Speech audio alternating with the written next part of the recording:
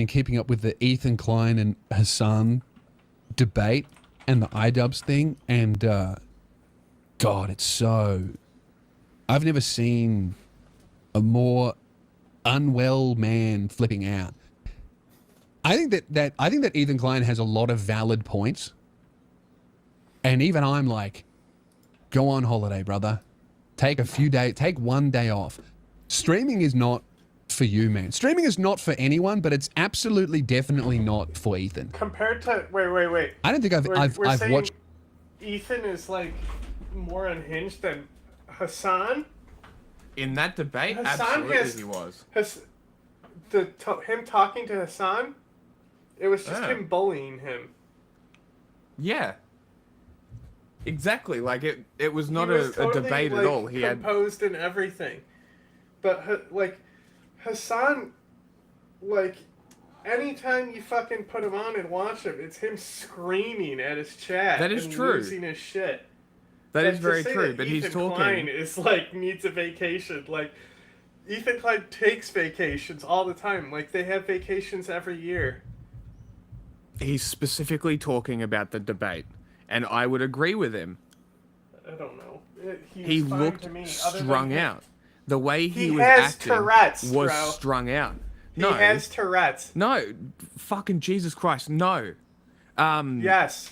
No, the way he was acting is what I'm talking about. I don't give a fuck about his tics. He was acting like a the bully only with reason Tourette's. you invite someone onto a debate to do that is because you're a strung out, stressed out, and don't want to leave the thing that's making you stressed out. He's 100% correct. Ethan would be better off ignoring these people. And he'd be better off hard for to it. ignore when they're calling CPS on your children. Sure. You don't have to talk about it on stream. You don't have to make it your entire thing. That's just stupid. That's who he is. Of course it is. The first comedy we watched was In Bruges. Yeah, I would never have remembered that. What are you talking about? It's such a good movie.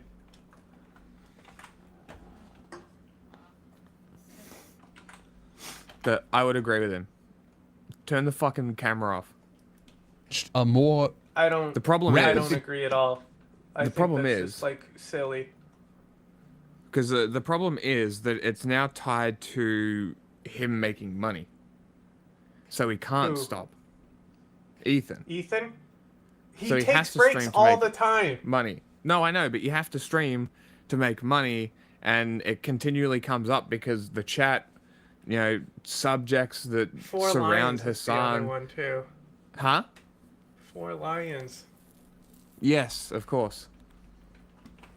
Decline of a man's mental state while they live stream since Etika threw himself off a bridge. His mental state has been increasing. That is true. Like, go watch him a few months ago. He's fucking completely fine. I don't know what. And this is exactly my point. I don't know what you're on either. You're like, so, like, the dude was literally ticking out. I don't know what the big deal is. But this is my point. 4 months ago, he was normal. No, he wasn't. That's my point.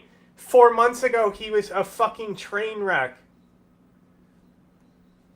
He's done nothing but get better since then. So why did he react the way he'd been doing outside of the CPS thing, obviously? Why? That's literally it. That's like he was literally moving on, and then the CPS shit happened. Okay. So, with the debate specifically, why not use it in a better way instead of being like doing what he did, which did not make him look good? Make Hassan continually defend rape? It was evident and obvious deceptive tactics. As soon as I hear people talking the way that Ethan talks, I dismiss everything that they say. That was nothing they say matters. The point was him to continually tie Hassan down and get him to say things that, and like debate whether rapes happened. That was one segment of a 4.5-hour debate. And? That might have been the only thing. If anything, it's before the rape stuff. That's the dumb stuff, because he has the Arab tier list before that. Yes. Once he starts tying Hassan down with rapes, like, But that was Hassan such a never gets large back on portion track. of it. What? That specific segment was such a large portion The of rapes? that video. Yeah.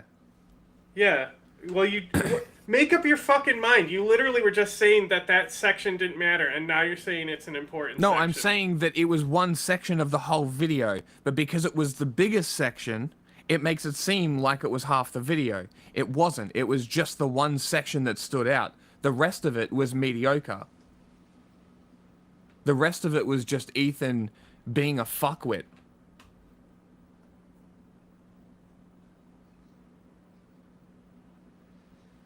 Instead of actually talking through it. Like adults.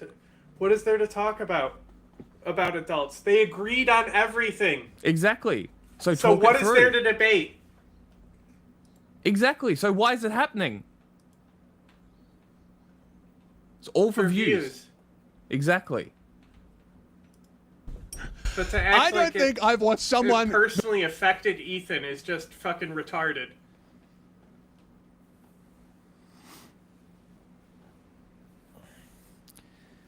Having a break would cool it off. Coming back, you could just ignore it. Just not talking about it. Having not done any of the shit in the last, like, week and a half. And just, like, taking it off. Would have Why? been way more beneficial. Why? Beneficial to who? Everybody. I think you're fucking retarded. Sure. Become more mentally unwell for a long time on this website.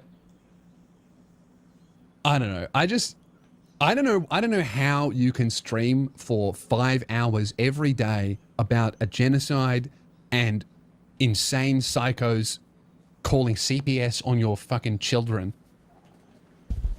and then turn the stream off and be a present father to your children and a happy, good husband.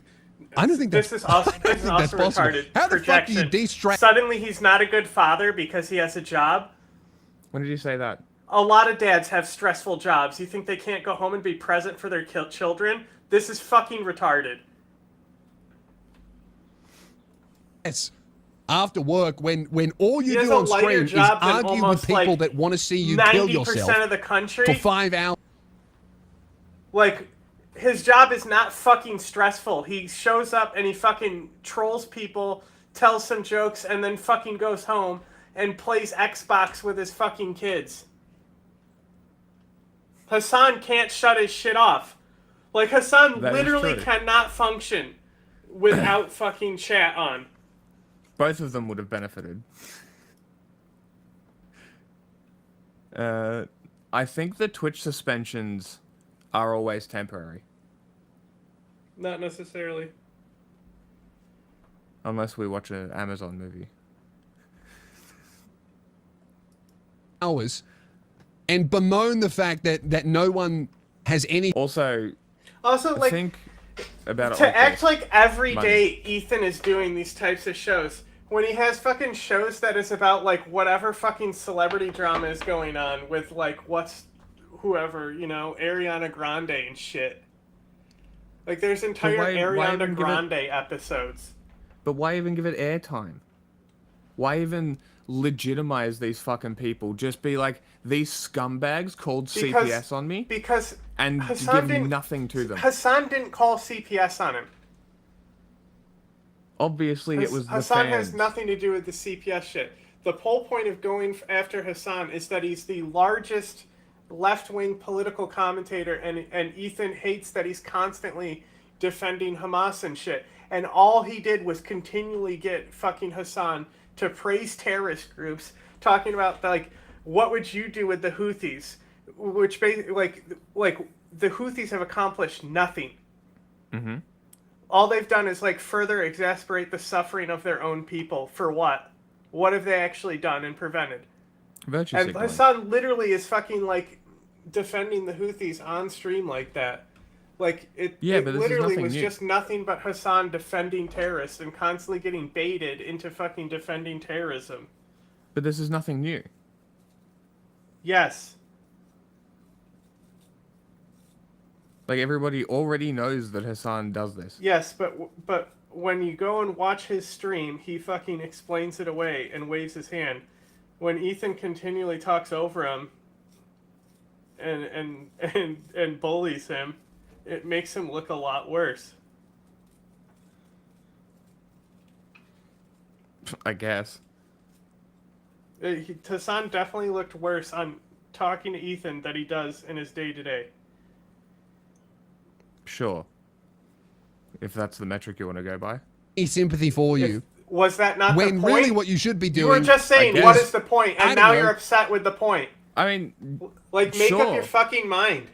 it's just a pointless thing to do. Like, it helped nothing, changed no minds. As a debate never does.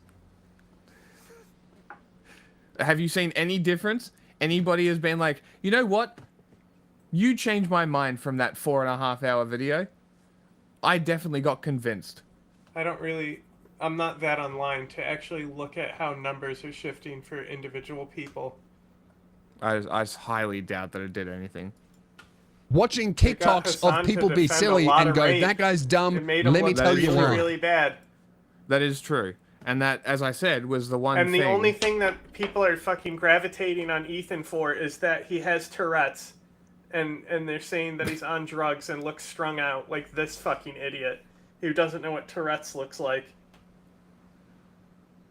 He was going crazy with his tics. I think I pointed it out while we were watching. Yeah, he has Which Tourette's. makes sense. Like, he was agitated. So I imagine that agitation probably makes him a little bit worse. Something like I that. couldn't tell you. I don't have Tourette's. But I know he wasn't Like, strung watching out. Ethan Klein scream at Hassan Piker, who is screaming back at him for 4 hours, and then not only just both of them, but both of their audiences leave thinking, that guy is 100% wrong. I was just like, this is so I unbelievably think the fucking majority pointless. of people all basically had the same opinion. As that. Nobody won that debate. It was not a winnable debate. Thing was achieved, no progress was made, and kids are still getting bombed in refugee camps. This feels like a giant distraction, you know? Ethan Klein's sitting there sniffing and screaming, going, "Oh, why did people call CPS on my kids? Why did people call CPS on my kids, Hassan? Do you hate Israel and Jews?" And then Hassan's going, "Hey, don't judge my character. People in a country over there are getting killed. You can't judge my character because that the genocide's more important." Like, no one is making any valid points. They're just fucking, it's just two friends fighting. When what they should have done is have a phone call and figure it out. You know? I think The that goal wasn't to figure anything out. No. Or else they would have gone to therapy. Yeah, well, that's why I said the best thing That- that they I think should that do Ethan- is to fucking do a psychology in Seattle stream. That they both go That to would be a couples good idea. therapy with him. Yeah, that would be a good idea. That would help them both. Klein is for like one of the most famous Jews on YouTube. I think that he could be a pretty good ally to the Free Palestine movement. But because he won't go as far to say that Israel should be turned into glass, he's some, pro-Bibi Netanyahu terrorist guy. And then Hassan Piker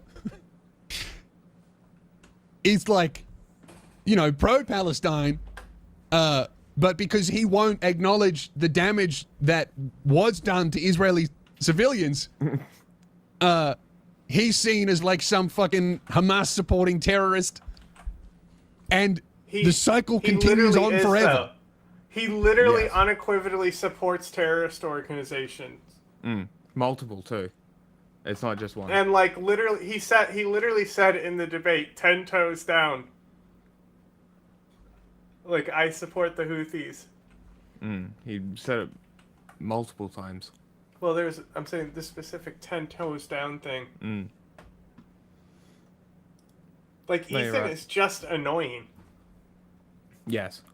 Like, Hassan is annoying and supports terrorists. Yeah, it's a dangerous ignorance.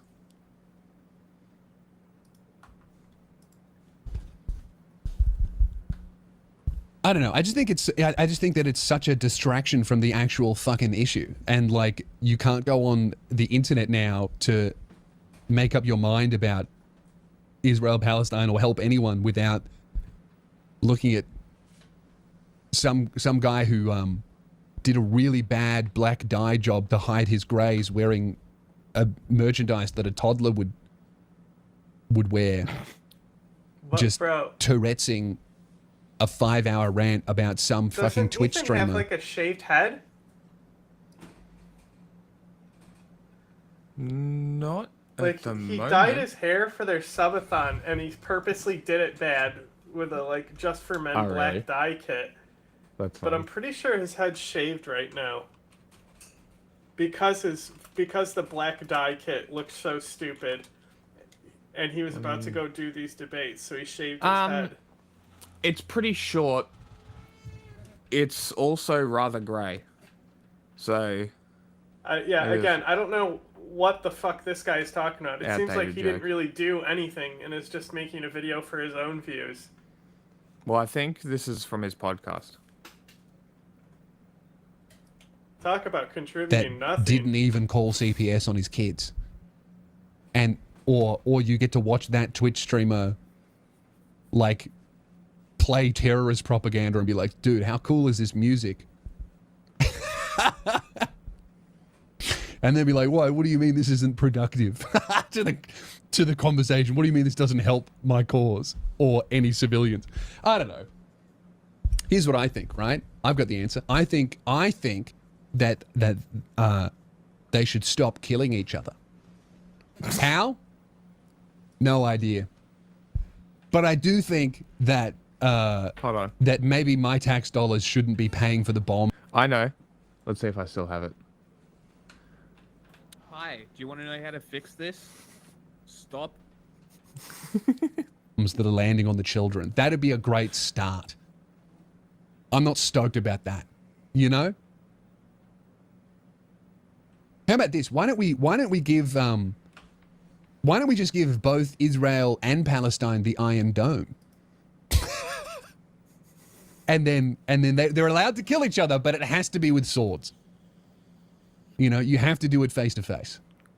That would probably solve a lot of problems if we said no, war is. Or, what about Champions? Televise it. Make it a national sport. Sinwar actually died fighting. So He did. Yes, he did. Their champion is won. It's legal, but you got to do it face to face, no projectiles. Even better, it has to be the leaders duking it out, you know?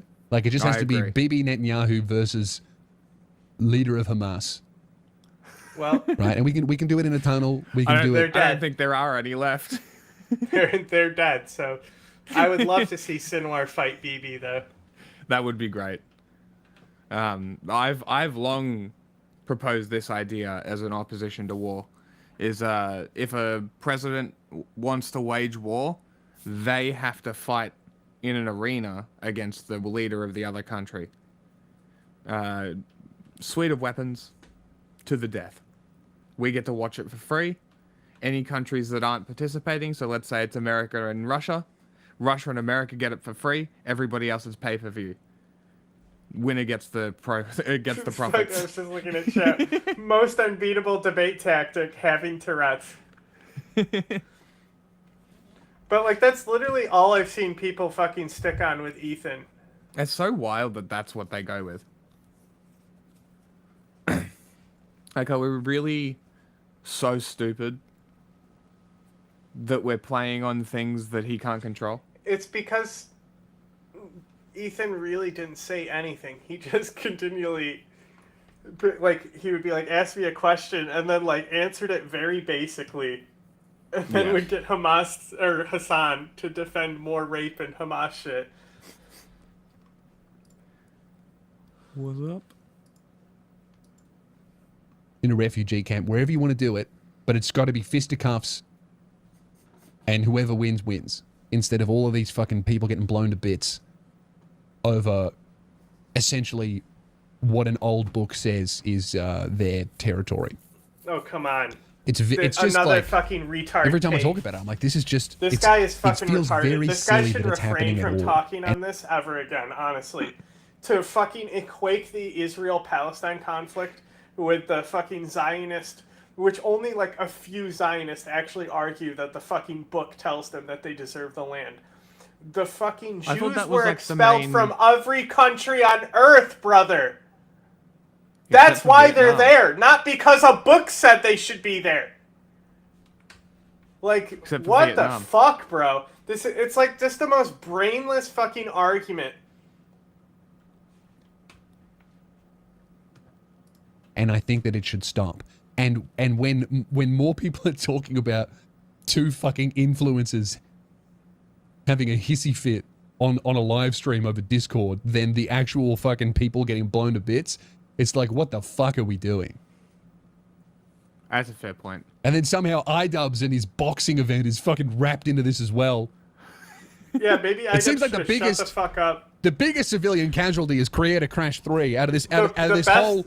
The best thing about iDubbbz is like in that content cop video, he's like, my silence should matter. My silence says something. Bitch, you should have stayed silent. Like, what the fuck is wrong with you, you idiot? Like, what a fucking dumb piece of shit, you know? Just post some edgy tweets that Like, own go Ethan fuck. and- You know what would be better? Going on cold ones. Yeah, actually. Like, why is iDubbbz trying to fucking be political and shit? Just fucking go yeah. on cold ones instead. Well, he tried. Did you watch it? It was very awkward. He went on cold ones? Yeah. A while ago. Oh, and he like totally doesn't click with them anymore because he has no Yeah. soul? It's super, super awkward. It was like one of the... It wasn't a sit-down podcast. It was like a video. I think they were doing cooking things. But yeah. Out of the whole Israel-Palestine battle, the biggest civilian casualty is Creator Clash 3. It looks like it's probably going to be a bit of a flop, which is a shame. Here's the thing, though. I don't know why the fuck, as any sort of content creator, you would ever want to run any sort of live event, right? And I say this, I run all my own touring, right? But out of every live performance, Ethan stand-up does live comedy is the events, easiest and one to They organize. always fucking because- crushed it when they do their live events. They just did the Greek theater not that long ago and sold it out. Really? Yeah. Jesus. It was fucking great because, like, they do this bit on the show where Dan interrupts Ethan in the middle of a rant to give traffic reports. Okay. And in the middle of the live show, Ethan disappears, and like, a few minutes later, it cuts to him, and he's literally in a traffic helicopter. What the fuck? That's great. Was it a green screen or an actual helicopter? No, he literally got in a That's- helicopter and that's started doing a amazing. traffic report from the air. That's great. Exactly. you Worst know, case and scenario, That's where Ethan shines, is like putting together a product and a show. I And agree.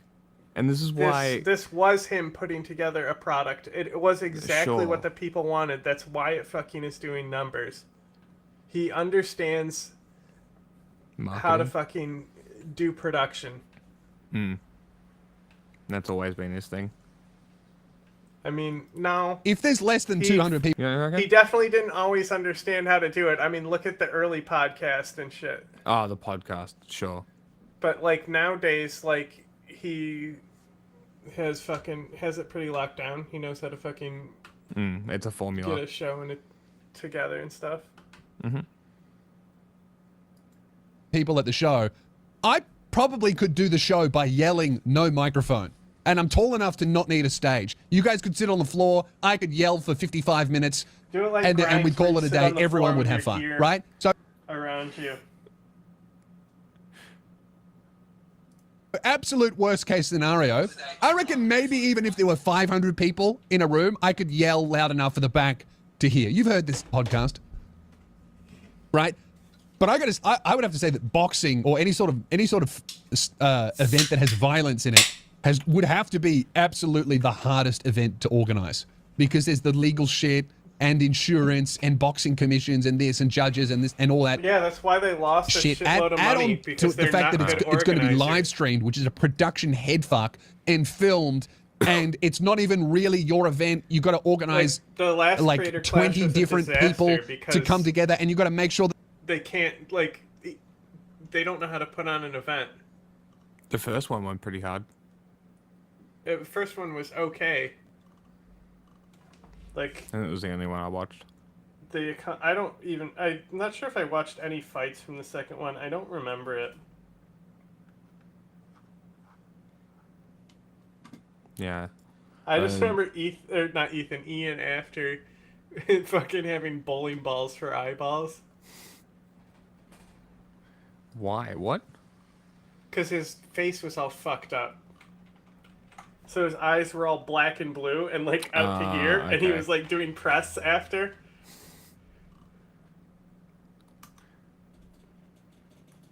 What is this? I just didn't have it on the list yet. And then it just Already popped got it. up for me.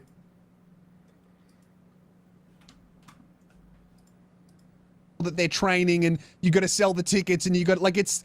I don't know why the fuck you would want to do it, because it's almost impossible. Clearly, as we've seen, as the first one was good, the second one went wrong, and the third one looks like it might not even happen at all.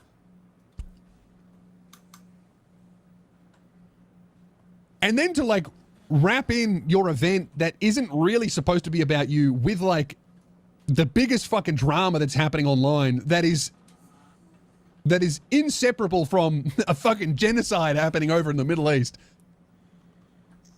What else was going to happen, really?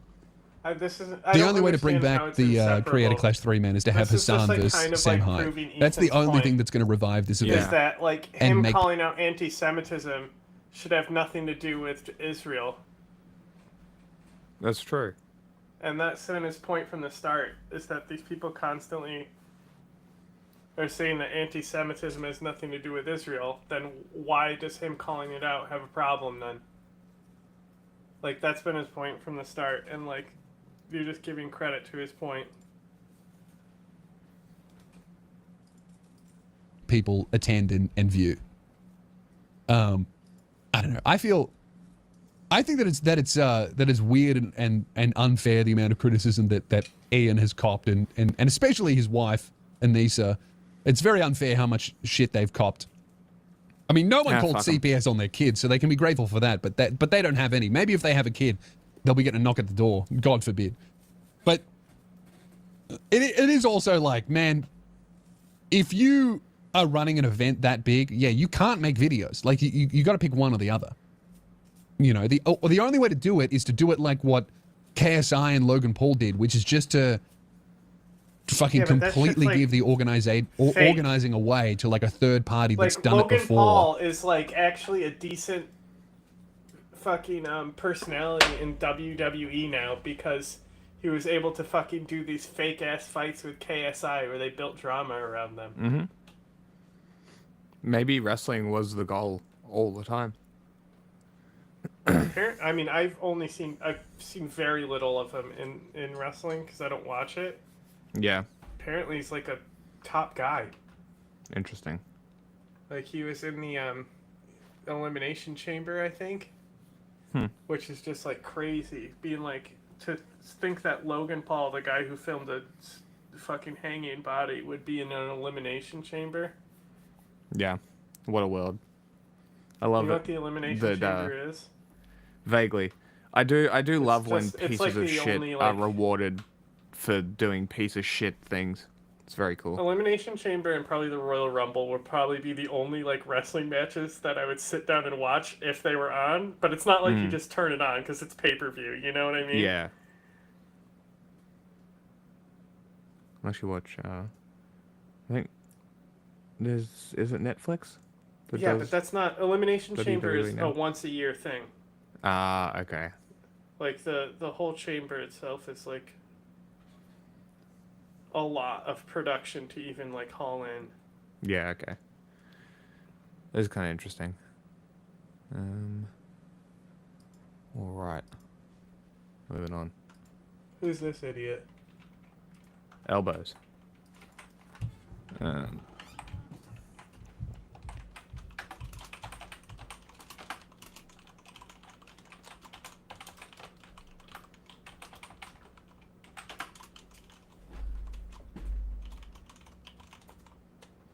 What happened in Australia?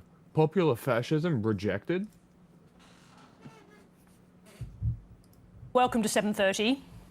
Good evening, Sarah. Good to be back with you. It's Are you, 10:30. even now, 4 days later, still stunned at the magnitude of your victory?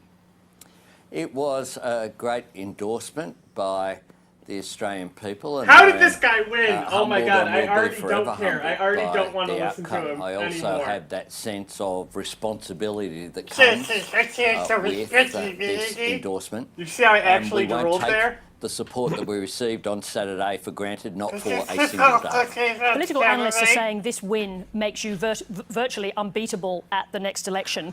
Are you It's prepared to fucking be a wild. multi-term Prime Minister who shapes Australia Like, in the Labour way, just like John Not only Howard did shaped they Australia in the Conservative AFD way is over a long getting period? banned because of Elon Musk. The Conservatives were guaranteed to win in Australia and Canada. Both got blown out because of Elon Musk. And the Yeah. fucking incumbents have won again. Isn't it crazy? Elon It's Musk because of was Trump what and it, Elon. all it took to fucking stop fascism was put a fascist in power. Crazy. Isn't it crazy how it works? It's almost like people were telling them that this would happen, and they should have listened. Liberals gonna lib, I guess. Period of time.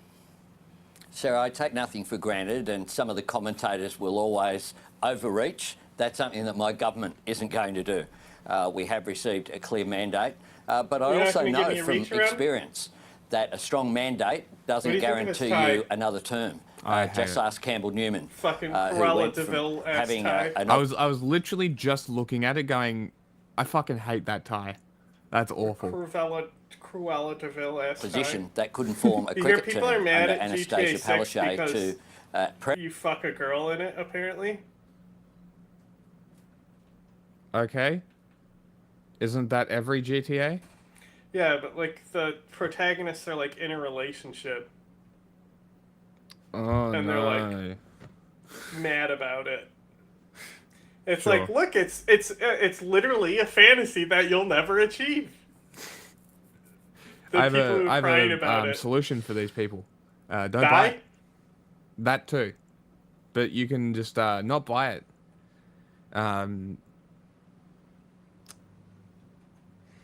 But they're also crying about like Last of Warhammer. Us because Abby makes a joke that she's gonna be a dad.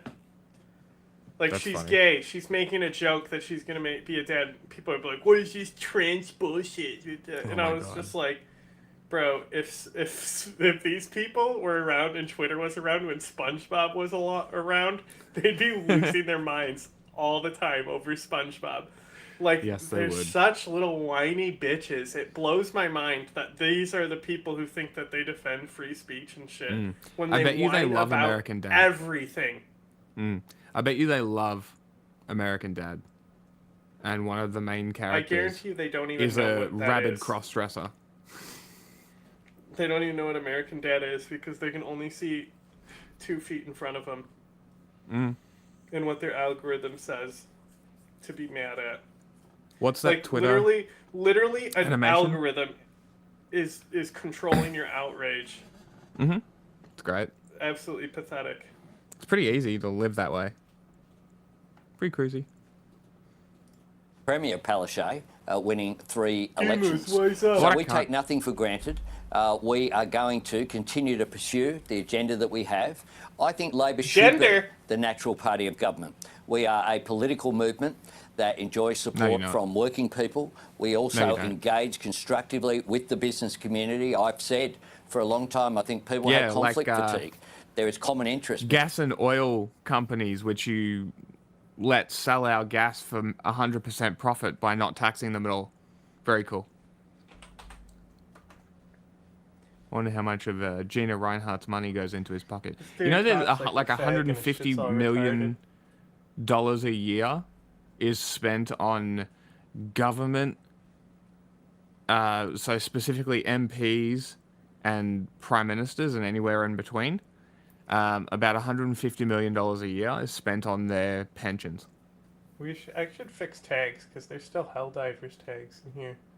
We've been playing Helldivers. Like that's real cool. minute. People with 6-figure salaries getting their 6-figure salaries for the rest of their life. That's pretty fucking awesome. While people barely can get by on the current senior pension that's floating around. Pretty cool. Very, very cool. What a great country. Between business and unions, and we can engage with civil society as Other well. fake unions. So I think that going forward, if we get this right, we can be successful into the future, but we shouldn't take it for granted. Let's talk about one of the policies that you promised before the election. You said you would pursue a new version of the Environmental Protection Agency. Will that agency have the power to make decisions about whether mining projects go ahead? Well, what we'll do is we'll sit down with sensible people across the spectrum, whether that be the That's a yes. More mining projects are coming. Because they line his pockets. mainstream environment groups who I met with before the election, indeed before the election was Oh, called. we'll donate millions of dollars to Labor. I've also sat down Let us make with groups billions in such profit. as the WA Chamber of What a Minerals fucking and Energy, deal. Rio Tinto, BHP. I'd take that You may deal. have, if I may just jump in resources there, companies. if I may just jump in there, you may have sat down with them, but they're clearly concerned about the direction that agency is going to take, including Average of 2.3 homes per MP. How about that? That's pretty cool. Hey, we should fix the housing crisis. People invested in profiting off the housing crisis. Please help us. Yeah, that'll work. Anthony Albanese just bought a $3 million Central Coast property overlooking the ocean. You see that? That's pretty cool. You see that thing that I said? I think I tagged He you he in or grew sent up it in to you housing about commissions. Nuclear energy. Hmm? Do you see the thing I sent you about nuclear energy? On what? Where it was just like a meme, where it was like the I sleep meme. Yes. Very funny. It was a very funny meme. I had a hearty chuckle. the Premier of WA. So have you made a decision yet on whether that body will have the power to approve projects?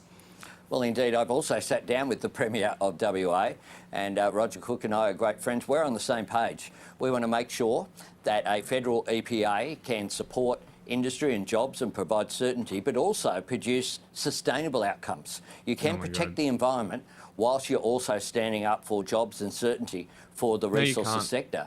One of the things that has occurred and is a great frustration when it comes to the productivity agenda that will be very much part of our second term, building on what we've done in our first, is the delays and more delays that occur. Delays? We need to make sure. You want to talk about delays? How about we talk about nuclear energy being illegal in Australia? You fucking stupid cunt. And now it's going to stay that way. Because of Labor. We're going to miss another opportunity because of Labor. And we're going to be struggling for energy forever because of this.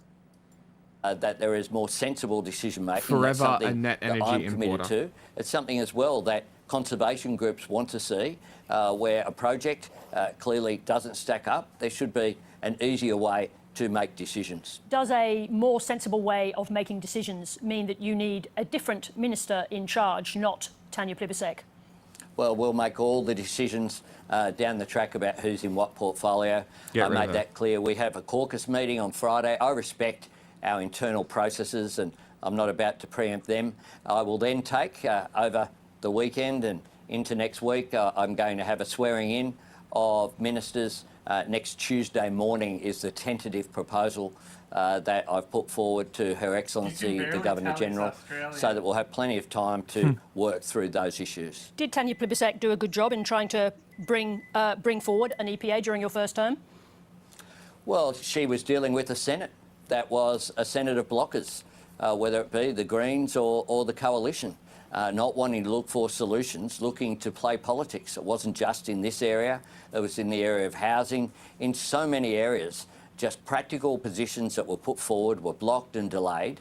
And what I hope comes out of the new Senate is a bit of a recognition that one of the reasons why the Greens political party have had a bad outcome in the election is the view that they simply combined with the coalition in what I termed the no-alition to provide blockages. And that occurred across a range of portfolios, housing, treasury, as well as the environment. Now, just on the question of the Greens, Max Chandler-Mather said yesterday that the culture in question time, the culture in Parliament, especially in question time, is awful, and that your front bench was partly responsible for that. He should have a good look at the way that he asks questions in the Parliament, and maybe what he needs is a mirror and a reflection on why he's no longer in Parliament.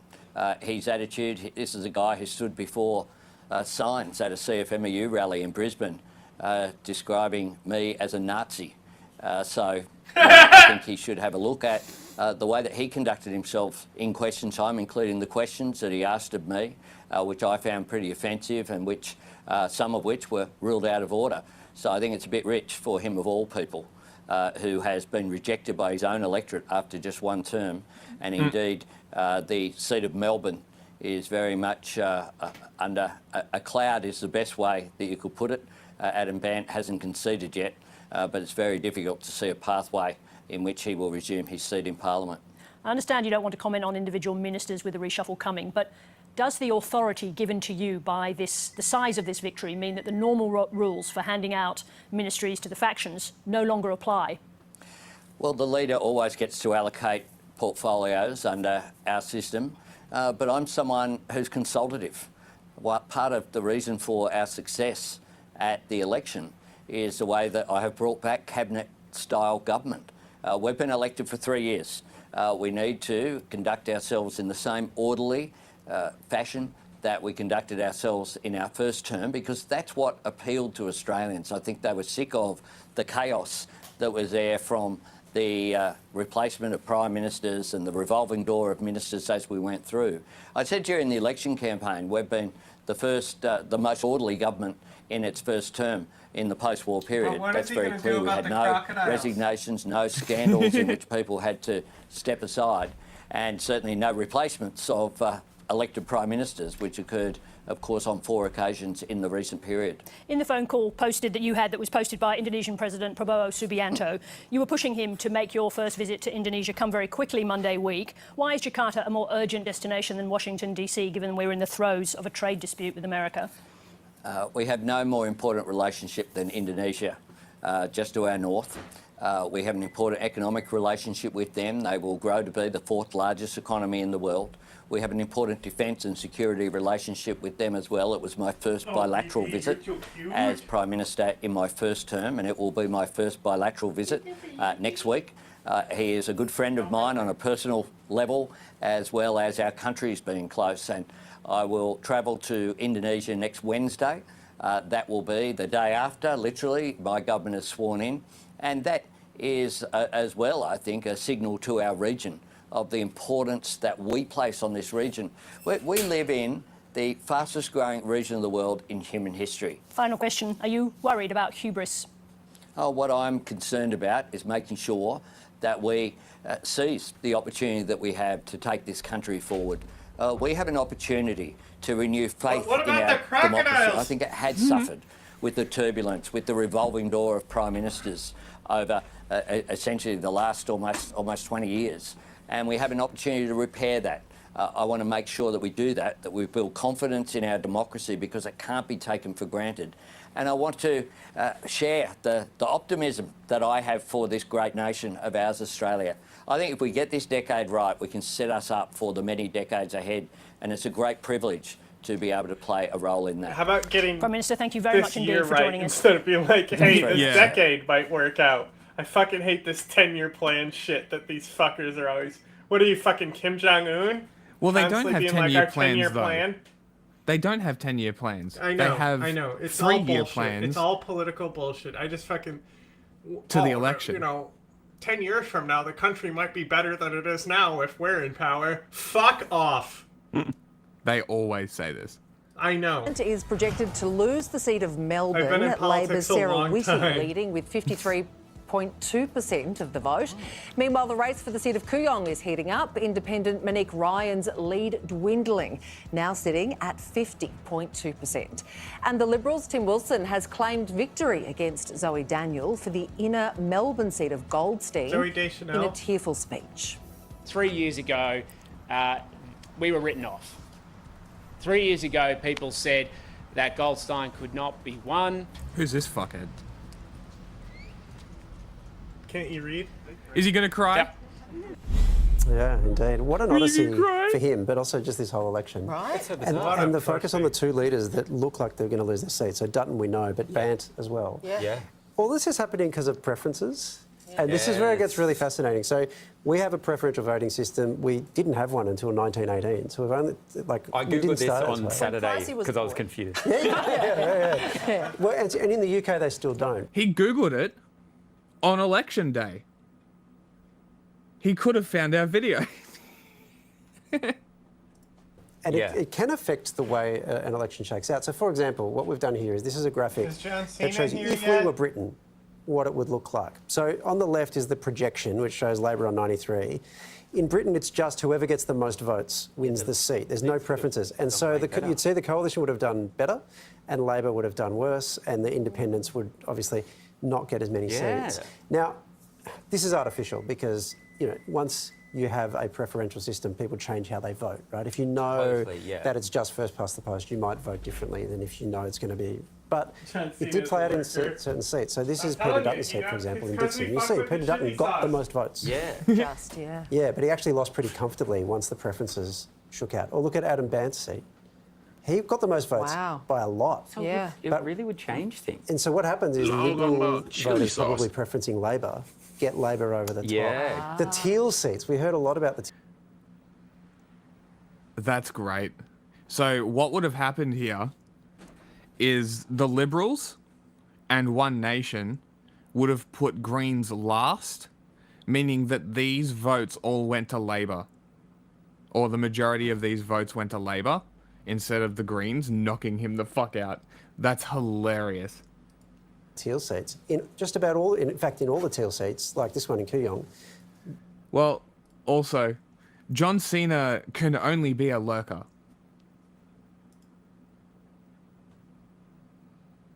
the Liberals get the most votes. But it's when you give everyone their second preference, their third preference, for example, that Monique Ryan, she may not win that seat, but she's currently ahead, and this thing sort of shakes out. It's just interesting for us to think about how our system works. What's fairer? First I- past the post or preferential? I think our system's fairer. Yeah, because otherwise you've got a third of the country that's happy Yeah. and 2/3 that isn't. It's But- like Yes. it's like the conclave vote, but in But advance. it's not even that. It's literally not even that, right? It's fairer because your vote always goes to the last one. Where in America, if there's 17 parties and you vote for fascist party number 3 and they don't get anywhere, your vote might as well have been pissed away. You might as well have just fucking burnt that thing. There is absolutely no point to voting for a first past the post system, which is probably why it's also not mandatory most of the time. America's not first past the post. What do you mean? It's not. That's the UK. It- It's first to get 270. That's first past the post isn't first to 270. It's exactly what it is. No, it's not.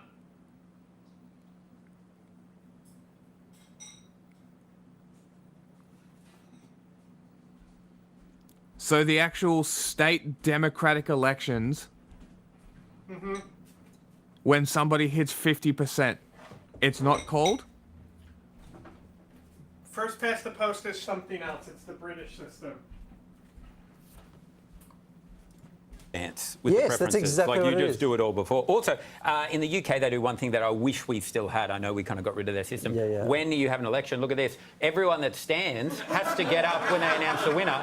And so, you know, these guys, look at that guy's dressed as a bin. He has to stand up there. That's Richie. Oh, look let's at do this. first past Boris, the and then post. there's Elmo. That's what we should be doing. We can have both. We can have preferential voting. Elections of a hung parliament and a tight result. Labor's election victory Tight. was so emphatic it was declared just minutes after the final poll closed last night. It ended a campaign that offered two very different visions of the Wikipedia future. disagrees with you. Thank you.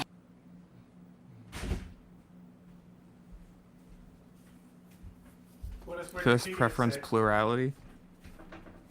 Single winner voting rule. Voters mark one candidate as their favourite or first preference, and the candidate with the most first preference marks, a plurality, is elected regardless of whether they have over half the voters. Interesting.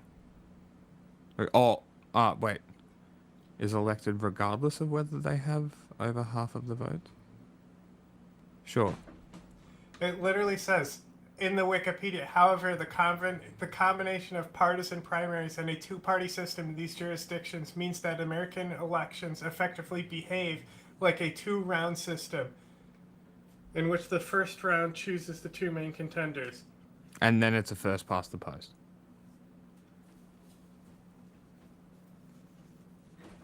But it is ultimately that No. system that chooses.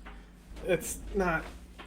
Sure. It's a different Thank system. you to the people of Australia for the chance to continue to serve the best nation on earth.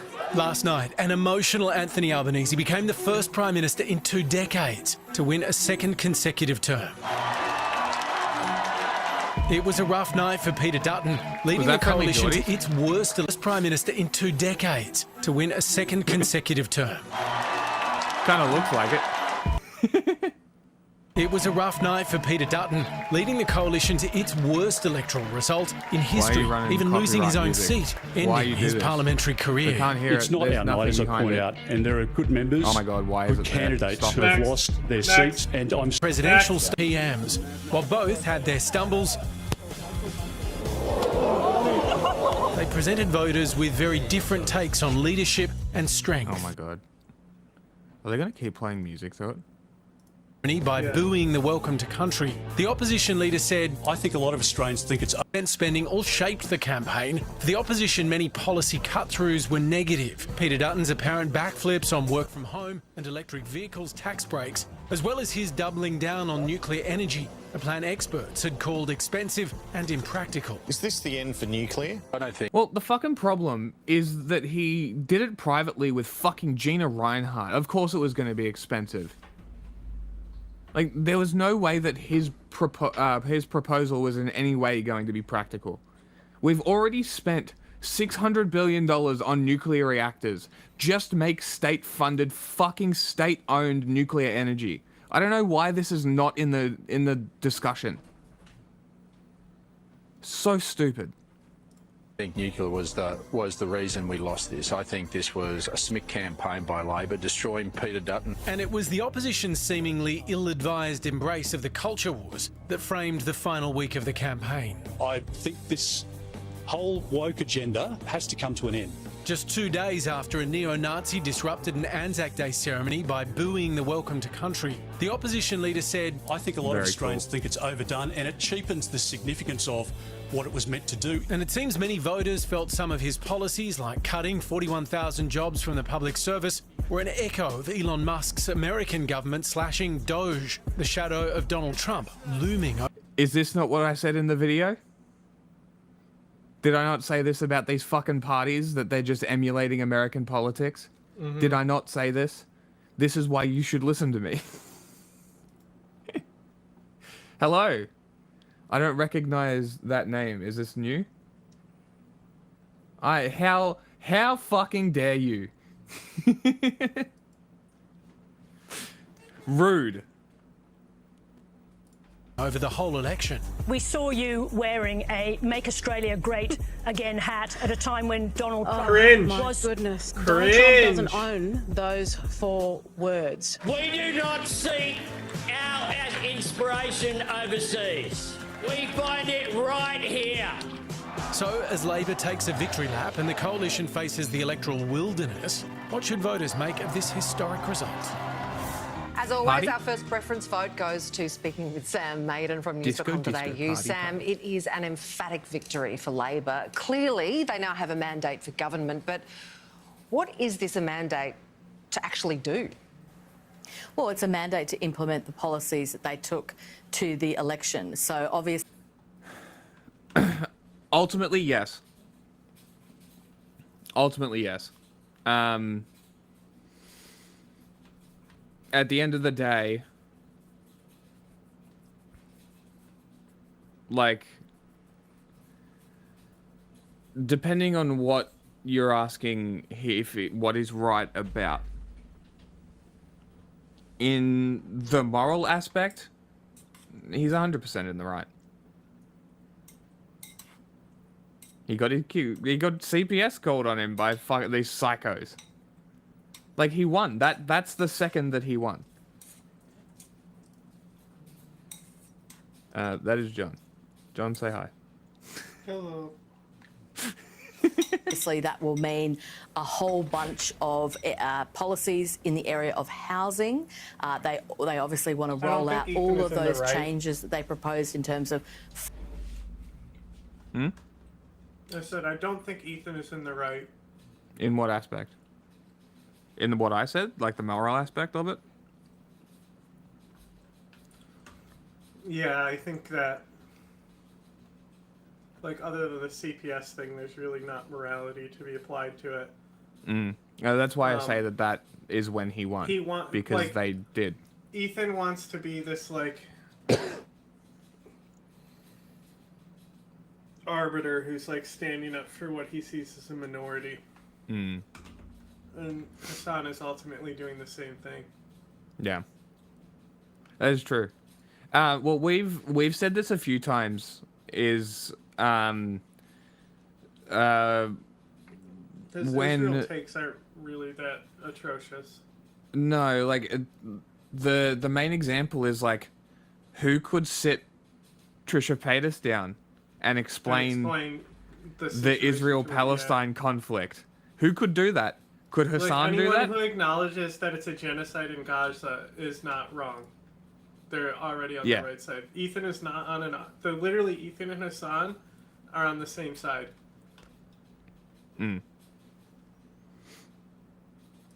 5% deposits, and also in relation to Medicare and tackling bulk billing. Now, some great ideas there, no doubt, that clearly voters liked, but also the bar is going to be very high, that they need to hit those targets. They've also got a mandate, if you like, for pressing ahead with that idea of that tax on super. Yeah, it is just drama at the end of the day. Exactly. But also the bar is going to be very... And, like, Jack's over here, like, they're just doing it for views. Like, we didn't specifically host it just to get views. Yes.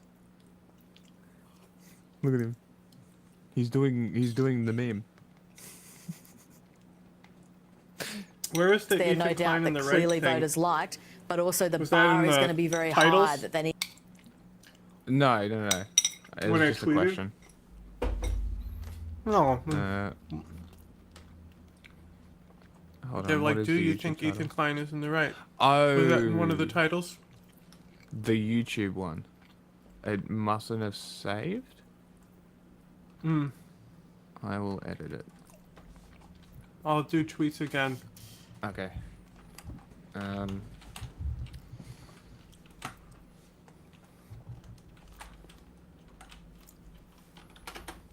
Fucking got old titles from last week on there. Yeah.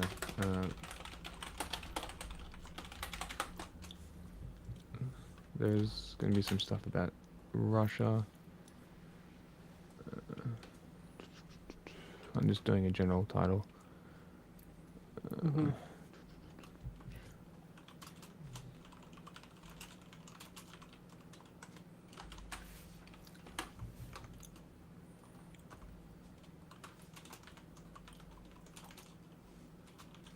Yeah, on YouTube it still says Ethan Klein owns Hassan in Yeah. the marketplace of ideas. Save. Didn't get updated. Okay, that has been changed. Hopefully that changes it from here. I think that does. I'll check. Yeah, we're on Because that's Twitch like as well, the yeah. last show's title. Yeah. We used that we title as bait multi-stream. in the last show. Yeah. So we did a few of them and we use bait titles. There's on the YouTube, one of our bait title streams has like 1,100 views. It's fucking crazy. Need to hit those targets. They've also got a mandate, if you like, for pressing ahead with that idea of that tax on superannuation balances of more than $3 million. That was regarded as very controversial because it tackles unrealised gains. It's not going to affect a lot of people, but did not make the Conservatives happy. So they've got a mandate for that as well. Honestly, that's fine.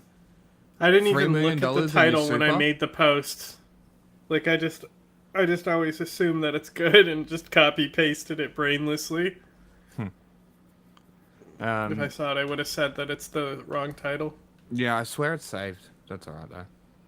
Well, they've run it to the It can election. be fishy. This was the worst result for the coalition ever, and Peter Dutton is out of Like, how Parliament many times have altogether. I tried to pin What a poll? lessons should the Liberal Party take? True. To then go back and see that it's not Great. pinned. Better title now?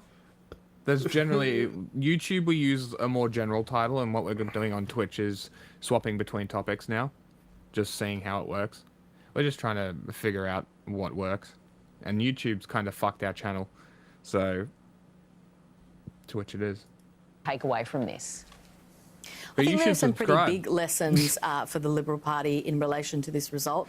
I think they've got to completely reimagine Like and themselves. subscribe. Turn that the doesn't bell icon mean on abandoning to get key Liberal notifications. policies Dude, such click as the bell. better, fairer, lower taxes, I despite the think fact that some people when would you argue say that like make and the like subscribe bar and shine? stuff, it like detects it and it does a little jiggle jangle. Yeah, well, that's what I was just about to ask. Is like, did it light up? Because it does a little. Somebody circle already around both of disliked them. our video today. Which video? Probably because we had a dumbass title about how Ethan owned Hassan in the marketplace of ideas. And they clicked it and disliked it. Hilarious. that Angus Taylor did during the election. You know, one of their biggest problems was they went to this election without a coherent tax policy. Their, economic team was suggesting... Twitch name, same name. We're same name over everything. On all media, we're the same name. Thank you. Appreciate it. We're going to try and produce more videos like the one we just released. Maybe not like election coverage, but just sort of produce videos, scripted videos. I got to figure out a way that I can read and look at the camera. They're going to repeal tax cuts. Since when do you have a Liberal Party repealing tax cuts? And there was a lot of criticism that the tax cuts they did offer were temporary. So fuel excise, but just for 1 year. A little tax cut for low and middle income earners, or should say $1,200 a year when you put your tax in. But again, only temporary. So they're going to have a big job on their hands to really tear up the rule book, if you like, and basically get back on the job of how they can be a proper opposition that is holding the Labor Party to account. Sam, a lot of people noticed the humility that Peter Dutton showed in his speech the hand last jobs night. for kids? Do you think What if we show see is that more from? of that version of him? What? Hand job for kids? I have no idea. Sex is only for children. Oh, it was throughout the Sugar campaign, Pine things might have 7. I thought it was an actual show. They basically, the joke is that they're trying to get interns, so they put an ad out for hand jobs for kids because they were. That's it's literally funny. jobs where you're working with your hands. Yes, the Twitch title must have changed back.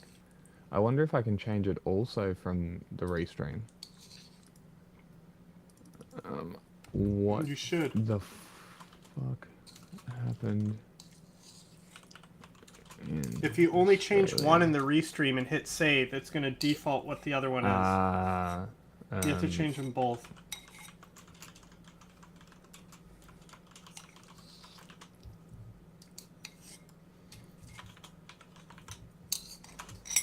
Populist fascism. Save. Save. I want to be associated with interesting quotes. Done. Hopefully that changes it. Let's see. Changed on mine over here. Yep, all good. Did you hear my hysterical John Cena joke? Yeah, you can't see him. In slightly different? He's always a lurker. Look, people always say this in relation to Peter Dutton. Look, I've dealt with him on and off for 20 years. You know, I covered the first election where he was elected in the 2001 campaign, and you know, I've seen him all through. We've had some good times, we've had bad times. Who are you? I always like to point out that he did call me a mad witch in a text message. But That's you a know, I got compliment, along with Sam. him, I That's a think, pretty compliment. well. He sent to you, right? Yeah. And there was another well, I word in mean, there. I've always been into witches, you know. But look, I don't think he was a bad guy, right?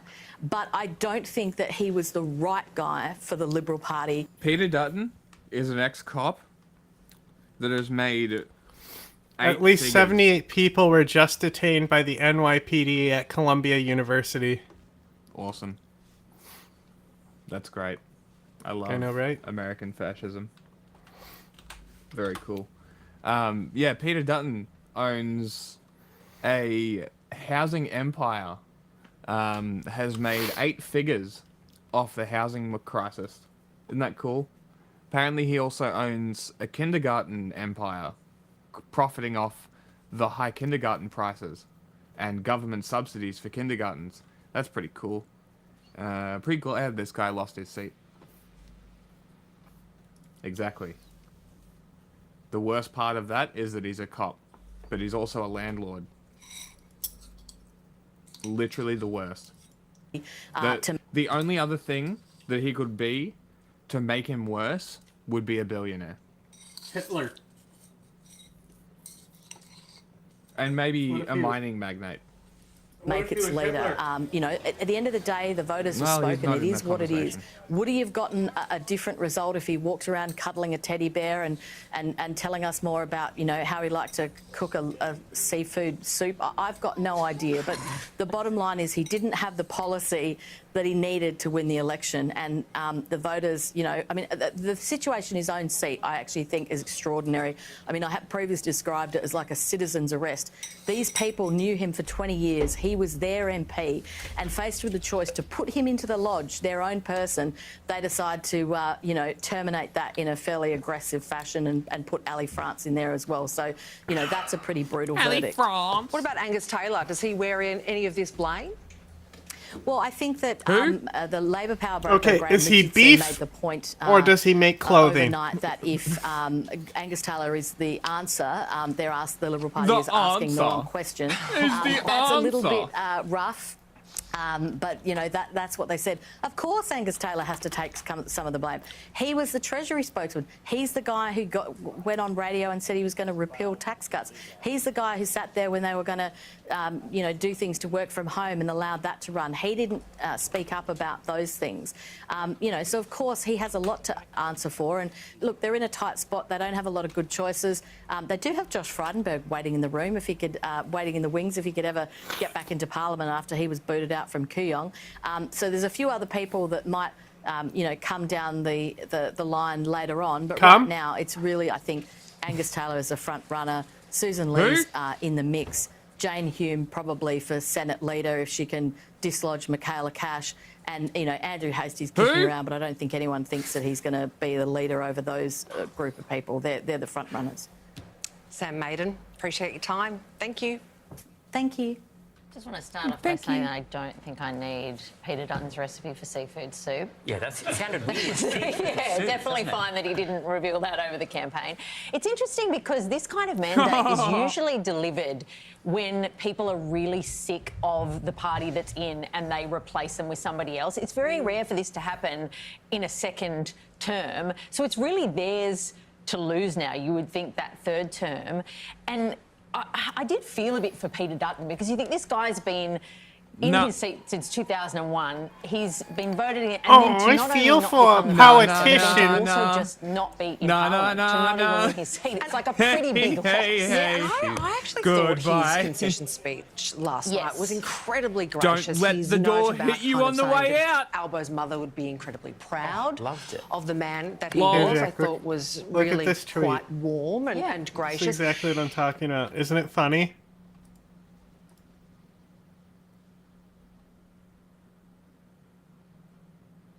Ripped white guy, female character, hot, straight relationships, game looks good.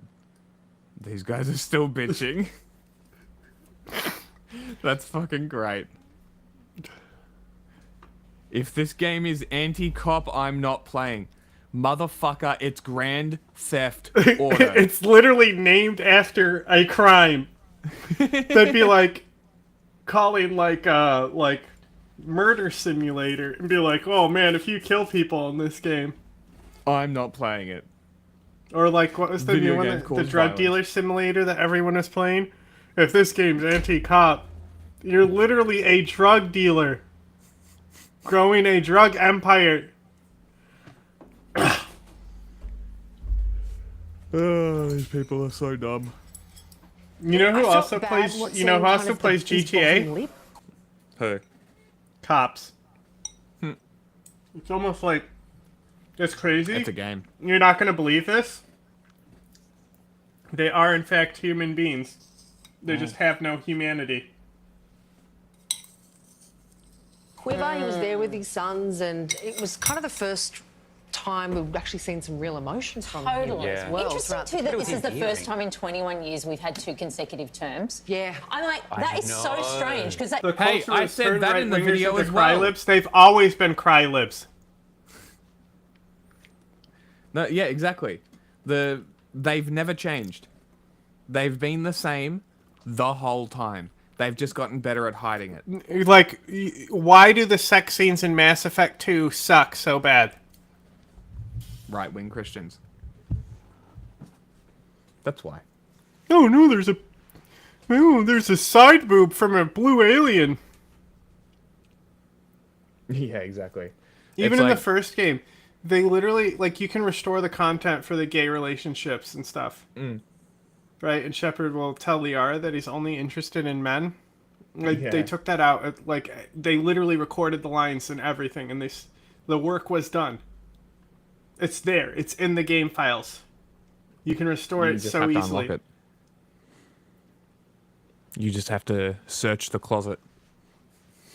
Yeah, no, there's just mods that restore the content. It's all in there. Just like how you could make both the Vermeer survivors survive. Oh, really? And there's dialogue through the rest of the game with both of them talking to each other about the mission. Like they like literally have You can take them both with you on Ilos, and they have Cool. unique program dialogue that nobody has heard before. But it's in there. It's in the game files. There you Same go. with the second one. There's a shitload of cut content that's so easy to restore. None of it That is used to be the good sex stuff, though. Can't be doing gay shit.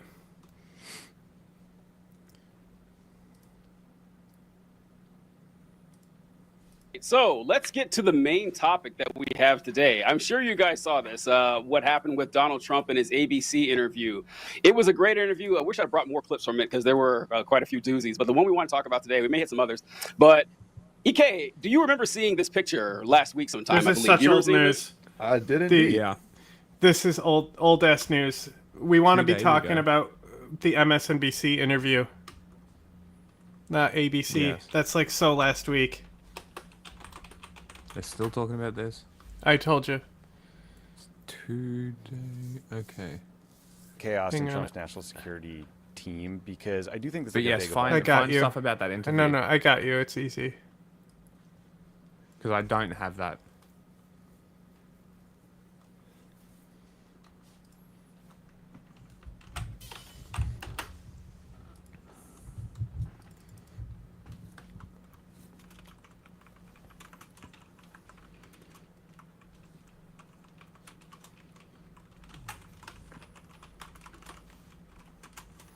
The fucking the doll meme that came out of this interview. There's so many memes of them just showing how rich Barron was as a kid, and the caption is just, maybe you should just have 2 dolls.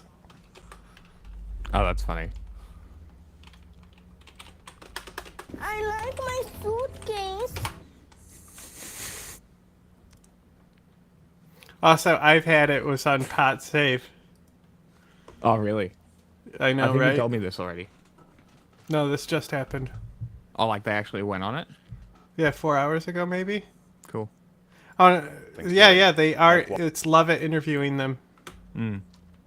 It was Sam Cedar who played them. Out as national security. Yes, okay. Where I was like, what? Advisor Our Rubio worlds was are given a crossing job over. on an interim basis and is now technically Secretary of State, interim National Security Advisor, acting USAID Administrator, and acting Archivist of the United States. So that makes a lot of sense. Walt will be nominated to serve as U.S. Ambassador to the United Nations. I look forward to that confirmation hearing. There's a bunch of new reporting about why Waltz got fired since we talked about this last week on YouTube. It sounds like part of it was obvious, like Trump never got over the Signalgate fiasco and the weeks and weeks and weeks of bad headlines that followed. But additionally, the Washington Post reported that Trump was pissed at Waltz for coordinating with the Israeli government before Prime Minister Netanyahu's visit to the White House back in February. I guess Waltz and the Israelis were talking about military options to target Iran's nuclear program when Trump wanted to try diplomacy first, and that pissed him off. Also, as we've discussed, it sounds like the rest of the White House just thought Mike Waltz was a moron and they hated working with him and they wanted him out. J.D. Vance went on TV, I think it was with Brett Baer on Fox, and tried to describe Waltz's firing as a promotion because the job is Senate confirmed. I believe there's something like 1,300 Senate confirmed jobs, Ben. So we all had a good laugh at that.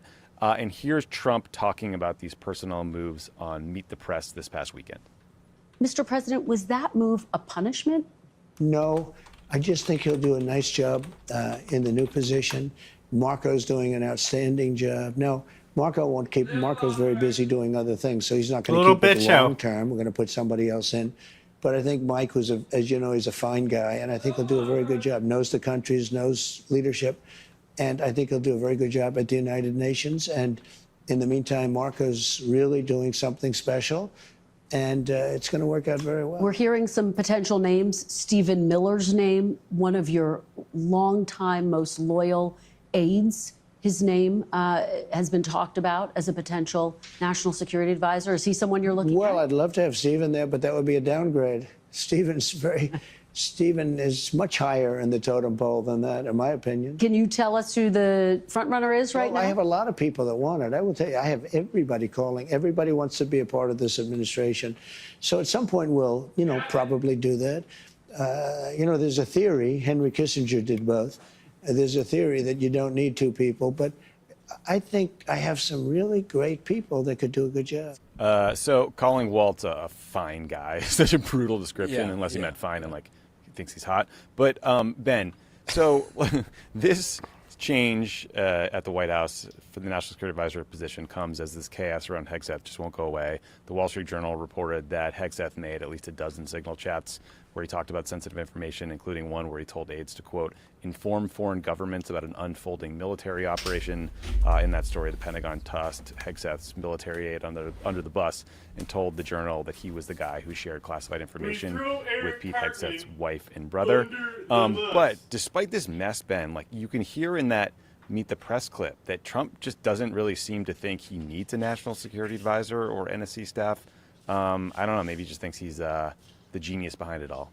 Well, I think he does. I think he's his own national security advisor. And, he wants to have kind of these personal emissaries like Steve It's Witkoff a vibes-based economy. who have a direct line back into Trump, rather than having a national security advisor coordinating the State Department, the Defense Department, the intelligence community.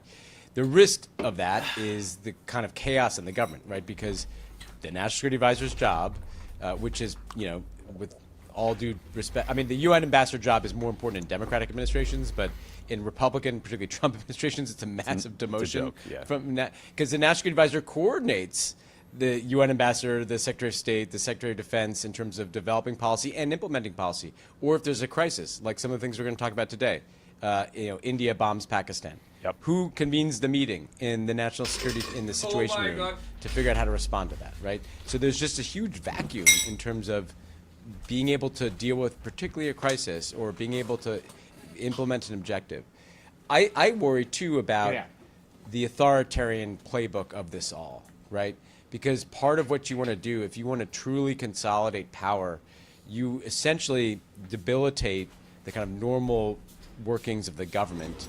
You pull all decision making into the office of the president, and then you just deal with loyalists, you know?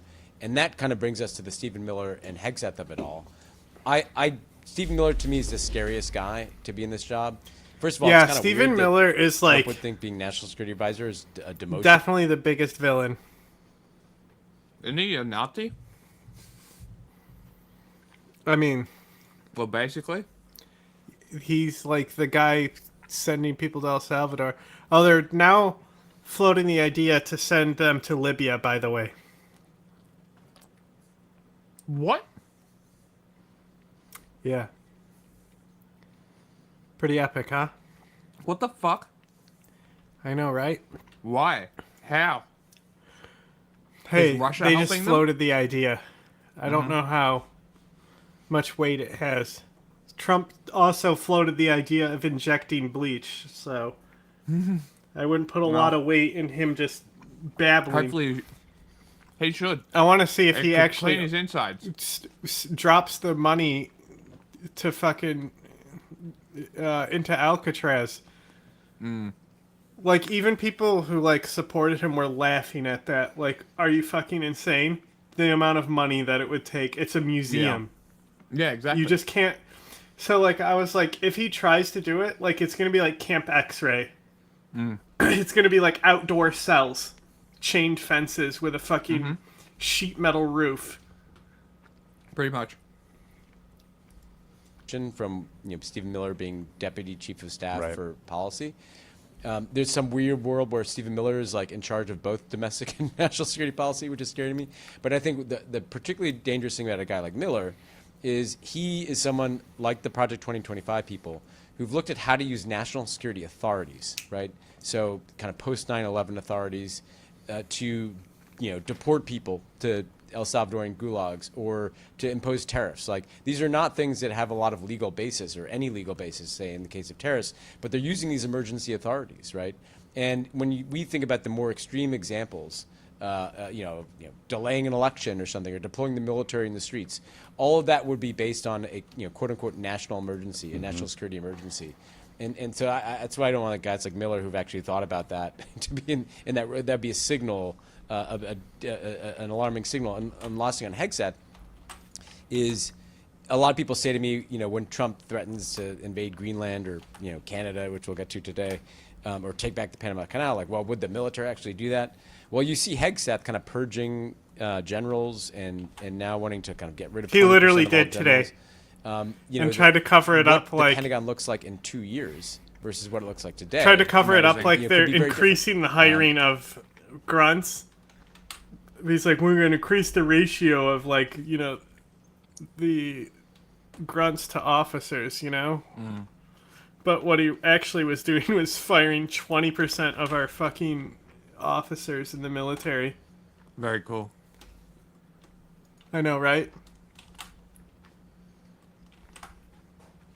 He's so smart. We're literally about to go to war with China, bro. Are you stupid? But that's what they want. They be stupid. And it just enforces more control when that war happens.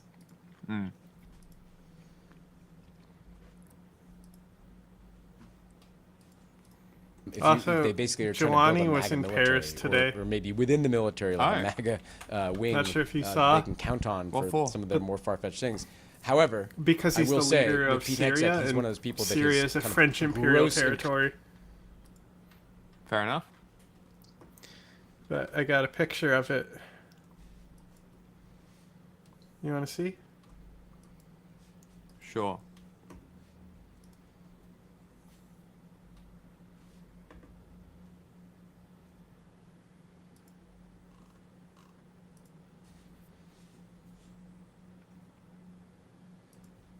Hey. Nice. All right. Just there it is. Just waiting for you. Wow.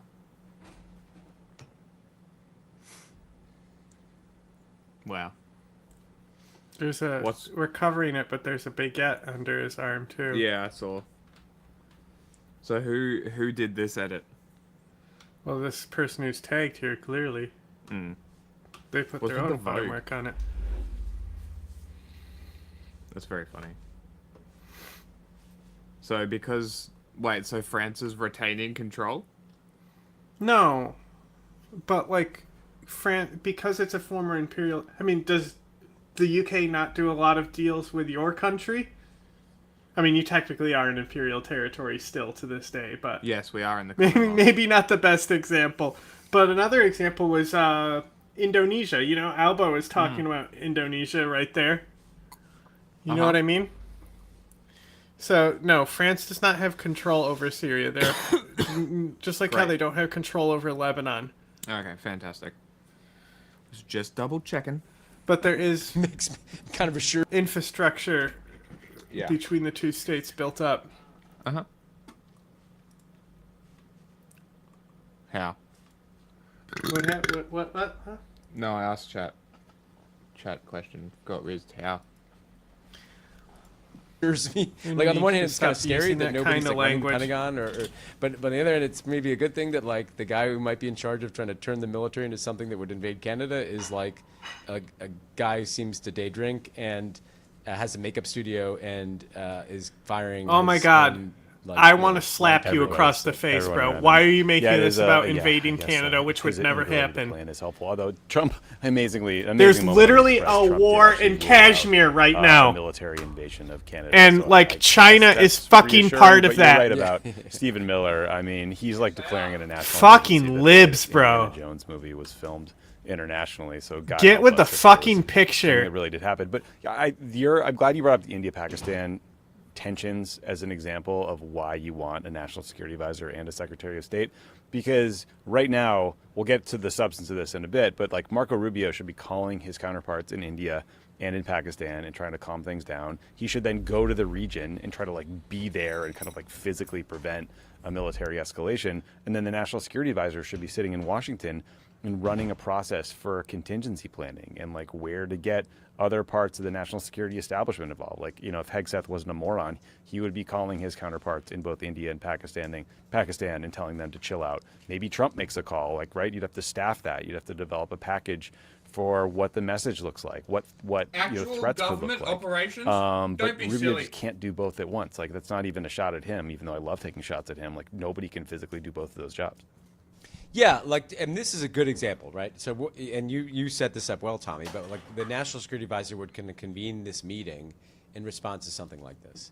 The intelligence community would brief everybody in that meeting in the Situation Room about, hey, what do we know about what's going on, in India and Pakistan? Then you'd make a plan for diplomatic engagement, which, by the way, would include outreach from people like the State Department and Marco Rubio to India and Pakistan, but also to all the other countries, like there call are the other Chinese. countries that call the Chinese. What are other countries that have influence in India and Pakistan?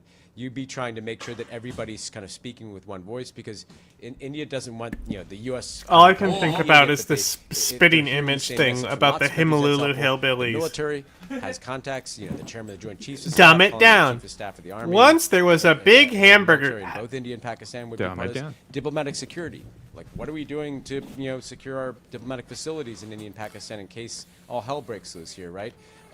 Thinking through worst case scenarios, right? Who's watching the nuclear weapons? There's a lot of stuff to be doing. American citizens, like what services need to be surged to support American citizens? What's the bet a nuclear weapon goes rogue? Like, goes missing? What's the bet that Pakistan has functional nukes? Oh, yeah, well, that's a more important question, isn't it? India's probably work. Citizens who are in a potential conflict zone. I don't think that's happening, or if it's happening, it's not, being coordinated. I mean, look at how expensive it is for the US to maintain their nuclear weapons. Even though it'd be like 1 or 2 or 3 or 5 or however many Pakistan have, the maintenance of them, could they even afford it?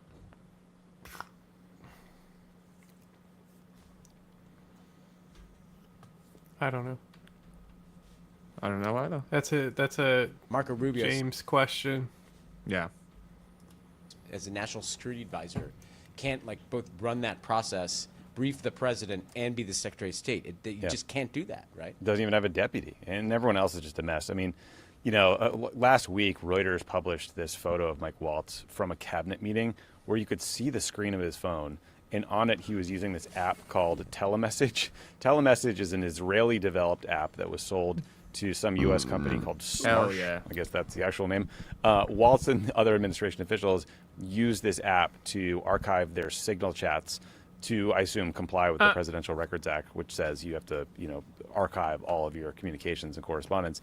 But some hacker told a news outlet called 404 Media that he was able to hack It just reminded the, me telemessage the app. fucking schizogram that I always send you. Today she was uploading from an iPad and saying she was being hacked because it wasn't saving her title on a mobile device. Amazing. I sent it to you on Instagram. She's one of my favorite pages. I love just looking up the gang stalking tag on Instagram. It gives you gems?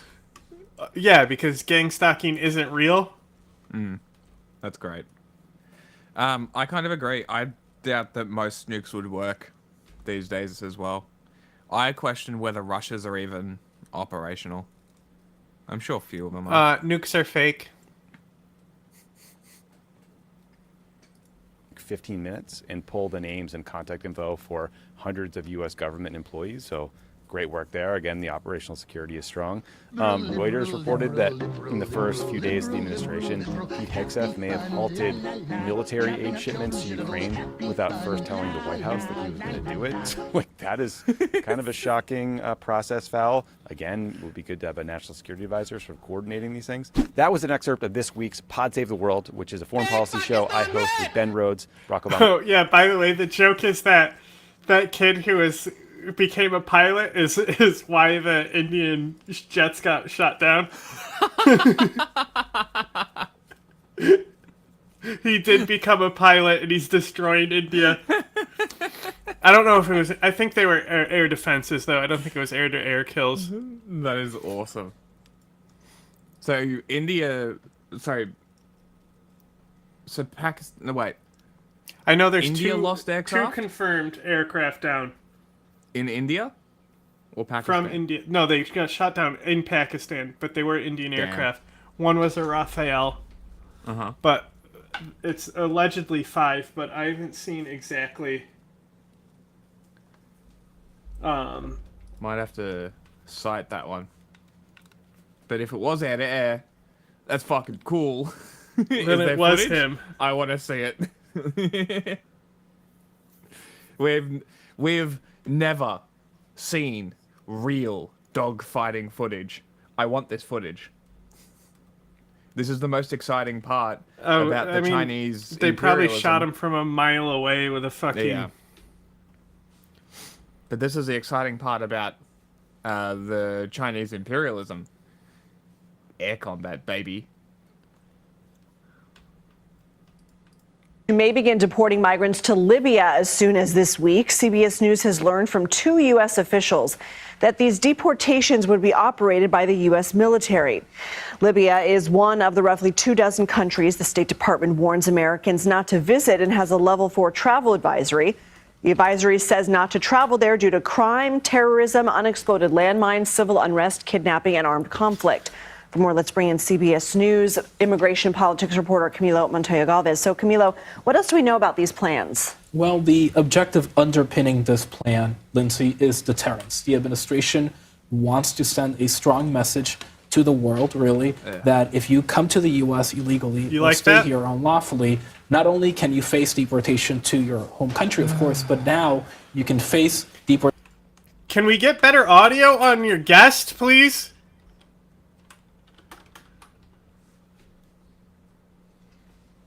These fucking people. Why the Mexican flag?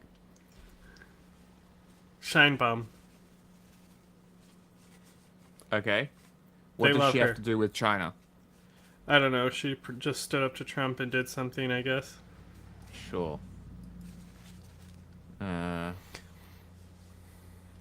Shit meme. I know, right? Isn't it? The fact that it's the best part about it is that like this template already exists and they fucking used AI to make it. Yeah.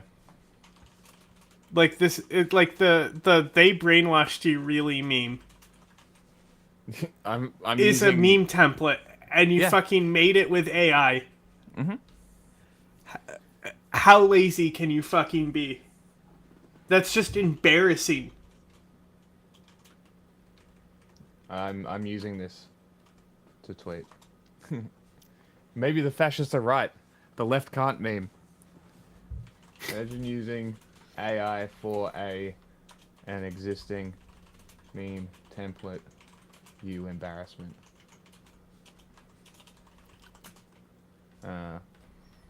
Stick to Grey Zone UK kit.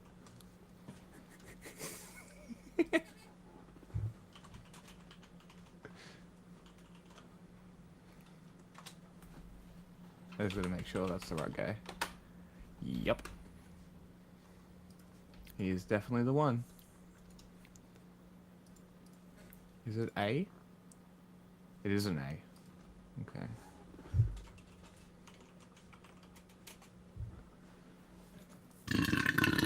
That was a good one.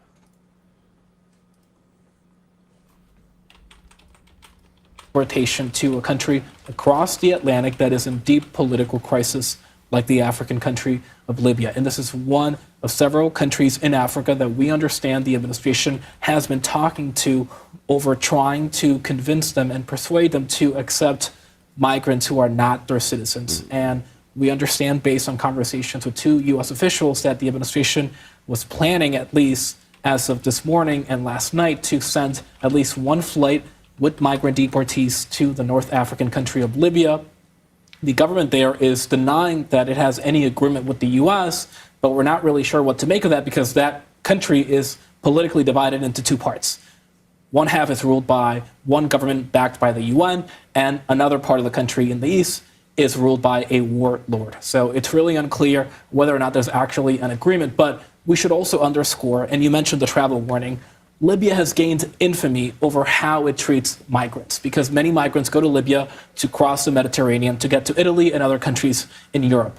And according to the U.S. government, the conditions inside these detention centers are brutal and harsh. Pakistan will make Pakistan crazy. Immigration rights groups are now 100%. asking a Massachusetts judge to issue an emergency order that would block these flights. What's the latest? Well, to level set, back in April, a federal judge in Boston said that the administration could not deport anyone to a third country unless it provided that person notice of where they were going and provided that notice also to that person's lawyer and afforded that person a chance and an opportunity to contest their deportation. But now we know that a group of advocates filed an emergency motion today, just hours ago, saying that a group of migrants from Mexico and some Asian countries were told they were going to be sent to Libya as early as this week, but their lawyers allegedly were not provided any notification, and the migrants allegedly were not provided any opportunity to contest their deportation to Libya. And now a judge has said that if the administration moves forward with that plan to deport people to Libya without adhering to his ruling, they will be in direct violation of it. Wow, okay. And a New York federal appeals court has ordered ICE to transfer Tufts University student Rameza Ozturk to Vermont. What can you tell us? Well, this is the latest setback in the Trump administration's efforts to go after pro-Palestinian activists and students who it has accused of expressing pro-Hamas sympathies or spreading anti-Semitism, although obviously those accusations have been contested by their advocates and lawyers who say that these students and activists are being punished for their political speech in violation of. You might appreciate the new Twitch title. the First Amendment. So now they have, ICE does, Donald until Trump May wants to 14 become to white transfer Gaddafi. Mrs.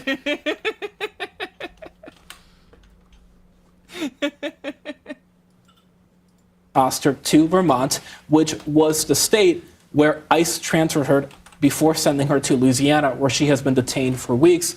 And when the lawyers filed the habeas application to try to seek her release, she was in Vermont. So the federal appellate court in New York is saying that because she was in Vermont at the time of that habeas claim being filed, then that court in Vermont should be hearing her claim and her entire case. So the federal appellate court in New York is now saying that this woman deserves a hearing, but in Vermont, not in Louisiana. Gotcha. So they have to bring her back to Vermont so that her petition on whether she can be released on bail can actually be heard. That's right. You got it. Okay, Camila Montoya got it.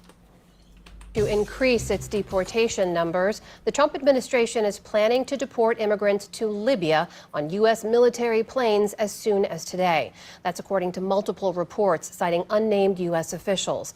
But when asked about it in the Oval Office today, President Trump didn't seem to know what his administration was planning. Is your administration sending migrants to Libya?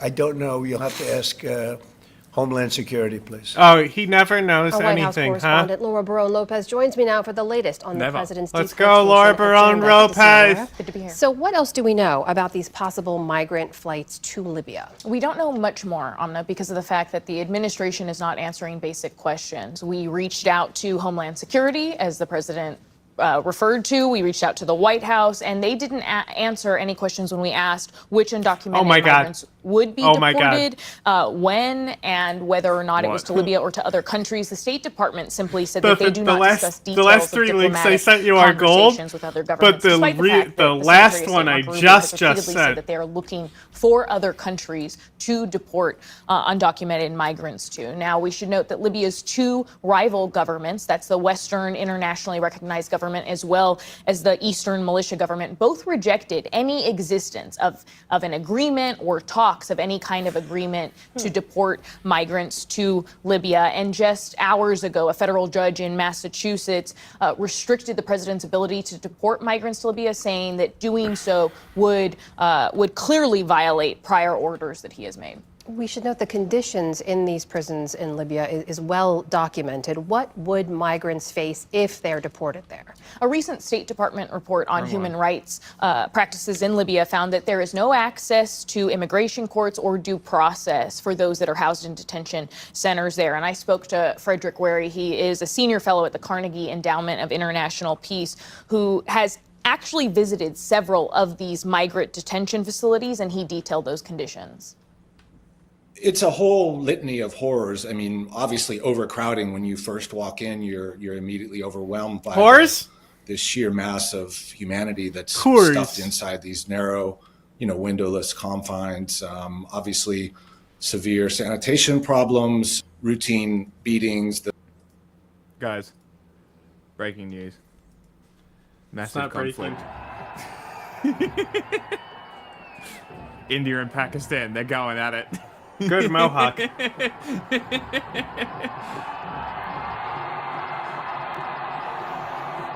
I fucking love this shit. More of this. Stop fighting over Kashmir. That's not what I sent you. No, I know. I sent you something even better.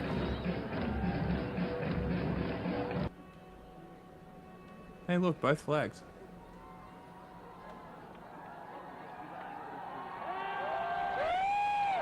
Fight. What's with the leg kicks?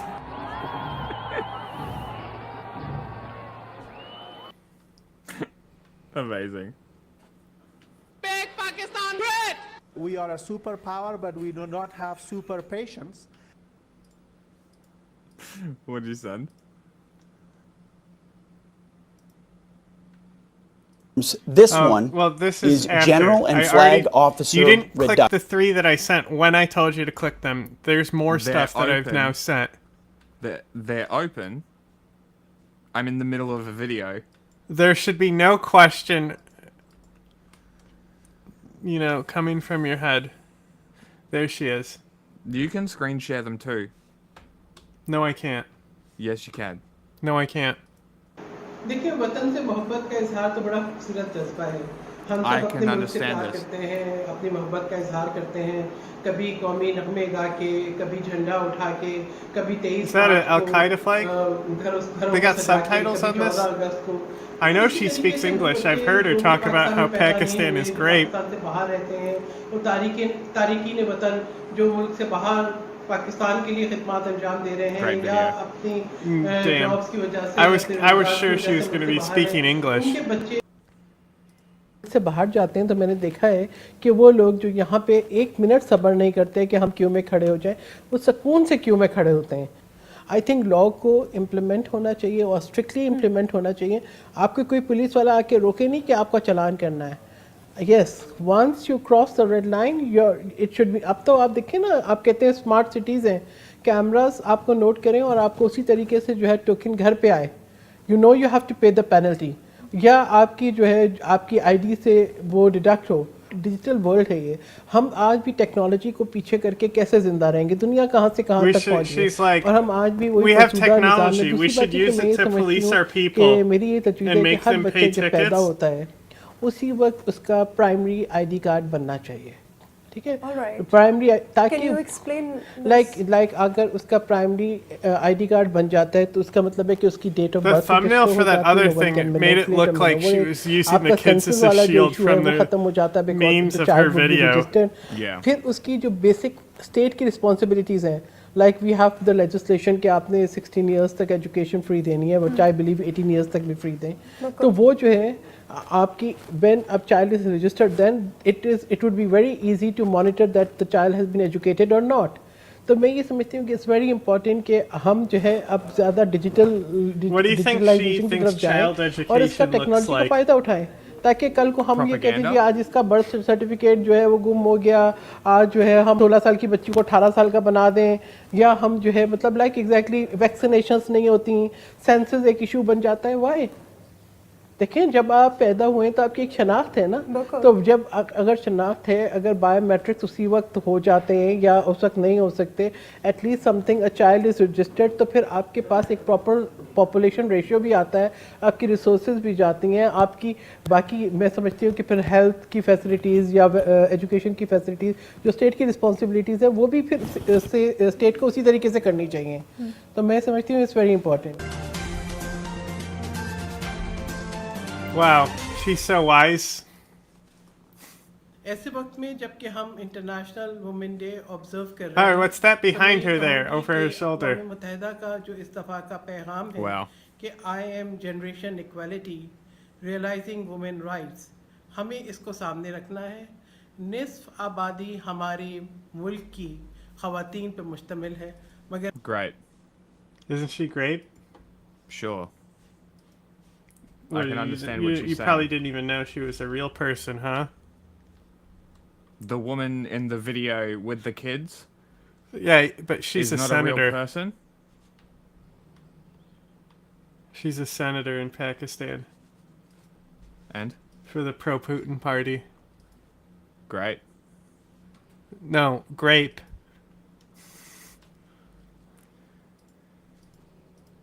The prison guards admitted to me that they routinely administer beatings as a matter of practice.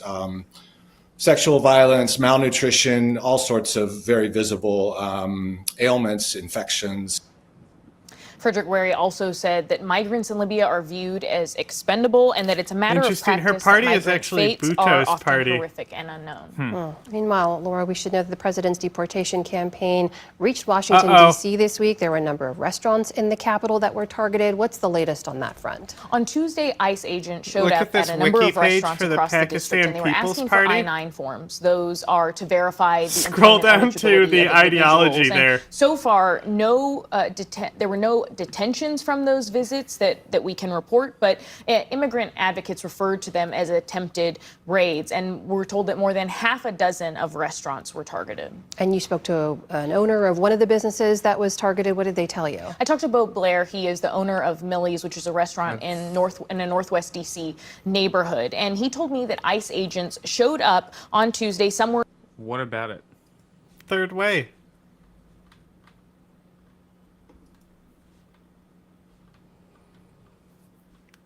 funny. Literally says social democracy. I know, but that's because Third Way is like rebranded into this centrist thing instead of like Hitler's Nazis. Third Way. Yeah. It's just funny. I didn't know that had happened. Were in uniform, some were in plain clothes, Third and Way? agents asked to speak to employees. You didn't know Third Way was about fascism? The rebranding of it. Oh. Yeah, I mean... And they were denied access to those private areas of the restaurant. And they asked, again, for those I-9 documents, but those are not housed at the restaurant. They're housed at headquarters. Beau Blair told me that 2 of his employees are already too scared to return to work. They did not return to work today, and he's concerned that they may not come back for the rest of the week. Beau Blair told me that he's worried about the overall chilling effect that this could have on his workers, some who have worked there for 20 to 25 years. He called it, quote, a whole new level of harassment of his law-abiding employees, and said that without immigrants, there are no restaurants, that they are key to that industry. Now, we also spoke to George Escobar. He works with the immigration advocacy group CASA, and he said that... That's the guy who worked with Suharto. Makes sense.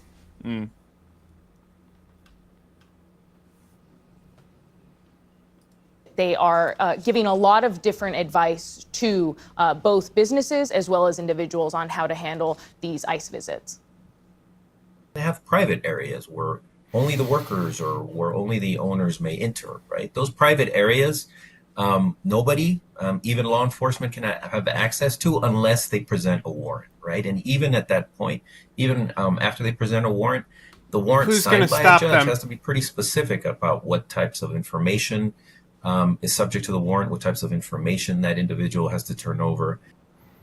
Earlier, I said they're giving different advice. I should have said they're giving similar to advice to both small businesses and individuals about their rights. Now, ICE agents also told the Millie's owner... She's talking about loving Pakistan. You see her poo-pooing on the video, not understanding that we have viewers who know exactly what she's talking about, Jack. Where's your multicultural appreciation of our audience? I don't speak that language. Is there an English option? Okay. Urdu is a fake language. Okay, it was invented by Pakistan. Okay, you're one of these people. Every language is fake.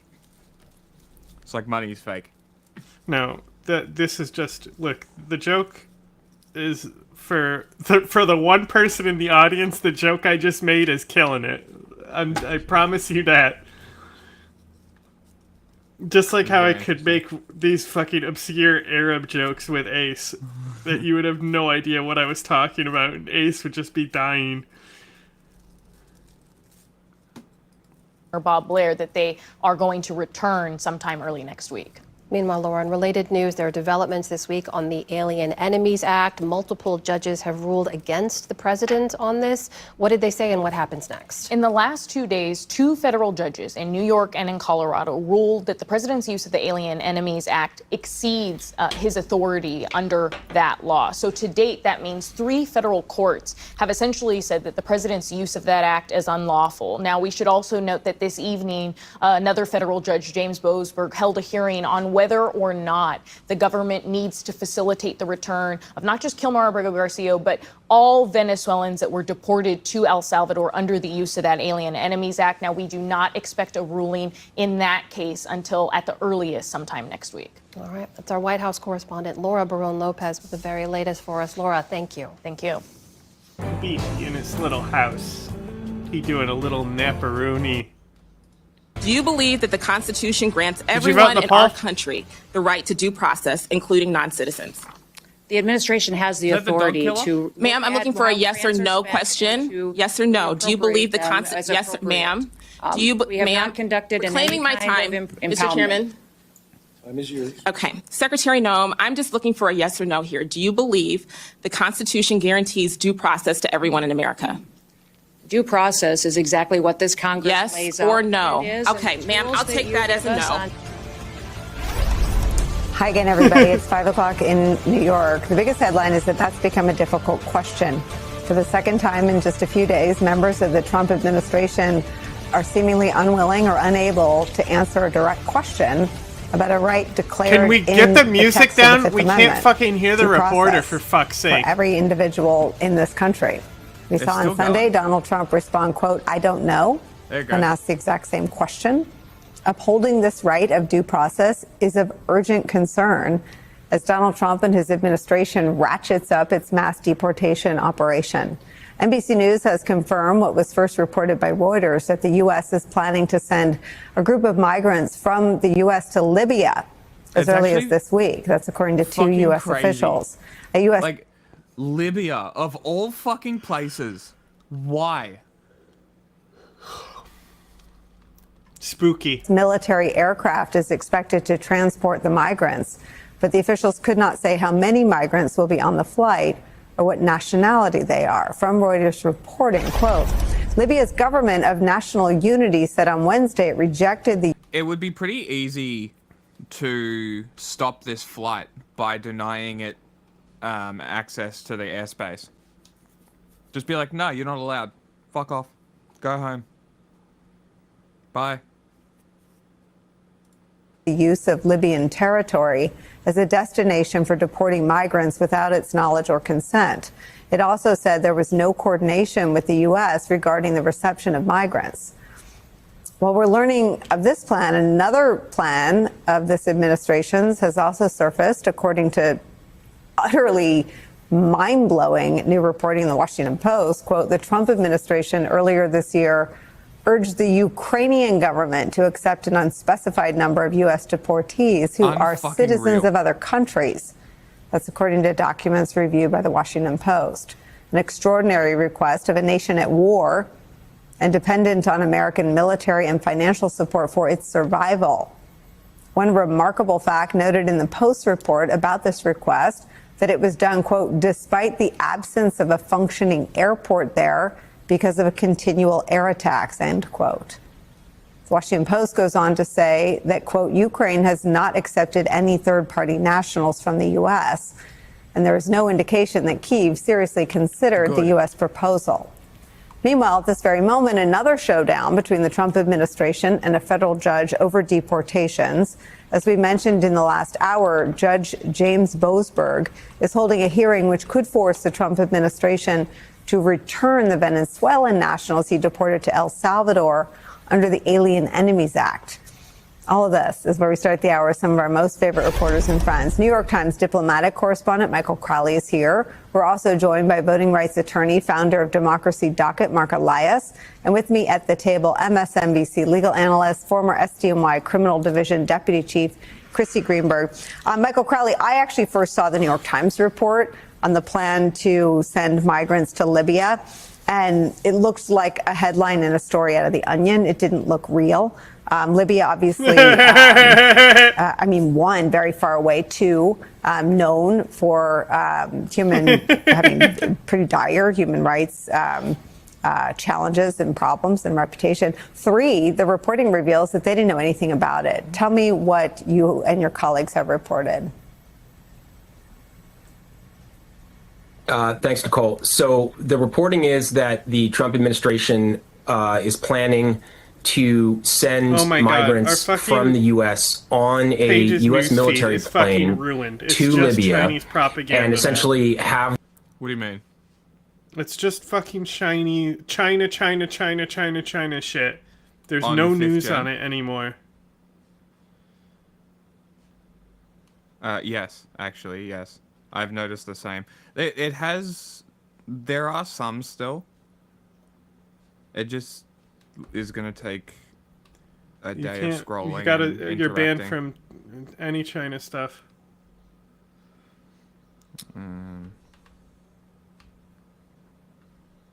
What of Australia stuff?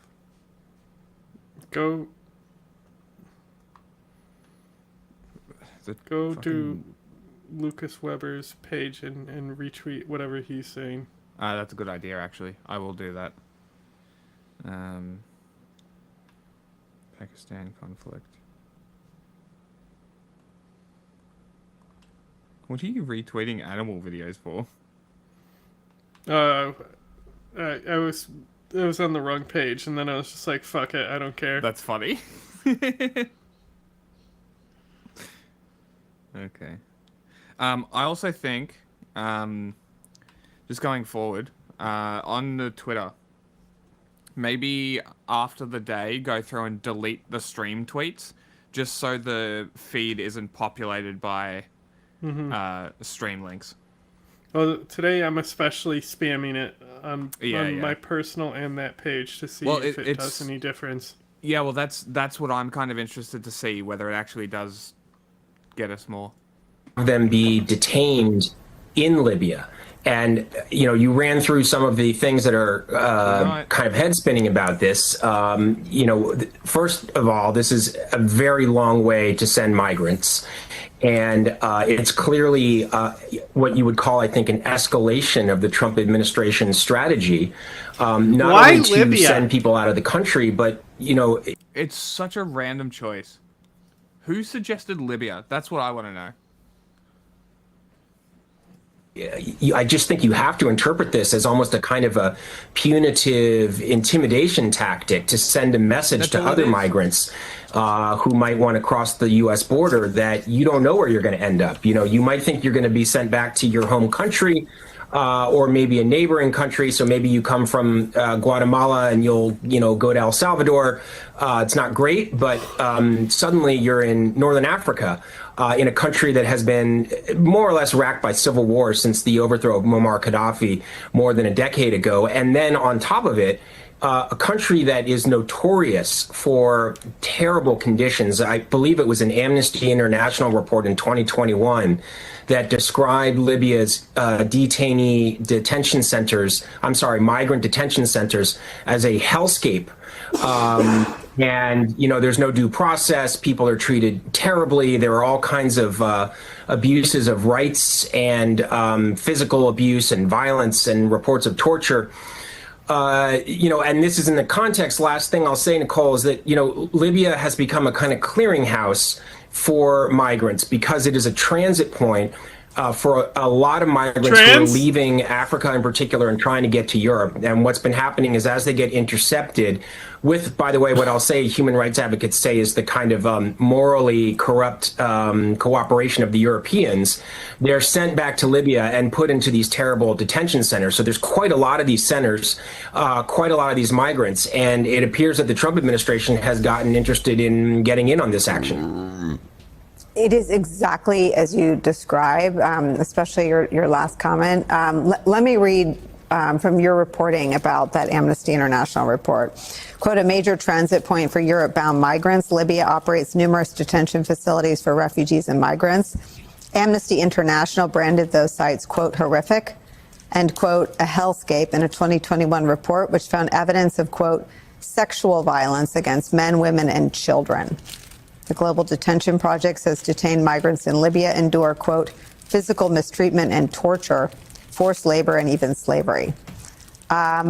Michael Crowley, what does the effort look like to stop or slow this?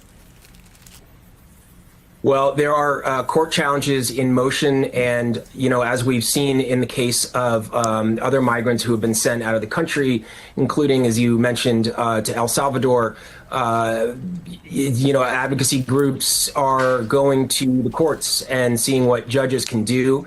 I don't believe we have updated information at this point about the plan to send these migrants. So right now we're waiting for kind of the smoke to clear and to figure out what sort of legal action or legal remedies might be putting into place and what the administration might have already done or might. Fucking liberals. Like, what do you want? They're not doing anything. They're not listening to the legal procedures. Like, they're broken. It's not working. What do you want to do? Like, you're going to sit here and bitch? It's all broken. Go fix it. Stop whinging on fucking TV. In our spotlight, President Trump's immigration crackdown takes a new turn. The White House is now considering deporting migrants across the Atlantic to Libya, and it could start as soon as this week. According to officials familiar with the plans, the deportees would be flown to the African nation by military plane. President Trump says he doesn't know about the plans, directing reports to the Department of Homeland Security. And ABC has since reached out to DHS, but has not yet received a response. Meantime, the legal battle has already started, with attorneys representing migrants in Boston already filing an emergency motion in federal court. Let's bring back my panel: Mike, Tiffany, John. The real criminals. And Anthony, good to see you guys. All right, Tiffany, this report comes as the White House is still dealing with the fallout from those controversial deportations to El Salvador. So what do you make of this? Well, let's not forget that under Joe Biden, millions of criminals came into our country, drugs, fentanyl that is killing Americans on our streets. So President Trump has been clear from the very beginning, and this is sending exactly the message the Trump administration and the Department of Homeland Security wants to: illegally enter our country or cause chaos and disorder, and there will be consequences to pay. So the Department of Homeland Security has been clear that those being sent are illegal immigrants that have no right to be in our country. They are here illegally. So thanks to the tireless work of our immigration customs enforcement, we are seeing dangerous criminals being taken off the streets and protecting Americans' lives. So from my perspective, if Democrats and legacy media had it their way, these criminals would still be roaming free. And, you know, we have to remember, this is exactly the issue that Donald Trump was elected on, protecting. Hey, isn't Donald Trump literally a criminal? I wasn't talking. That's exactly what I was going to say. Except I was gonna bring up the signs that they put on the White House lawn. I'm like, hey, it's pretty ironic putting pictures of rapists on the house of a rapist. Pretty ironic. Our communities, every state in this country became a border state under Joe Biden. So President Trump is simply delivering on his promise. You know what my favorite part about ICE is? Every American citizen in 100 miles of a border or airport doesn't have the right to refuse a search. Pretty cool. Literal constitutional breach as per policy. Very cool. This is to the American I think we people. brought this up a while ago as well. We spoke about this law changing, or something changed, allowing them to basically breach the Constitution legally.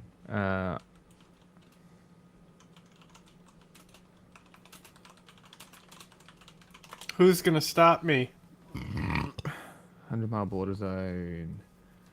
It is the ACLU, but let's go. Fourth Amendment. Random arbitrary stops and searches and sieges. Federal government claims the power to conduct certain kinds of warrantless stops within 100 miles of the US border. So, basically, if you're in that red zone, eat shit. What the fuck is a kilometer? That's 100 air miles from the external boundaries of the US. Federal regulation and law regarding warrantless vehicle searches. CBP claims authority to board a bus or train without warrant. So it's CBP, not ICE. So Customs and Border Patrol. Which, are they under the same umbrella? Maybe? These are the normal cops and then ICE is the SS? Something like that?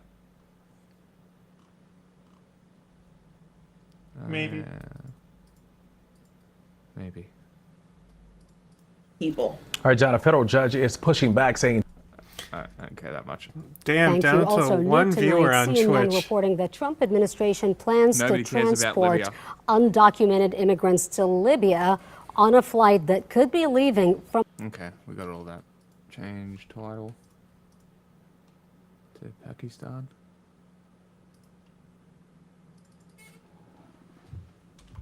Pakistan.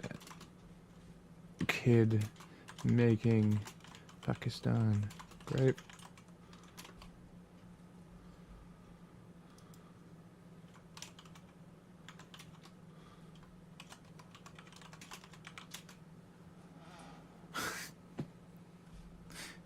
Pakistan kid became pilot, now making Pakistan great.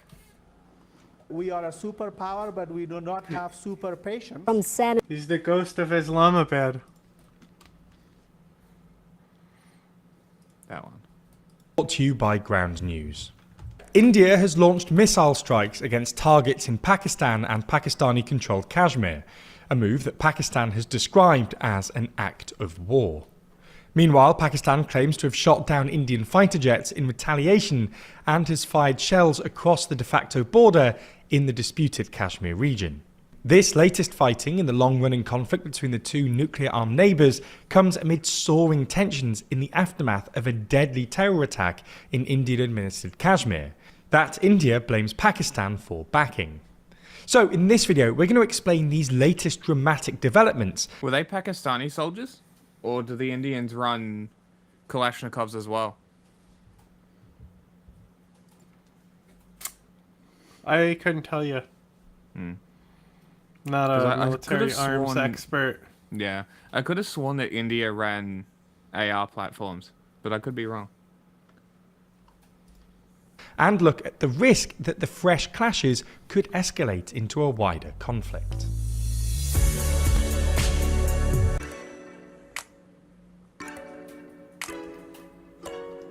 Do you have questions about TLDR's bias? It's linked in the... We're going to explain the background to the recent escalation in tensions. Last month, on the 22nd of April, at least 26 people, mostly Hindu Indian tourists, were killed in a terror attack near Pahalgam, a popular travel destination in Indian-administered Kashmir. The attack rocked India, not just because of the high death toll, but also because it targeted civilian tourists rather than security forces. In fact, the region's chief minister said the attack was, quote, much larger than anything we've seen directed at civilians in recent years, and the Indian government vowed a loud and clear response to those behind the attack. Now, exactly who was behind the attack remains unclear. Me. Initially, a relatively little-known Kashmiri separatist group called the Resistance Front, or TRF, apparently claimed responsibility online. India considers TRF to be an offshoot of or front for the Pakistan-based military group Lashkar-e-Taiba, which seeks to bring Indian-administered Kashmir under Pakistani control and was responsible for the 2008 Mumbai attacks that killed 175 people. See? However, according to more recent news reports, TRF has since retracted its claim of responsibility, apparently saying its earlier statement was the result of a cyber intrusion of some kind. That's fucking Regardless, awesome. India has firmly pointed the finger of blame for the attack at Pakistan, accusing the Pakistani government thing that Lashkar-e-Taiba has done, which is who they are. Don't let their name being changed fool you, you know?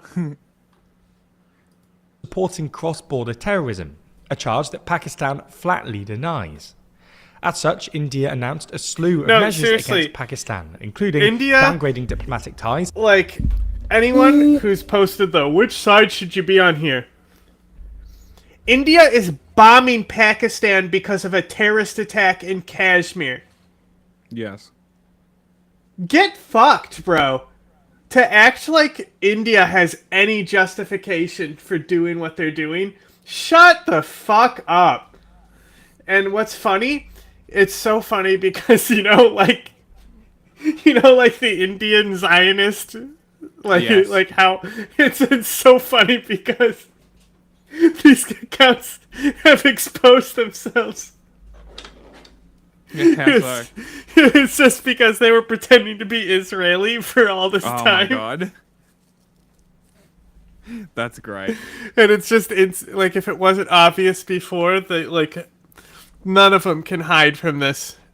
Yeah, because those people are all fucking, they like Israel because they believe that they're actually doing genocide against Muslim, not that they have a right to exist. And also that they think they can fuck the white girls there. The Indians? Yes. The pretty Israeli women. Yeah, nobody loves the IDF cuties more than the fucking Indian fascists. They're the real target of the IDF cuties. They are. No, they are. It's part of Israel's diplomacy and image protection. Hilarious. cancelling visas, shutting the main border crossing, expelling diplomats, and perhaps most notably, suspending the 1960 Indus Waters Treaty, a long-standing agreement that regulates the sharing of water from the Indus River and its tributaries, which is crucial for things like agricultural irrigation and hydropower in Pakistan. In retaliation, Pakistan announced its own diplomatic and economic measures. But the big question was whether or not India would launch military action against Pakistan. And this week, that question was answered. Early in the morning of Wednesday, the 7th of May, over the course of about 25 minutes, India carried out Operation Sindoor, striking targets in Pakistani-controlled Kashmir and Pakistan's Punjab province. The Indian military said it had struck 9 locations, which like, bro, you're as literally sites like of terrorist they infrastructure could have associated like with the seriously, Jaish. if they just Jaish Muhammad, that's what's up. I actually know more of these groups than I thought. But like striking inside Kashmir, it's a fucking golden zone, bro. Go do whatever the fuck you want. Crazy. Right? But you're fucking attacking inside the fucking Punjab province of Pakistan. Of Pakistan, yeah. That's like what are you doing? Yeah, the craziest part is you would think that the what's their name? The head wrap people. What are they? What group are they? Taliban. Fuck's oh, sake. Sikhs. The Sikhs. You would think the Sikhs would have an issue with this because it's they're bombing Punjab. They're not. They're kind of like on the other side. Yeah, no, I know, but like it's the same people. I'm sure they have a problem with it. I'm sure a lot of people have a problem with it. You know, believe it or not, most people don't want the ceasefire with Pakistan to end. Well, I shouldn't say most people because I don't know that, but like there's a lot of people there who know the implications. You know, of the like, conflict, yeah. Do I need to fucking pull up my favorite nuclear threat of all time? Sure, why not?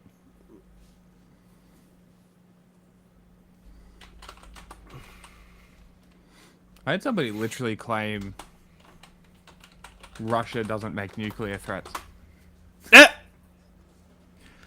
So I screen recorded me scrolling for 40 seconds on a list of nuclear threats from Russia. Matched to some clown music because appropriate. Mohammed and Lashkar-e-Taiba militant groups, adding that no Pakistani military, civilian or economic facilities were targeted. The Indian government called the strikes preemptive and precautionary, saying that Pakistan had failed to take action against terrorist infrastructure on its territory. Pakistan, however, says that these were not terrorist sites, out loud to people and that in civilians their golden and mosques voice. were hit across 6 locations targeted by India. According to Pakistani authorities,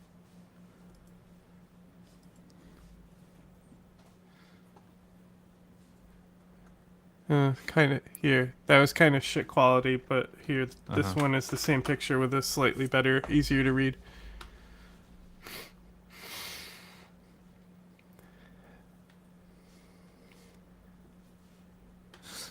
Sorry, I need to shit post on something. Someone made a post, they're like, oh, Canberra nightlife sucks. The nightlife, and it's a picture of a truck transporting an F-18. And I'm like, I wonder if they know that it's a plane and it can fly.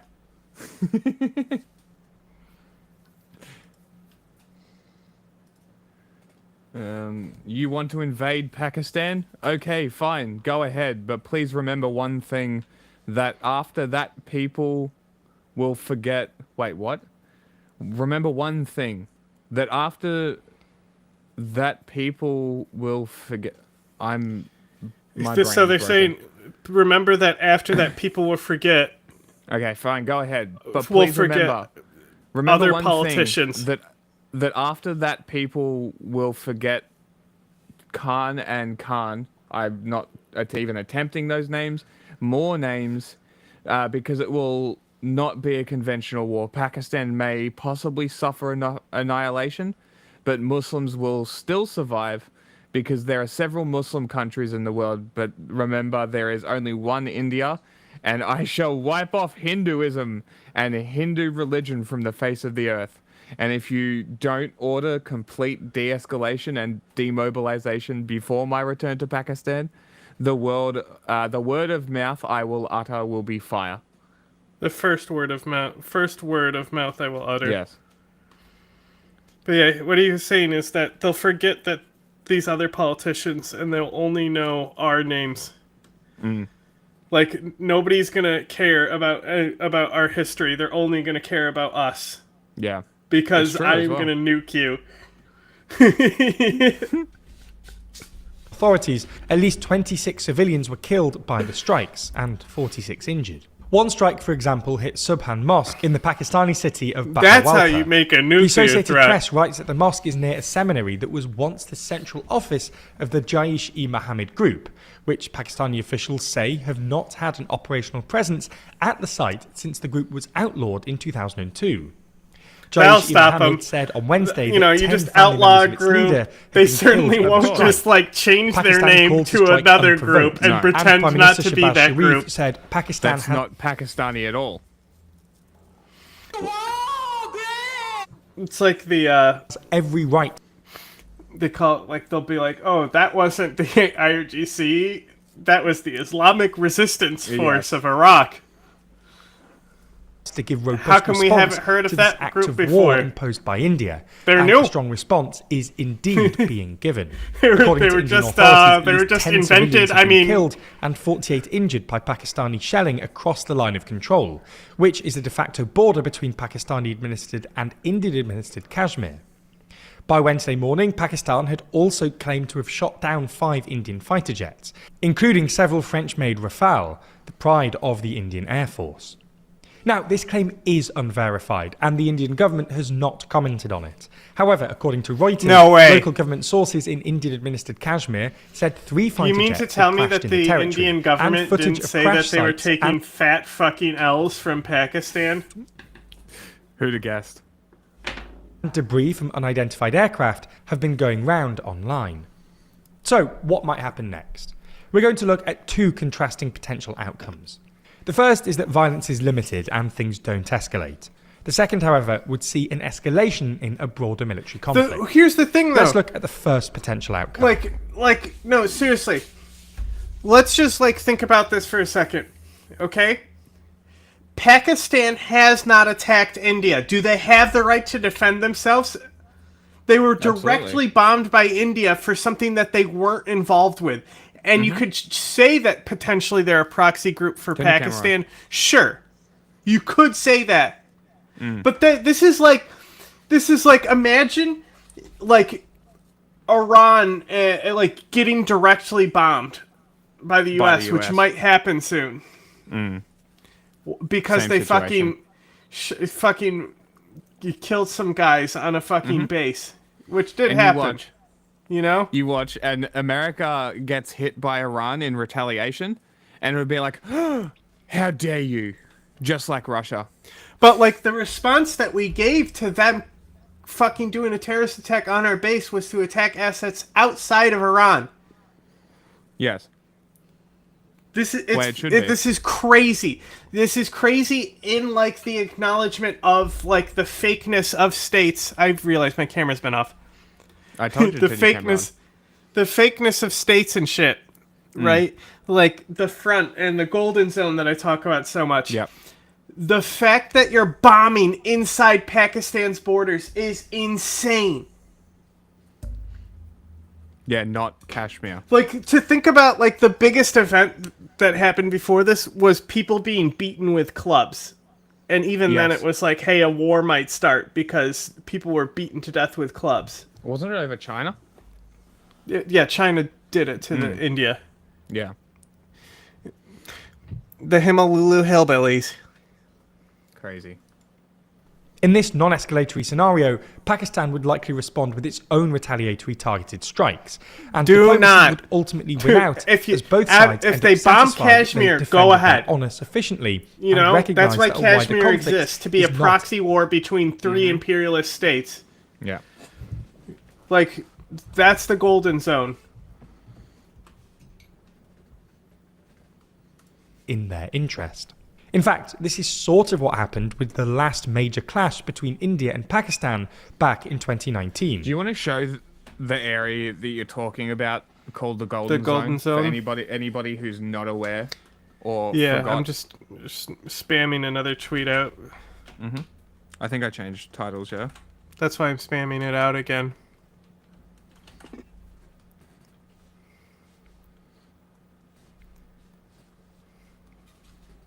Like,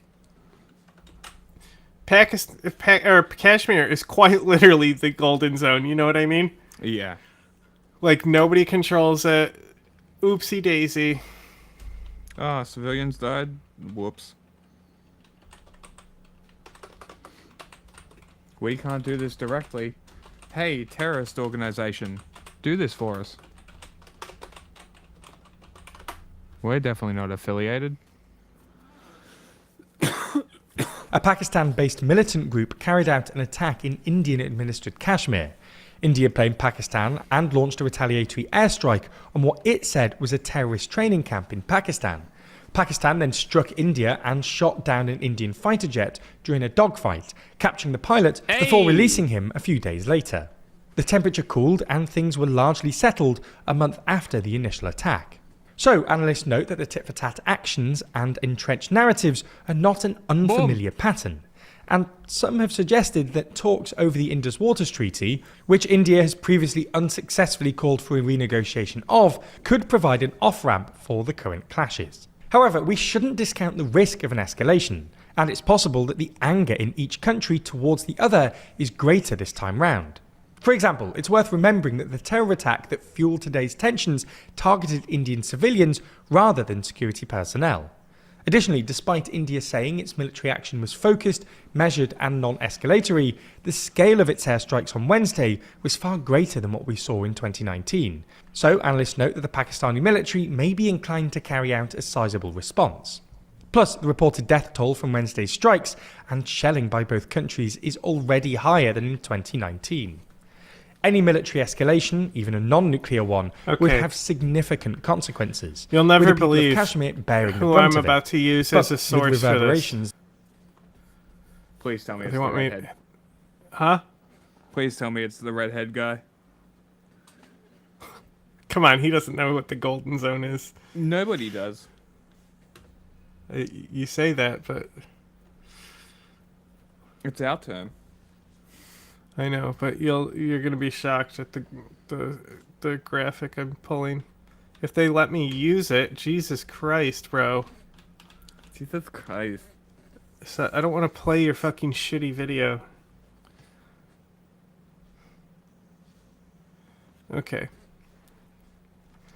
So inside Iraq, the airbase is #1, right? Mm-hmm. Including in Erbil, right? These are the big targets inside of Iraq, but then outside of Iraq, they're always in this border zone all the way down. And this is where, even down here, where 7 attacks happened, this is where they fucked up and attacked that tower that caused the retaliation strikes. Yes, in Jordan. So it's right on that border? Here's, from 2024, attacks on U.S. bases in the region. Yeah. And then here's a little thing. U.S. launches so-called retaliatory airstrikes. As you can see, like, this river is obviously our zone of control. This is the main reinforcement highway that fucking Iran now has complete zero control of. So funny. Like, this was their main highway to push arms to Hezbollah and Hamas, but mostly Hezbollah. This resupplied Assad and Hezbollah, so you'd see a lot of concentrated here, right in this area. Always bombing them. But you remember this video. This is like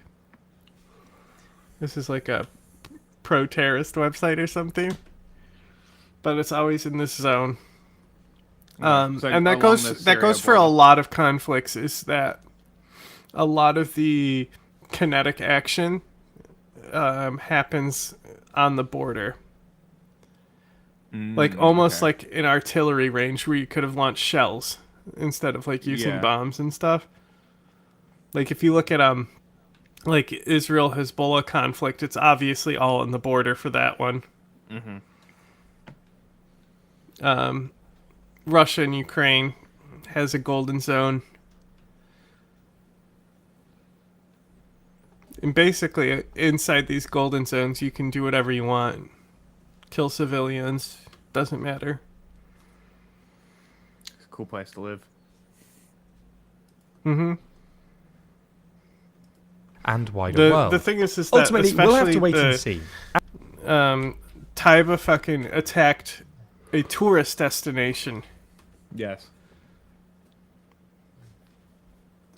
And needless to say, de-escalation is the outcome that basically the whole world wants. It is, after all, in nobody's interest for a full-on conflict to erupt between two neighbouring nuclear powers. And as such, China, Russia, the US, UN, European countries and others have urged restraint and called for a peaceful resolution. This is a complex and nuanced story though, and as such there's plenty more to read about this online. It's not complicated with 700 or sources nuanced. reporting on it. It's an ad. It's really not. A terrorist group attacked India, and India's bombing Pakistan in response. It's not okay. It's not appropriate. The standoff between Pakistan and India as fear mounts over the possibility of an all-out conflict between the neighboring nations, each with its own nuclear weapons. Like Iran, India launched strikes could be said by Israel. It could easily, Israel could make the argument, Iran has attacked inside our borders, but they don't. Instead, they fucking bomb Hezbollah and shit, who are directly actually attacking in their borders. You know? You would think Israel, of all states, would be the ones to fly off the handle. They certainly have destroyed the IRGC logistics all across the region. They you know? have struck inside Iran. Like, huh? They have struck inside Iran. Covertly, yeah, but like not like out and open. Not like this. And it's normally drone flyers. It's and stuff like that. They don't normally send aircraft F-35. overhead. And then if they do, it's very hard to prove. Yes. They're not getting shot down over Iran either, but like Israel doesn't fucking respond to Iran like this when terrorist attacks happen. But they are... Look, India wants to claim that Pakistan funds all these terrorist groups. Why isn't the response to bomb the Taliban then? Since those are apparently in the Pakistan network control. Well, how good is the ISI though? Like comparatively to like well, Mossad? they literally are the CIA. You know, like the whole point of the ISI is and how the deal was made was that the CIA would have to train them to do everything that the CIA wanted to do in the region. Okay. So they're very good. They're very good. Yeah. Okay. I mean, okay. It depends on how good you think the CIA is as well. Well, the thing is depends that on what you're doing. There's really no good intelligence network. No. Do you know what Ghazi's name is on Instagram? Oh, yeah. It's KPK Ghazi, I think. Of course it is. KPK. It's KPK Scrapper. Sorry, I knew it was KPK. If he responds today. He's usually pretty responsive.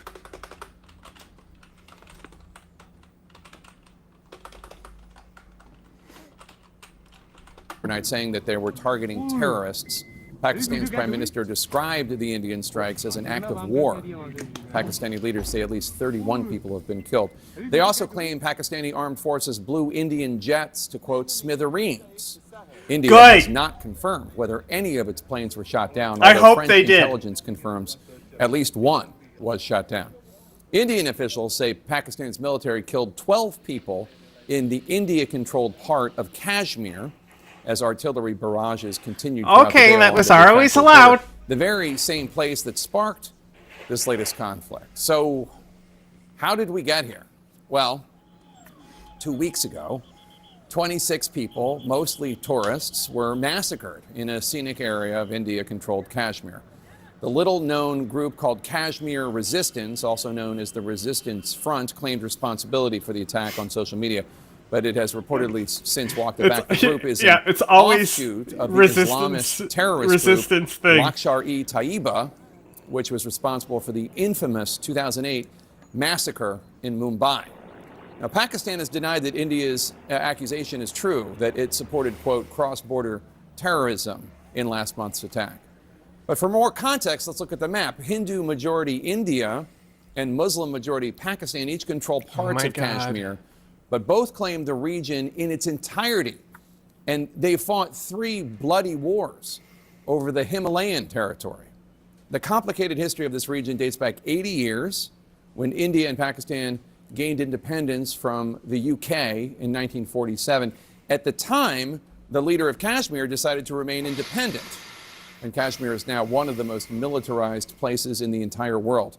China, for its part, has found itself in a diplomatic tight spot too. China also controls a portion of Kashmir.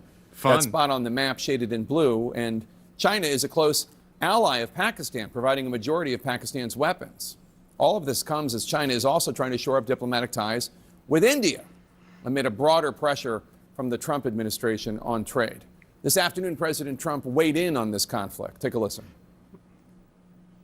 We get along with both countries very well, good relationships with both, and I want to see it stop. And if I can do anything to help, I will be there.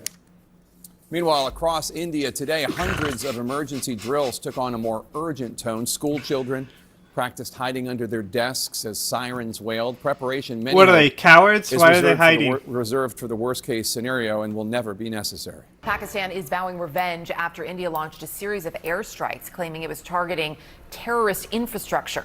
India says the assault was in response to last month's deadly shooting rampage inside the disputed border region of Kashmir.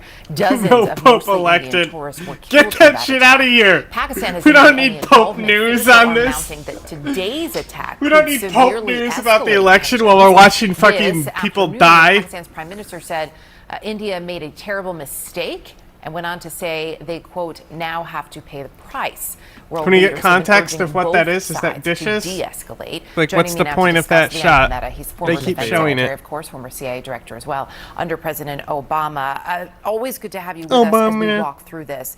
What I think is on a lot of people's minds is the fact that both India and Pakistan do have nuclear capabilities. What is your level of concern that either would turn to this? Well, it obviously is a concern because they are nuclear-powered countries, and you never know how this thing could escalate. There have always been tensions between India and Pakistan. They go back to 1947 when India was partitioned into India and Pakistan. There have been several wars that we've seen take place in the interim. I don't think either Pakistan or India wants to go into a full-fledged war, but when you're in a game of tit for tat, and there's no question now that Pakistan. You know what's the funniest part about this? Okay. Not even like a Taiba, like any group, ISIS, Al Qaeda, Uzbek, right? All these groups that operate in, pretty much the KPK region right there. That can cross over into the Punjab region, into Kashmir, and actively fight in Kashmir. Yeah. Do you think they're going to be deterred knowing that India launched this attack? No. Like, no way. India's fucking harsh and dramatic, silly actions have actually made it more likely for terrorists to do attacks on them. Yes. They're going to become a bigger target. She can see you. There is truly the danger of escalation here, and that should concern everybody in the world. As we look at this, President Trump has called this escalating conflict, in his words, a shame. He said he just hopes that it ends very quickly. Anyone who's on India's side in this, I think they should be kicked in the nuts, but I will hear them out before that nut kicking happens. They can plead for their nuts. Has been, right, when it comes to this sort of long festering conflict and about India and Pakistan. All I want to do is finish season 2, episode 2. India and Pakistan. Yeah, but it's got woke shit in it. She said she was going to be a dad. We need to talk about India. We need to and cry. Pakistan. All I want to do is finish season 2, joke that episode 2 did he just of do The Last the of cricket Us. team And uniform it seems like change? world events just keep popping up to prevent So me they're from the same finishing people in that both show. picture? Is that the joke? No, I think that were the actual teams. We need to talk about India and No, they were different. India and Pakistan, specifically Operation Sindoor, which is India's name for the attacks.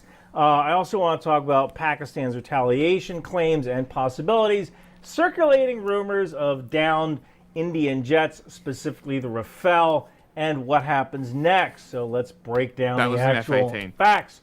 Now, before I get started, I know, but it's literally Pakistan. just yesterday, I've been I going actually over this. released a book about some Pakistans are airstrikes the of my master own at the called The information smokescreen. Nobody does it better. They are the best at this. They flood the zone with fake info, and half the time India will recirculate it. Hilarious. Like, they are so good at flooding the zone. Like, with Arma clips, they like got them ready to go on standby. They have like That's a so lever funny. that they pull, and it puts them all out. Last Republic, which imagines a world where Mormon prophet Brigham Young I don't Drake care. a series, Because the Guns thing of is, the South. And what's you have crazy to think is about how the smart strikes this is India they just knowingly performed are put actually out very like similar Arma footage to and what shit, you know? Yeah. And like old photos of planes being down, or like literally planes that have the French flag on them. Yep. And then India will then say, in rebuking, saying Pakistan are liars, you can't trust them, blah, blah, blah, blah, blah. But then Pakistan knows what the truth is at the end of the day, and they know that it's then going to make India look bad for calling them liars. That's funny. And India continually plays this game and gets baited into this fucking narrative because their press and journalists can't fucking help themselves. Poggers happened in Deseret in my novel. Anyway, it's available on Amazon now, and Captain Moroni's Squadron t-shirts are available at Bunker Branding. Audiobook for Marines coming real soon. So on May 6th, India launched Operation Sindoor, which targeted either 5 or 9, depending on the sources you have, sites in Pakistan and Pakistan-administered Kashmir. This was in response to the April 22nd I really attack hope the in press Kashmir, where 26 Indian defends tourists Pakistan. were killed. Now, a Sindoor, by the way, is a mark that is applied to the hairline of some married Hindu women. India asserts that the strikes were just targeted at terrorist infrastructure linked to certain terrorist groups like Lashkar al-Taiba, Jaish al-Mohammed. Last week, I made a video where I said I didn't think that India would have a huge response. And the reason's actually pretty simple. I actually don't think that there's going to be a huge response from India. And it's kind of looking like I was right about that. This wasn't a huge response. These were guided strikes against a handful of specific areas. It seems like the Pakistani military was kind of left out of this. Now, India does emphasize that the strikes were very precise with the intention of avoiding immediately Pakistani fucking going military with facilities. India's narrative. No questions asked here. Yeah. I mean, he's the Israeli Bro state literally bootlicker. just said that they didn't hit military targets. Yeah. Like, he's... I mean, like, when it comes to information stuff, he's great. When it comes to state stuff, he's just parroting talking points from the US-affiliated state every time. But he thinks he's doing right because he's sourcing it. It's starting to look like that might be true. And what this does is it gives Pakistan a little bit of breathing room to de-escalate. However, Pakistan did report civilian Pakistan casualties, can including do whatever the children, fuck it and they wants. condemned the Exactly. As you said, they didn't like hit India. the thing is that the most nationalist folks in Pakistan are going to be mad at the government whenever, because they're fucking locking up the previous leader for fucking his wife, which is true, by the way, if you do not know. The last prime minister of Pakistan literally was in prison for fucking his wife. Yeah, they annulled his marriage and jailed him for non-marital sex. Very cool. The attacks is an act of war. Pakistan claimed to have shot down 5 Indian fighter jets, including 3 Rafales, a Sukhoi 30, and MiG-29. Hell yeah. They also reported civilian casualties from artillery exchanges along the line of control, which is the name of the border region between India and Pakistan. There's been evidence of that. Now, India has not confirmed any aircraft losses, although this really isn't something you can hide for very long. India does have a free press. And it is a democracy. That's their issue, though. That's the issue. The free press is the issue in India. Minister Modi. But, you know, in a democracy, you can't keep a shoot down from the press. There's going to be investigations. Soldiers are going to post pictures of battle damage. Stuff's going to end up online and get leaked to the press. So if any Indian jets were shot down, we're going to know. Might not be tomorrow, but eventually we're going to find out that India lost some jets. There is another thing here. Is it even possible for Pakistan to shoot down up to 5 Indian jets? It's certainly possible. And this has nothing to do with the skill of Pakistani air defenders or a possible lack of skill with Indian Air Force pilots. It really comes down to India's lack of dedicated SEAD, or suppression of enemy air defenses platforms. Sometimes you hear this called wild weasel. And that's where you kind of bait surface-to-air missiles into firing at you, flight of the intruder style. Sam just lifted off, 1 o'clock. Fire an anti-radar missile down the guidance beam back toward the surface-to-air missile launcher that fired at you.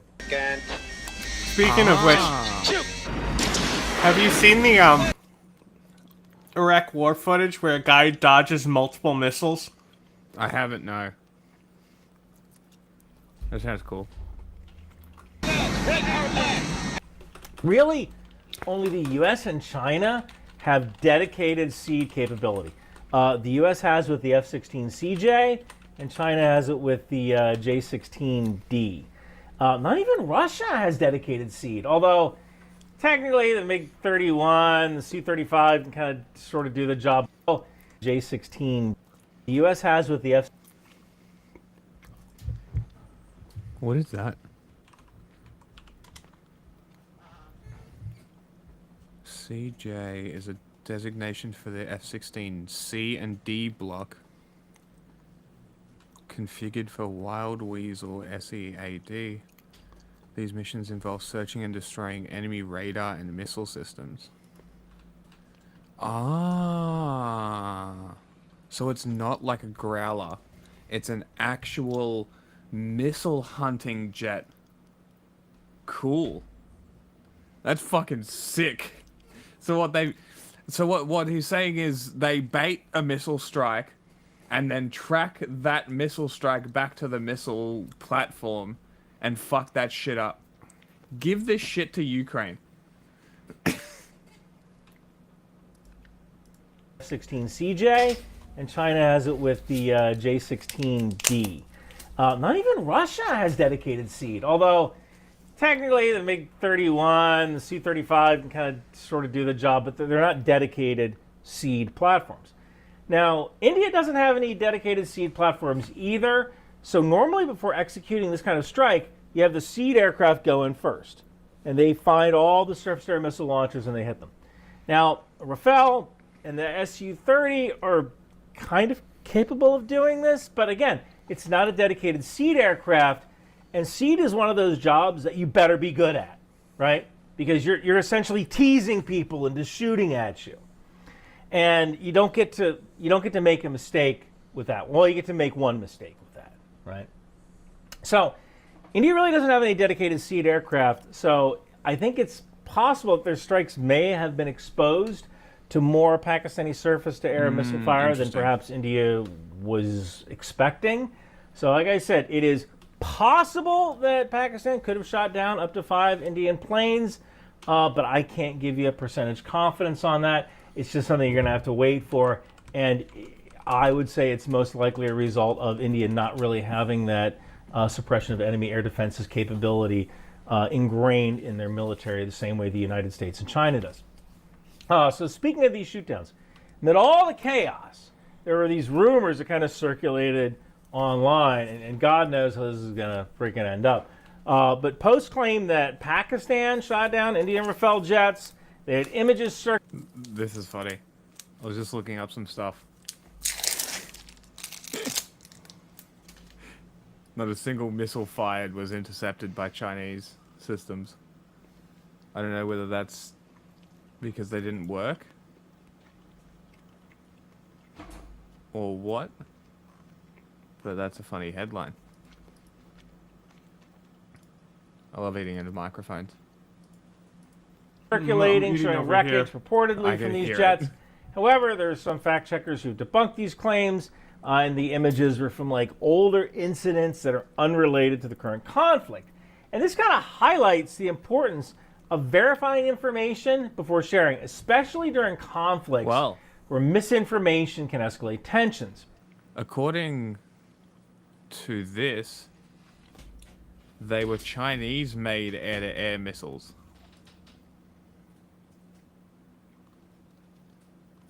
The PL-15.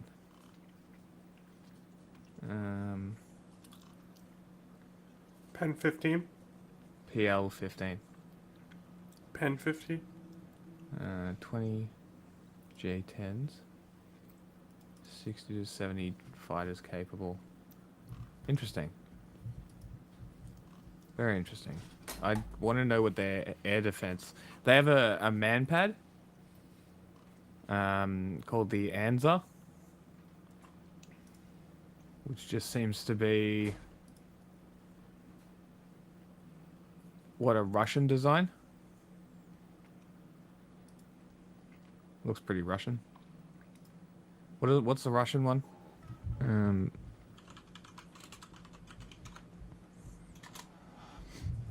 The Igla. Yeah, look, it fucking is. The same fucking thing. Same missile launcher. Like, no, the only difference is that little ball at the front. That's it. Nuts. Now, the international community is kind of watching this really closely, with both India and Pakistan being nuclear-armed nations. The stakes are pretty high on this. Europe, in particular, has expressed utmost concern, emphasizing the need for diplomacy and restraint. Now, I didn't think that India would commit to large-scale airstrikes, mainly because Pakistan has such an advantage in asymmetric warfare. It's freaking nuts. That was actually one of the reasons why I didn't think India would commit to a large-scale attack. It might look good in the newspapers, but what Pakistan could do next would be pretty bad. Pakistan's ISI, their intelligence service, is really, really good at what they do. And they were able to play both sides during America's war in Afghanistan. They had ISI people helping the Taliban. They had ISI people helping America, right? Pakistan is great at this gray zone stuff, right? It's funny because when that America is also playing both sides in this conflict. Yeah, they are. Boy. Attack in Kashmir started, a bunch of people started doing videos about India and Pakistan's militaries. And I had a bunch of people reach out to me and were like, oh, can you do a video about the order of battle between Pakistan and India? And I was like, no, because India does have a larger military than Pakistan, but Pakistan doesn't have to fight that way. Pakistan can use asymmetric forces to fight India. India has 211 million Muslims. I guarantee you that Pakistan can find, let's say, 1,000 radicals who want to become martyrs. And now you have October 7th times 100. Or as Team America said... From what intelligence has gathered, well, it would be 9/11.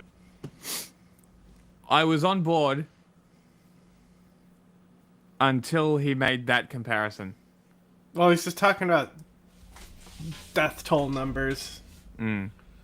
Like, this is a great point.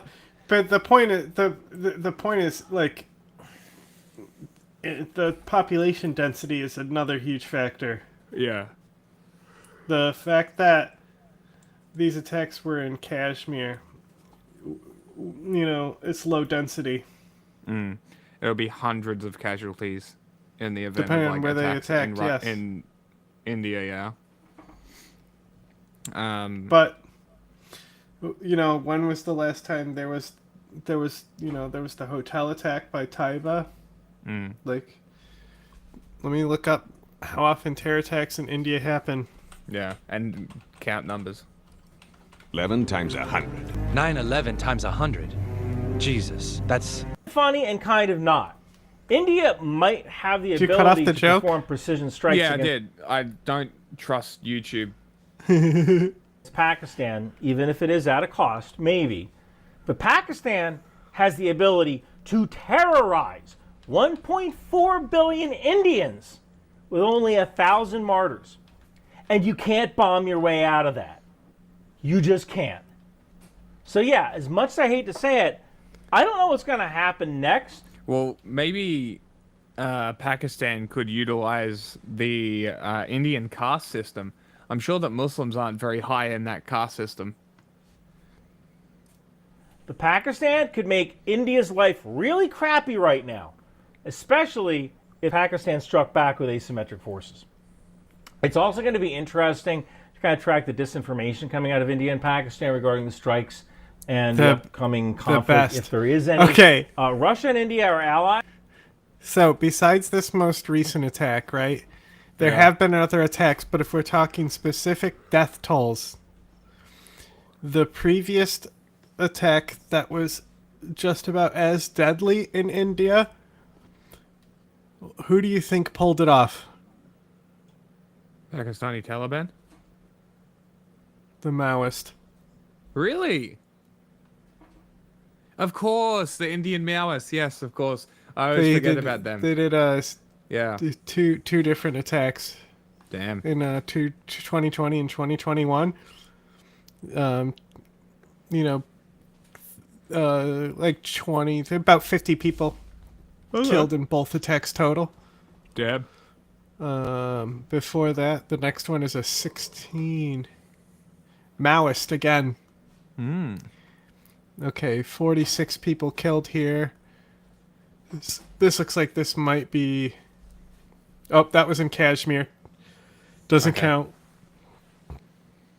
Okay, this one is in actual India. Maoist. Okay.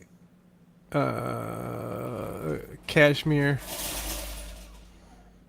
Don't scream. I heard that. Manipur ambush in 2015. United Liberation Front of Western Southeast Asia. Damn. So these insurgents only lost 12 people and they killed 18 Indian Army soldiers and wounded 31. Damn. It's pretty effective. Assam violence. See, more Assam violence there. 2014. This one is unclear. Oh, wait, hang on. Did I see the word Maoist in there somewhere? Yes. Sound alarm about Maoist activity in the region. Okay. So yeah, as far as India proper, Islamist attacks just don't happen. All Maoist. Well, there's in Assam state. Yeah, okay. Which we have a whole thing about is those little minor states in India. Yep. You're highlighting a conflict that could potentially break out there. And that's the thing is if you actually look at terrorist attacks and death tolls in India, the Assam region up there in Manipur is deadlier than Kashmir. Yes.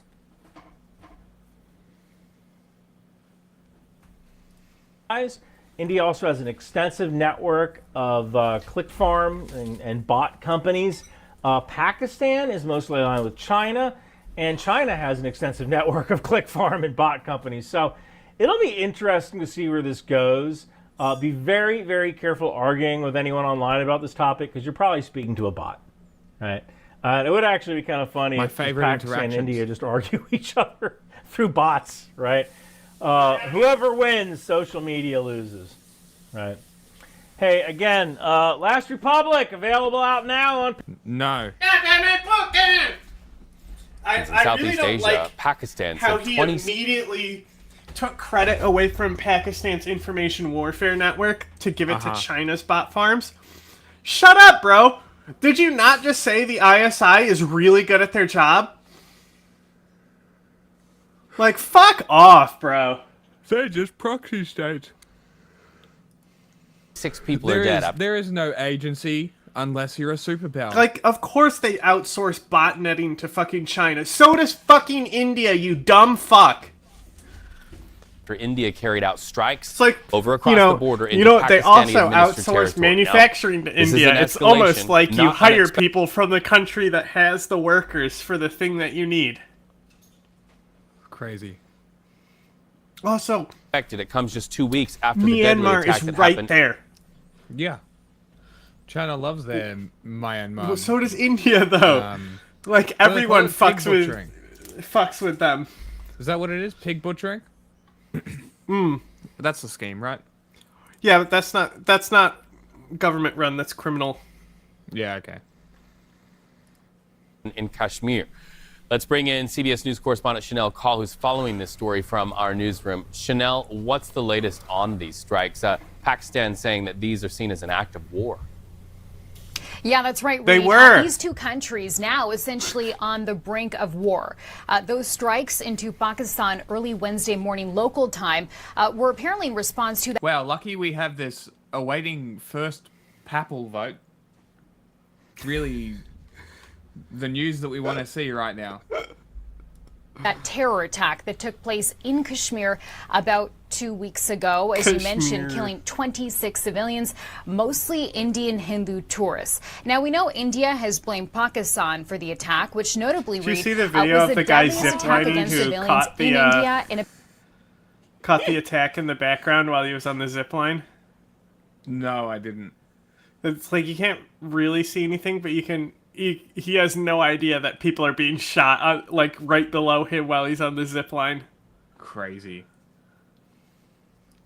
about 17 years.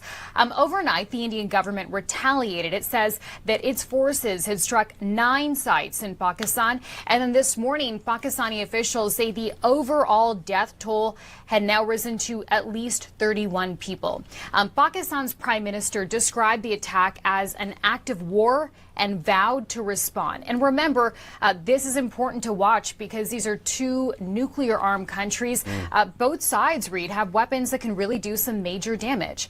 We're seeing an international response to this unfolding this hour. President Donald Trump responding to these rising tensions, calling this, quote, a shame. Take a listen to what he said. No, it's a shame. We just heard about it just as we were walking in the doors of the Oval. Just heard about it. I guess people knew something was going to happen. Bro was smiling while people are dying. Yeah, the zipline guy. They've been fighting I mean, for he a long didn't time. know. You know, they've been fighting for many, many decades and centuries, actually, if you really think about it. No, I just hope it ends very quickly. And Secretary of State Marco Rubio also chiming in. He said on X that he was monitoring the situation closely, adding that Washington would continue to engage the Asian neighbors to reach a, quote, peaceful resolution. That's a lot of damage. And, you know, Chanel, the president mentioned and harken back to the history between those 2 countries. What is he talking about there? Okay, Right, so, I mean, like, this is a place that Modi has seen is decades in love of- with Trump. They hug and kiss, you know? Like, Trump needs to get on the phone with Modi and tell him to sit the fuck down. Because they're the ones that escalated. Mm-hmm. He won't do that. conflict this region. But this all, Reid, started during the partition. When the British rule ended in India in 1947, Pakistan and India became two different countries. So India was a home to majority Hindus, and then Pakistan was majority Muslim. The two sides have been fighting repeatedly. They've seen repeated wars since that partition in 1947, with Kashmir remaining a flashpoint. But this bombing, this is a huge and significant escalation that the whole world is now watching. Chanel Call, thank you so much for helping us see and understand not only what's happened in recent hours, but also the history there. This is Face the Nation. Everything, we'll be talking a lot about this. We call this. This is CNN. Images people won't believe that it's not AI.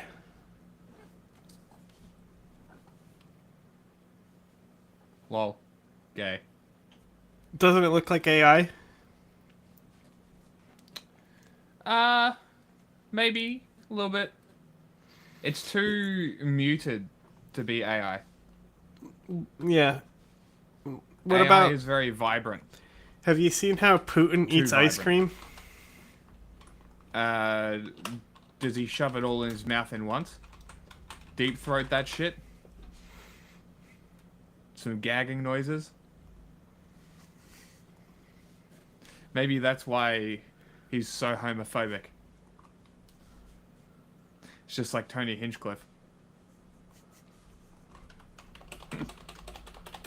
I was right! Woo!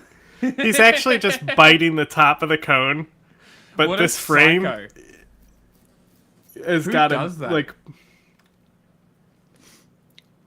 like everybody knows you bite Well, off this is the fucking cone, the top bit, right? You bite that off and then you eat the rest of the ice cream and then you eat This the is the bottom. weird Russian ice cream that is their like national treasure that nobody actually likes.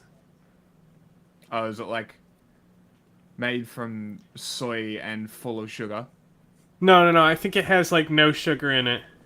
Because it was Soviet ice cream and they couldn't afford things like sugar. If our Ukrainian viewers were actually loyal, they'd chime in right now to tell us what it's called.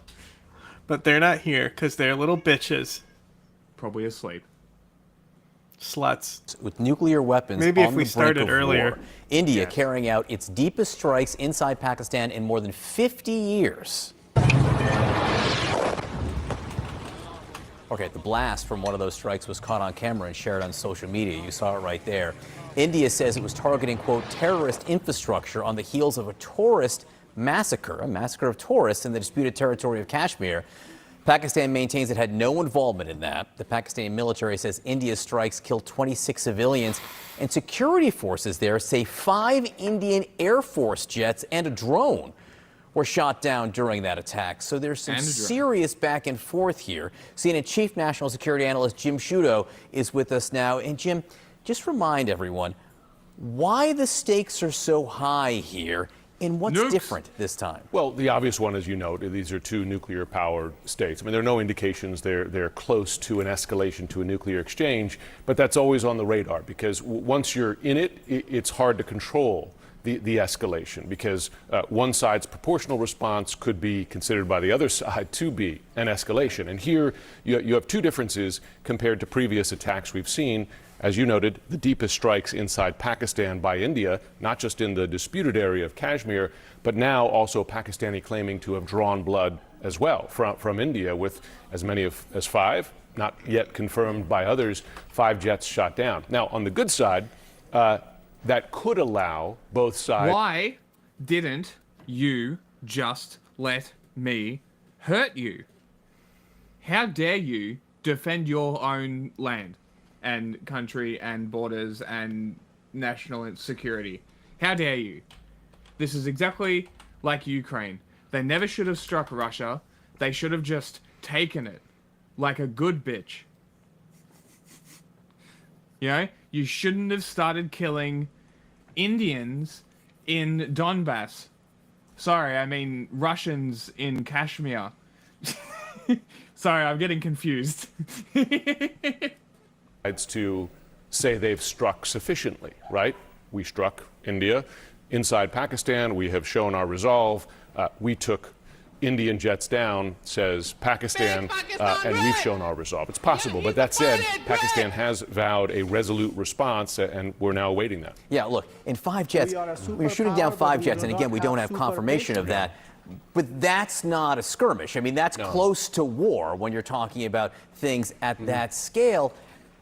Proxies here. I mean, first of all, I guess India and Pakistan are such major countries with major militaries. It's not necessarily a proxy war here, but there's who supports whom is interesting. Well, that's the central allegation here, right? Is that India blames Pakistan for this terror attack because, and it's a fact, there's a history of these terrorist groups operating on Pakistani soil, with ties even to Pakistani intelligence, etc. Now, Pakistan says that is no longer the case. India still holds them responsible. But we've seen this before. You go back to the Mumbai attack right, in 2008. Horrible attack. Lashkar-e-Taiba, a Pakistan. What? Fucking holding Pakistan.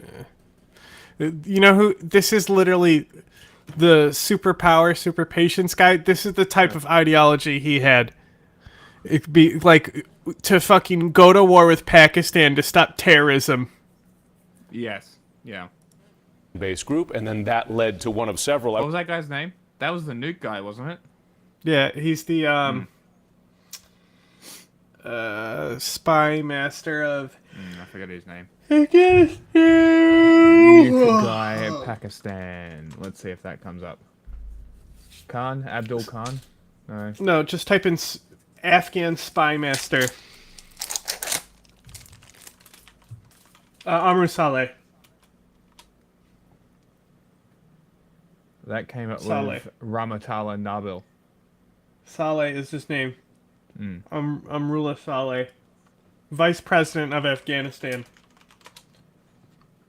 Ah. What a funny looking bloke. He's got a funny head. Look at him. Psycho, bro. And he was funny. he fucking ran the kill teams and shit like KPF. Oh, really? Look at him. What a funny head. Like he wanted to go to war with Pakistan so bad. But he didn't want to do it. He wanted the US to do it. Uh-huh. Well, he should have consulted what's his face? Bin Laden. He knows what's up. Well, yeah, he wrote letters and shit. So like Saleh, when he was in intelligence, right? With the KPF, like those drone strikes that happen inside Pakistan. Like that's him. Oh, on like, the borders. That was his unit coordinating with the CIA. What are they? What's that area called? Fata? Coast. Yeah. Fata. Yeah. Dog shit. Fuck that guy. I was going over my notes, the number of times the two sides have shot each other. 2019, 2016, 2014, 2013, 2011, 2008, 2002. Right. I mean, these are regular events. They are, although, again, deeper than we've seen before with potentially more consequences we've seen before. What's the U.S. involvement here, or how much power or sway does the U.S. have to sort of calm things down? Listen, I mean, the U.S. is not the only one making calls right now. You saw the Secretary Rubio has been in touch with the two sides here. The neighbors are in touch. One could expect that China might be in touch as well. It shares a border. Each one saying, let's keep a cap on this. Now, I did speak to U.S. military officials because I asked them, what is your level of concern that this expands beyond what it is right now? And again, this is hard to predict, but they said that in recent years, India and Pakistan have managed to manage escalation, right? To take shots, which are, let's not minimize the danger of that, but then to back down. So you at least have some history of that as well, but we'll have to see, because Pakistan, it seems by all accounts, will respond, and then the question will be, how does India interpret that? Yeah, again. Okay, they're saying nothing. Pakistan, please, please, please, please be the adult in the room this time. It's a strong possibility with the current admin that they may be the adults in the room this time. Yeah. Maybe. We'll have to see. That's the when thing, you like, think the liberal media have hit rock bottom. So, like, just when you think they can't possibly go what any about lower. The Chris Ginger? Jesus, that's what I was trying to find. Hold on. So like Ryan said, is like Pakistan asymmetric warfare is really where their We've got an strength is. update on the situation happening between Pakistan, Pakistan, and India. Oh my God! And does the Iran approach, where it's like Yeah. we'll respond when we decide. That could work. They should not send planes into India because they will definitely lose one. Yeah. And right now they take the have the wins. biggest W. They They took shot bombs, down but planes. because they downed planes, they have huge Ws. Where we The think general United is States like stands in Zeal terms Hawk. of the That's not a situation. good. That's not a What's good the future, sign. especially when it comes to the United States. Okay, the worst guy in Pakistan's history is who the general is compared to. Awesome. It's India trade deal. We've been hearing rumors that the United States is going to potentially use India to box out China and gain leverage. I don't know over why he doesn't China have a beard, because by agreeing to they a never free do. trade deal with Those guys. But that's illegal. You're allowed illegal. to cut your facial hair. No, but like Banned. the guys who negotiated with Mullah Omar didn't have beards either. Bad Muslims. Shut up, cat.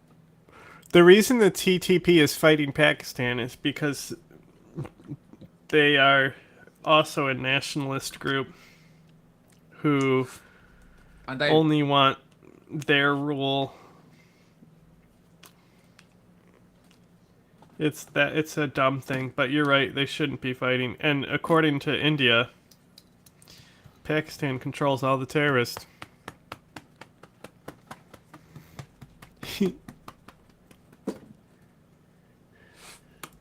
with India. Yeah, I was with joking their earlier capability, that with how big their economy is, their manufacturing prowess. Imran Khan is in jail for of- fucking his wife.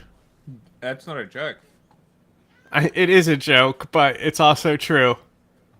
Oh, if you needed more evidence, if you needed more evidence that India is the wrong party in this conflict, Laura Loomer, everyone. Boy. India is going to win. Win what? Win what, Laura? She doesn't know. The ball? She was just told by her handlers to say that. She doesn't fucking have handlers. She fucking, besides the fucking rat on the wheel in her head. Yeah, that's what I meant. India being able to, at least for a time, make iPhone. You'd probably turn into a Nazi too, if you had that cake tin rattling in your head the whole time. I mean, I do have a cake tin rattling in my head. And produce other things that the United States needs that we would normally get from China. We're not trying to have India replace China, but you're not going to be able to build the factories and the manufacturing infrastructure necessary within the United States in that short period of time. You have to supplement it somewhere else, and that's how we're able to gain leverage over China, is through India along with other countries. That's why we've Does talked bro about when we get the ball rolling, not trade know agreements what going Vietnam's to role is? Force China to come to the negotiating What is table this because about? Where we will have what other options in manufacturing, terms of where our what products can be jobs produced. Now, and we'd love for them production to are be we moving to produced India from domestically. China? But again, Bro, I think India there was some- India actually pays people fucking competitive wages in those industries. We can't No, I fucking think- move it to India. I think India proposed taking up some of the slack that would have been lost from China. So that is something that has happened, as far as I'm aware. Whether For it what actually comes- industry, though? I'm not sure. That I'm not sure about.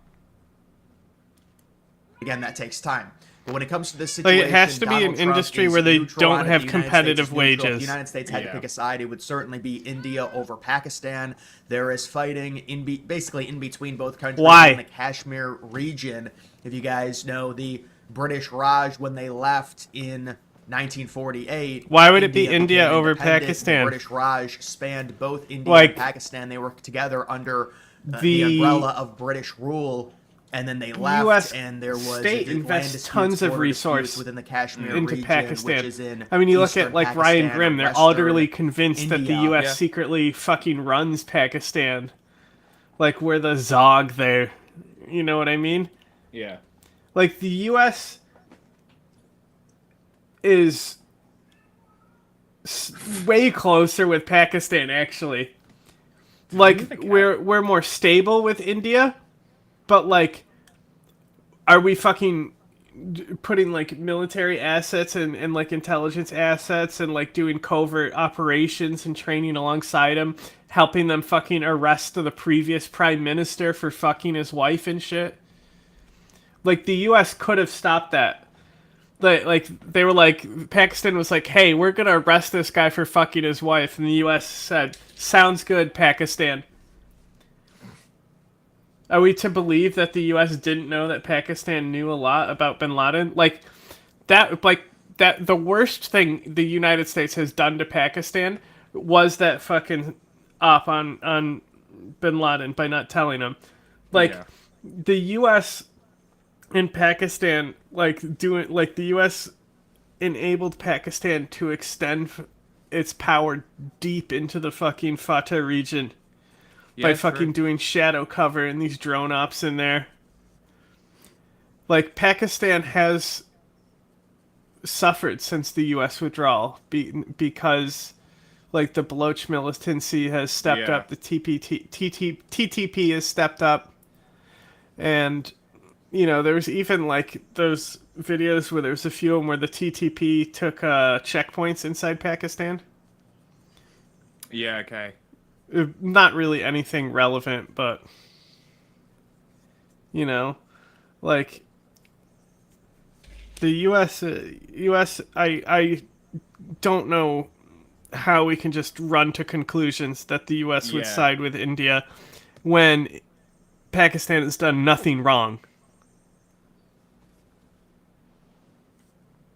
They really haven't. Like even if they did help facilitate Al-Taiba,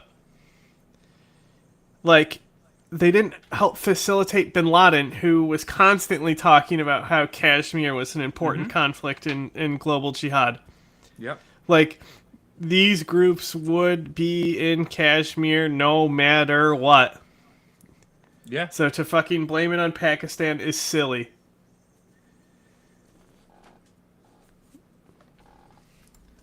And so what happened was in April, you know, there's been on and off Pakistanis were fighting in 4 or 5 major well, that's the regional wars citizenship. since The citizenship 1947, but in India there is was also an attack against Indian tourists. I mean, look, like They we were say saying, around 26 fucking tourists, I India, believe, is the number. Indian diplomacy with Israel and Palestine. You know that Indian government backs in that conflict, right? It ain't Israel, but the stereotype online is a specific thing with India. You know.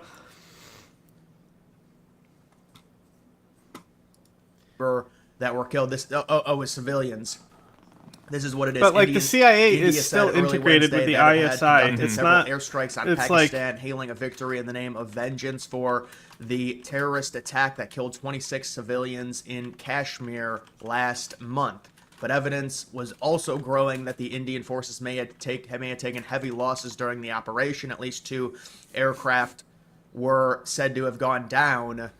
And so there's fighting back and forth. People are wondering, these are both technically nuclear powers, both India and Pakistan. the ISI, we're working with the Taliban and the United States throughout the entire conflict. That's what Amrou Saleh was crying about. Yeah. Ultimately, the entire war in Afghanistan was always going to end with us maintaining our relationship with Pakistan. Pakistan knew they could do no wrong. Yeah. You should come on and talk about it. So, invite's still open. Did Fatima Payman lost, didn't she? Like, Australia's voice didn't get anywhere. She's out. I don't know. You tell me. No, I'm asking. I'm not asking you. Countries in this disputed region, the Kashmir region, before several different times.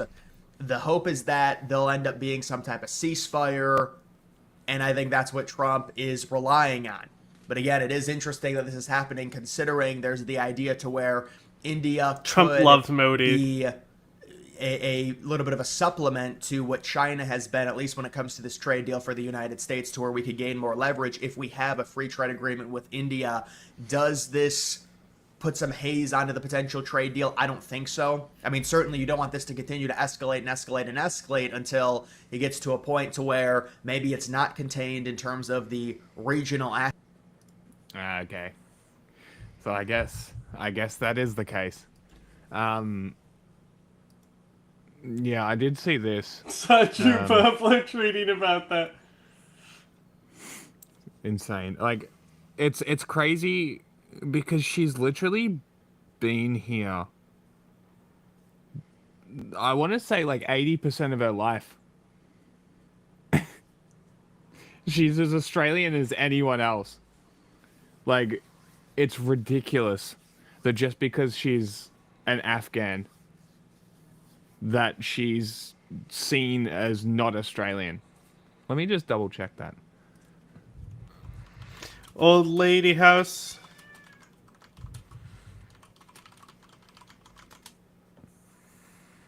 In 2003. She was 8 years old. She is as Australian as anyone else. It's actually crazy. And yeah, of course he was. Of course he was happy with the results. Because Labour did everything in their power not to acknowledge Israel's genocide, while also speaking out of the other side of their mouth, saying that it was super bad, but while also facilitating the Israeli fucking lobbyists in the country, in the state. It's ridiculous. And then Drew wants to start talking. Well, how about we talk when you can regain your principles? Aspect of it, If but you right ever now had we them. do believe it's regional. It's India, Pakistan. Again, there's been fighting going back to the late 1940s when the British left.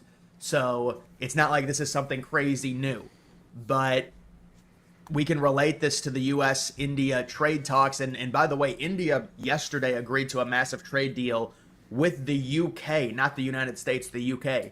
There was originally a report that came out about a week ago, and there were some other big Republican influencers that tweeted about it, saying the United States and India had reached a trade agreement. It's not true, but we're getting close. J.D. Vance visited India about 2 weeks ago and said, this is the formal kickoff of the talks. We've agreed to start trade negotiations. And okay, enough of this.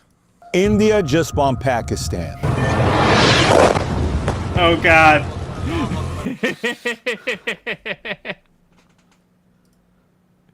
Do you see why I changed it? India just bombed Pakistan. India literally just attacked Pakistan, and this is not good. This attack was a reaction to what happened on 22nd when 5 militants from Pakistan terrorist group come in and killed 26 only men. They allowed their wives to live. They killed 26 men, letting the women know, go show Modi what we did. They had the folks who said, what religion are you? I'm Hindu. Boom, kill them. What religion are you? I'm Muslim. Oh, really? Yeah. Man, letting the second when 5 militants from Pakistan terrorist group come in and killed 26 only men. They Wait, so what? So this... So they while allowed he's their going wives across- to live. They killed 26 men, letting the women know, So what, people are running? go show 'Cause it really doesn't they look like start many people reacting are... to it. Yeah. Modi what we did. They had the folks who said, what religion are you? I'm Hindu. Dude, that's crazy. What a crazy video. That's nuts. Invite who? Drew? He won't talk to us. Not anymore. No, like, ever since he took those paychecks from Israel, he's completely abandoned any and all principle or morals, ethics, but he still wants to act like he should be listened to on Ukraine. Why? You literally just repeat US talking points, state talking points, just like the people that you complain about who parrot Chinese talking points. I say this to the tankies all the time and they fucking hate it. Is every single piece of information you get from China is the equivalent of the CIA. You are a fucking agent being owned by Chinese CIA. You are fucking idiots. And Drew has done the same thing with the US. Boom, kill them. What religion are you? I'm Muslim. Oh, really? Yeah. Why don't you tell me the Islamic kalima? They don't have it. Boom, kill them. Now, why does this matter? Because when you think about the top countries in the world with the most nuclear arsenal, you know where Pakistan and India are? Neck and neck. 1/6 place, which is India with 172. The other is 170. And by the way, do you know how a Pakistani official just responded to Al Jazeera named Faisal Kundi? You know what he said about nuclear weapons? Listen to this. Our nuclear bombs are not meant... Hold on, what? Surely not.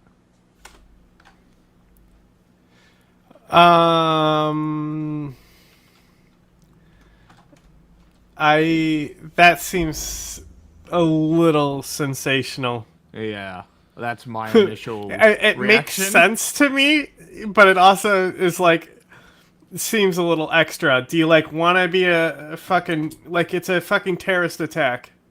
Yeah, how pedantic Like- in particular do you want to be? Yeah. Like, I don't think that these people are doing it because of a moral reason. They're wanting to create terror. I imagine that they probably did it expecting a response of some kind. You know, maybe they asked too. people if they were circumcised or something like that. Maybe asking, yeah.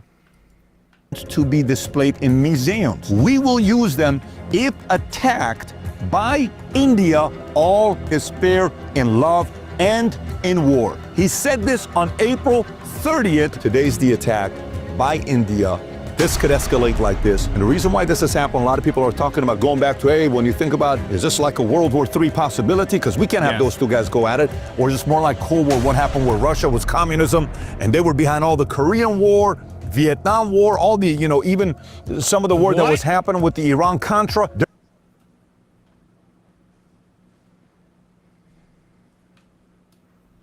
What? Problem? Wow. I'm floored.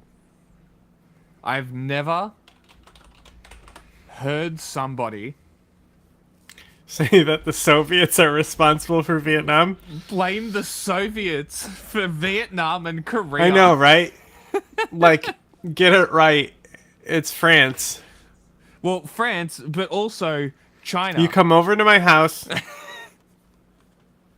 Like, that's one of the dumbest things I've ever heard him say. Like, I can get behind blaming America. That I can get behind. To blame the Soviets is something else. Blame them for Afghanistan. Blame them for other things. Cuba. Well, but like, man. In PBD's defense, he is a fucking moron. This is true. They're behind of it, or is this more like in this situation, China's behind everything because they're instigating Pakistan? Is U.S. all of a sudden going to get involved with this? Oh my Russia's God! kind of involved. Why because are they you got a very good including relationship this? with Why India. did you put this 60% in? of the We need balanced coverage. Yes, China, known for being behind Islamist terrorist attacks. They're doing them all over the world. They specifically have good control over Islamists. They're like, hey, you should fucking attack India because we're China and we fucking control everything. And they're like, sure thing, boss. This is like, this is like seriously on the scale of the people who say that like Israel controls shit here and all that stuff. Like, shut up. Are you fucking kidding me? What a moron. I'm waiting for the Iran Well, how does Iran get involved? Oh, I'm sure. I know you know him. The military equipment that India uses, they bought from Russia, and 40% of the oil that Russia sells, India is the customer. So there's a very interesting dynamic going on here. We're going to talk about that today. Who the fuck cares? They're not Europe.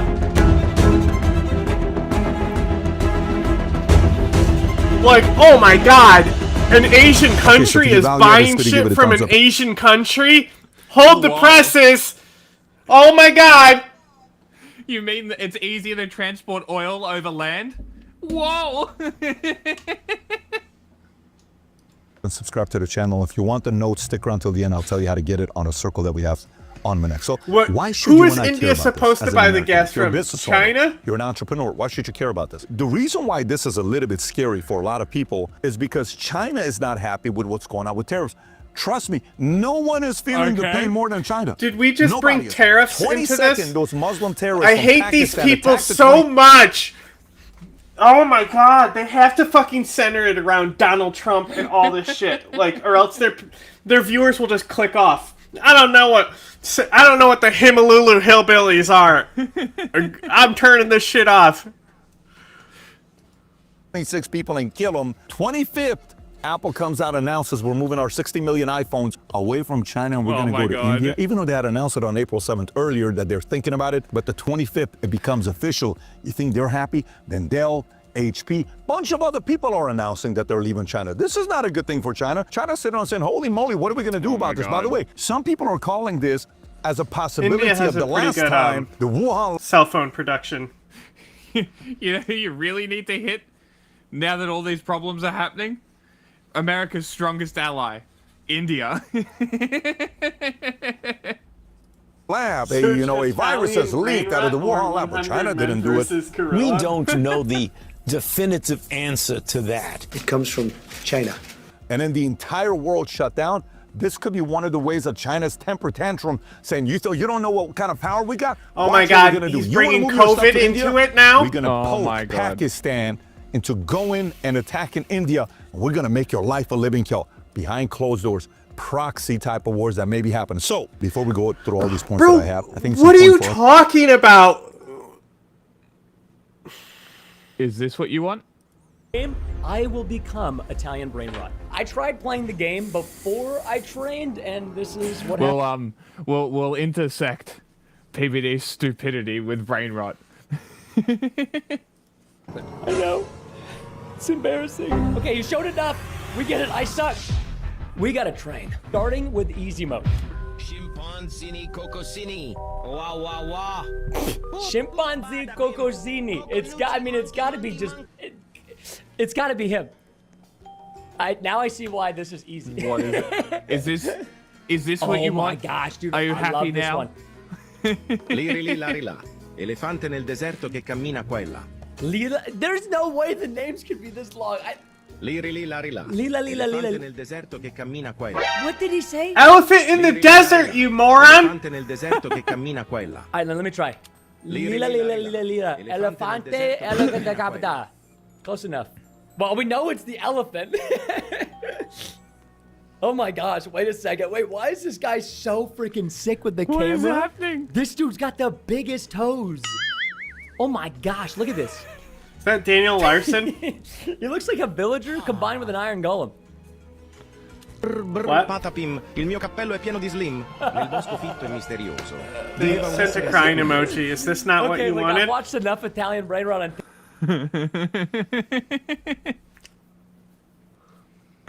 I've lost the PBD now. I was loving that video. Hold on. I didn't think there would be someone dumber than Depressed Ginger on this. For us to know the history of Can why you just do write a comment? people from Pakistan, With all due respect, Muslims, what the fuck are you talking about? I will leave it with the actual channel. India just bombed. All right. With all due Y'all actually respect, played it. You asked. Patrick.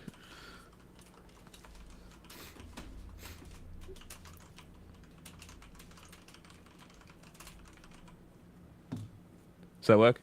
With all due respect, Patrick. What the fuck are you talking about?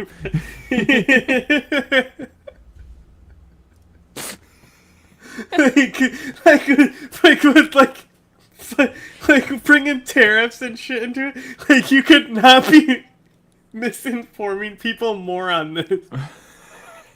Like, instantly making it a China conspiracy in response to, like, COVID and India tariffs.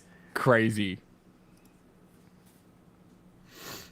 Shut down. This could be one of the ways of China's temper tantrum, saying, you don't know what kind of power we got? Watch what we're going to do. You want to move your stuff to India?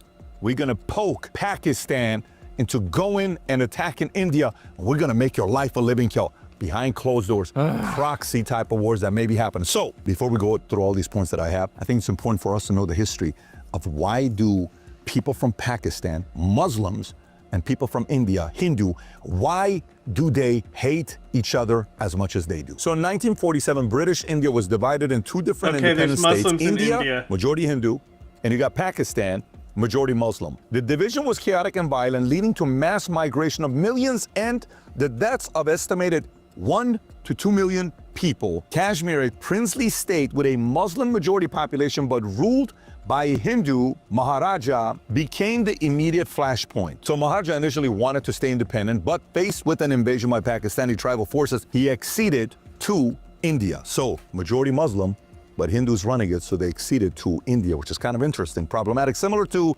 Donbass, Crimea, or even Gaza, West Bank. Hey, it's ours. No, it's ours. No, it's so Nagorno-Karabakh also in Armenia. So no, it's Azerbaijan. No, it's Armenia. Because Pakistan was literally invented during partition. Yes. Israel technically has existed forever. Trump's comment on this, at least biblical history. He was saying, "Oh, Pakistan and India," and you'll never guess what he said. After that, he said they've been fighting for centuries. Centuries. How old is Pakistan, Donald? Amazing. How long has Pakistan been around? But that's what he wants to say. Is they've been fighting for centuries. He wants to portray anyone who's not white and shit as violent, being barbaric and violent. Yeah. In place, similar situation here. So that led to the first Kashmir War that started in 1947 and ended in 1949 with a UN brokered ceasefire, which caused Kashmir to be divided, which is Indian administered Kashmir and a Pakistani administered Kashmir, referred to by Pakistan as the Azad Kashmir. So that's the first war. Then we have the second war that starts in 1965. Again, Kashmir. Pakistan attempted to foment insurgency in India. Kashmir resulted in a full-scale war between India and Pakistan. Yeah, but it's cut in with writing and video footage. Yeah, this is how you do it. Is when you're reading from a script. Obviously, you cut in footage. Yeah. Brokered by that footage is a pain in the ass. Oh, well, they fucking have a subscription to some fucking... Yeah. By the Soviet Union, little territorial change but deepened hostility. Then that led to the Bangladesh Liberation War 1971 when East Pakistan, now Bangladesh, sought independence from West Pakistan. India supported Bangladesh independence fighters. War resulted in the creation of Bangladesh, humiliating defeat for Pakistan with 90,000 of their troops. We're talking 90,000 of troops surrendering. And by the way, keep in mind, we can go to the Kargil War in 1999. We can talk about the different terrorist attacks. We can talk about what happened in 2001 with the parliament attack when terrorists attacked the Indian parliament, nearly triggering another war. We can talk about the Mumbai attacks in 2008, which militants from Pakistani base. Last year, al-Taibi killed over 170 people. They also attacked the Taj Mahal Hotel, which I visited before in Mumbai. It's a beautiful property, right on the water. And massive international outrage followed. You can also talk about the Pulwama attack, 2019. Suicide bombing killed Lord 40 Bebo Indian is soldiers in literally Kashmir. reposting India responded with Arma footage. Are we at all surprised? I'm just like, how are people still following this account? That's my question. Like, all of these fucking Russian bot accounts, I don't know how they have so many fucking followers. They have to be bots, right? Mm-hmm. Like, there's no way there's that many stupid people. Oh, and remember how I was talking about the the people who were like fronting a Zionist who are clearly Yeah. Like, look at this one. This is such a funny post. Pull this one up.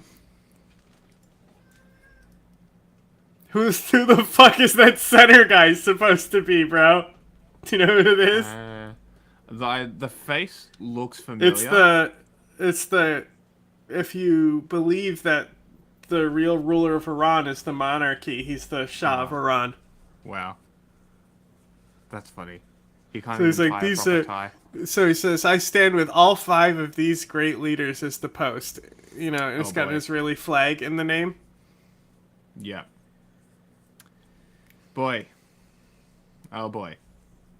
Can we just talk about how the two people, one desperate to cling to authority, and the other a comedian who put his country into recession, can't tie ties.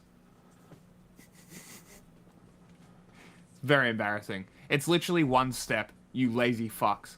Do you want me to do it? I'll do it right now. I'll get a fucking tie and tie a perfect tie. We don't got time on for that. camera because Don't got it's time not for that. that fucking hard. Don't got time for that. Ugh.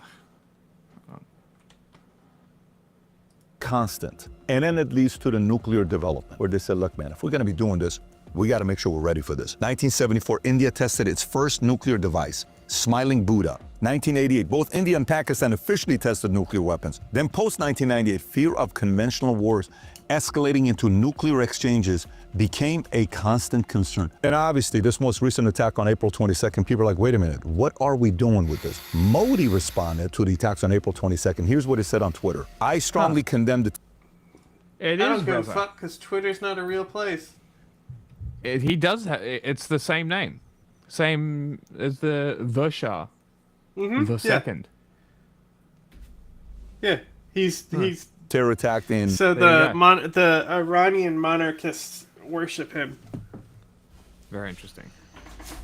What is his position? Ghazi replied. What's his position in the state? Or if is he he's in free, you exile? can just drop him the link to join in. Say now. Now? Question mark. Hold on. Well, I'm gonna see. Probably busy now because it's like midnight. You know. Yeah. I'm gonna see if I can get the right now goblin thing and send that to him. Right now.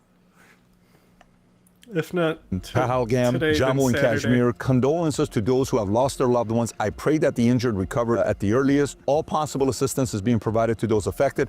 Those behind this heinous act will be brought to justice. They will not be spared. Their evil agenda will never succeed. Our resolve to fight terrorism is unshakable, and it will get even stronger. April 22nd, 2025, at the time, 33.5 million views. Everybody's watching what this man had to say. So now, Modi is saying this, and then Pakistan comes on and says, well, listen, we're denying this. We were not behind this. We didn't do anything like this. This is not us. This is a terrorist organization. We would not do something like this to India. This is not something we want for it to be escalating, et cetera, et cetera. Anyways, you can either believe him or not believe him, but typically when this happens, Pakistan likes to say, we were not the ones behind. So now we have to think about what the response is. Obviously, India just bombed Pakistan, but we got to think about what else happened. Number one, terror response. India pledged severe retaliation, potentially military or covert, and accused Pakistan of state-sponsored terrorism. The attack was claimed by a group linked to Lashkar-e-Taiba. I talked about it earlier. Number two, water issue. Watch this one here. Water treaty suspended. India puts the Indus Water Treaty on hold, citing Pakistan continued support for terrorism. This threatens Pakistan's critical water supply and raises tensions immediately.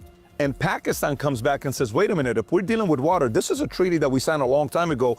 In 1960, between India and Pakistan, a water distribution agreement that allocates the use of Indus River and its tributaries between the two countries.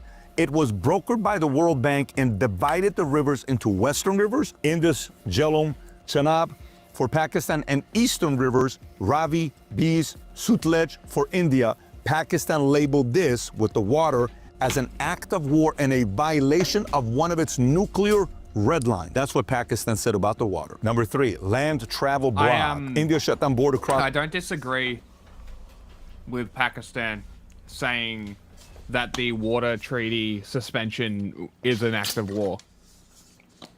I don't necessarily disagree with them. I know, right? It's crazy. But It's as almost you like said- Pakistan is doing nothing wrong.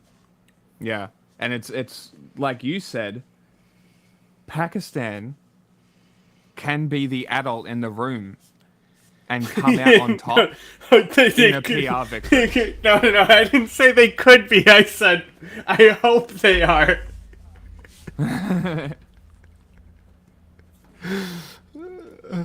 Oh. Very close. A water distribution agreement that allocates the use of Indus River and its tributaries between the two countries. It was brokered by the World Bank and divided the rivers into western rivers, Indus, Jhelum, Chenab for Pakistan, and eastern rivers. This Pakistani Ravi, official Beas, here is like, there are no Sutlej for terrorist India. camps in Pakistan. labeled this with the saying water that, as you know, like India can't be attacking terrorist infrastructure. Bro, you literally have terrorist attacks like today. Like, the Baloch liberation groups literally attacked you today. What do you mean there's no terrorist camps inside Pakistan? Fucking, oh, so suddenly those guys aren't terrorists? Is that what we're saying? The BLA goes hard. They have I'm only not sure if been it was the hitting BLA. China, right? It was definitely a Baloch group, though. Okay. It's an act of war and a violation of one of its nuclear red lines. That's what Pakistan said about the water. Number 3, land travel block. India shut down border crossings and ordered Pakistani nationals to leave Pakistan. It mirrored the action. Bus and train links had already been suspended. Number 4, airspace closed. Both countries banned each other's airlines from using their airspace. The ban is in place until May 24th, possibly longer. Number 5, sea access blocked. All ship travel between India and Pakistan is banned. Each side has blocked access to their ports for the other's vessels. Number 6, visas canceled. India revoked nearly all visas for Pakistanis, including medical ones, and ended the SAARC visa program. Pakistan did the same. Number 7, diplomatic expulsions. India expelled Pakistani defense attaches and cut embassy staff by nearly half. Pakistan responded identically and suspended. My connection on my laptop was lagging out, so I had to refresh. The Simla Agreement, which underpins the line of control framework. We've already got too many videos. This is just posts that I'm sending you because they're funny. Number 8, trade and financial pressures. Pakistan suspended all trade with India. India unaffected economically, instead pushed for FATF sanctions and IMF loan reviews to choke Pakistan financially. Number 9, sports cut off all sports ties. High-profile gestures of goodwill were retracted following the terror attack. Number 10, social media bans. India blocked Pakistani YouTube channels, social media accounts of celebrities, and even ex-Prime Minister Imran Khan's account, citing national security concerns. Imran Khan catching strays. India missile tests and increased military presence along the line. Come of on, like man. the border between the two. I don't even That's what like we're doing the to guy, test us, but okay? this is getting Here's what we're doing. ridiculous. Just watch this. Be ready. Something may happen. And guess what Pakistan did? Same exact thing. 12, internal lockdowns. India has detained over 2,000 individuals in Kashmir under anti-terrorism laws and demolished homes of suspected militants, actions that have drawn criticism for human rights violations. Now, here's the thing that Pakistan has. There's something they call the nuclear doctrine and red lines, meaning if you cross the line. Remember how earlier we talked about in this water treaty that they had many years ago from 1960, that's one of them. Next one, territorial laws, red lines. That means we're gonna use our nuclear weapon on you. Military destruction, economic strangulation, political destabilization, and internal subversion. Guess what? One could say all of these are happening right now. You know what's crazy about this whole thing? Think about India and Pakistan, right? Imagine who's the last country you would think in the Middle East to say, hey guys, you gotta pump the brakes and find a way to control and exercise restraint. What is the last country in the Middle East that you think would say that to India and Pakistan? You ready? Iran. Iran's foreign minister urging both nations here's the thing. to exercise It wasn't restraint. the last country I was thinking. I knew that's what he would say, though, of course. Mm-hmm. Like, I didn't want to say Iran because it's not the last country I would think. I just knew exactly where this was going. I did call it. Like, wait, How's you Iran mean to coming tell into it? me a country that borders with Pakistan is involved in trying to act diplomatically to de-escalate the situation? That's just so crazy. Who could have seen that coming? So it's almost like both countries are fighting a Baloch insurgency. Yeah. Weird that it's like a criminal that's killed 29 people, gone to jail. He's killed a bunch of your guys. Like, look, man, you don't need to do this. This isn't the right thing to do. Bro, what are you talking about? Iran's Yes, they're doing it for morality reasons, Patrick. Security Council discussing the issue and calling for de-escalation and dialogue. Everybody is concerned that this could get nasty. So let me step back and kind of process this here together with you. Let's go to the positive and then let's talk about the negative. Right? What's the positive? Oh my God. Right here, you're sitting there saying, well, what side he is is Russia on? literally Russia on Michael Pakistan's Scott, side? bro. 'Cause Russia and China, BRICS, they should be on the same side together, right? Well, no, BRICS is also India, but then China and Russia, are they not going to have an issue together? Is Xi going to be able to call Putin and say, bro hey, is doing a pro and con sheet. Putin going to say, I don't know about this, man. India, 60% of their military supply comes this from is me. literally India, a meme. 40% of oil they buy from me. I'm sanctioned by a lot of different guys, but these guys are still doing business with me. I'm going to be on India's side. You better not be on their side. Who else is going to be on Pakistan's side? Think about that. China is pissed off because India is getting the business. And if this thing gets even uglier, could U.S. have to get involved? And this leads to the whole thing with Russia, Cold War, U.S. communism. I don't know, but this is something definitely to follow very closely. I don't know. I'm because, just again, saying a bunch of China things and is trigger desperate words to get on in the your big head. Stage. If China But I don't goes really and know they're what I'm seen talking sitting down with about. Xi, in their eyes, it's a loss because they lose face in front of their people. Their pride doesn't want to get them to fly to D.C., Pennsylvania Avenue, sit down and have a conversation with President Trump, J.D. Vance, Lutnick, and others, because again, they don't want that. Just a week and a half ago.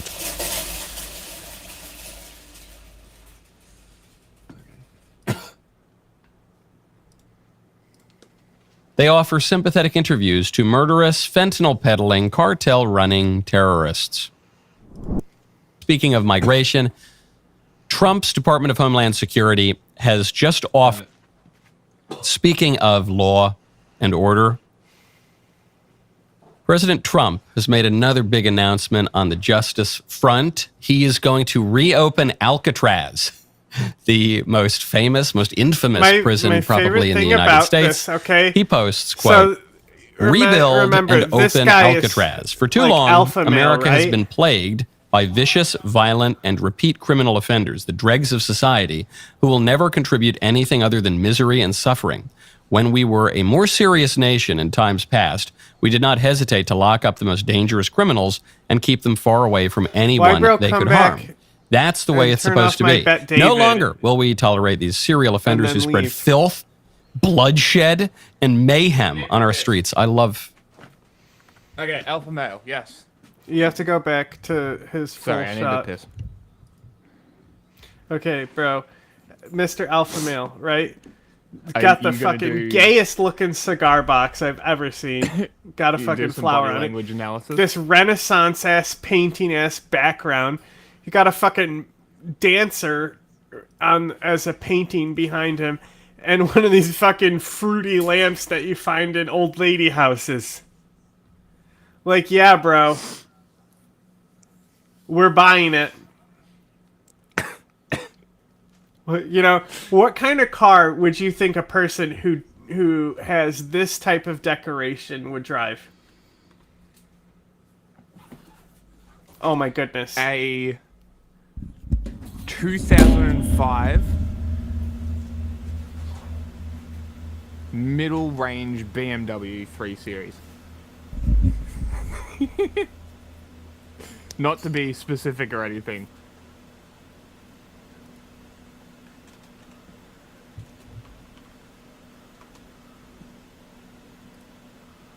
Done arguing? Okay. Something like this. When he punches somebody, is it for a punch bug? This is what he. This is. How do you think he says punch bug? Punch buggy. We definitely would know. We don't say buggy in America. But yeah, this is the car that someone like that would drive. 100%. 100%. I was thinking his wife's car. That works too. I got a bit more specific. He's got a reverse Crowder situation. Did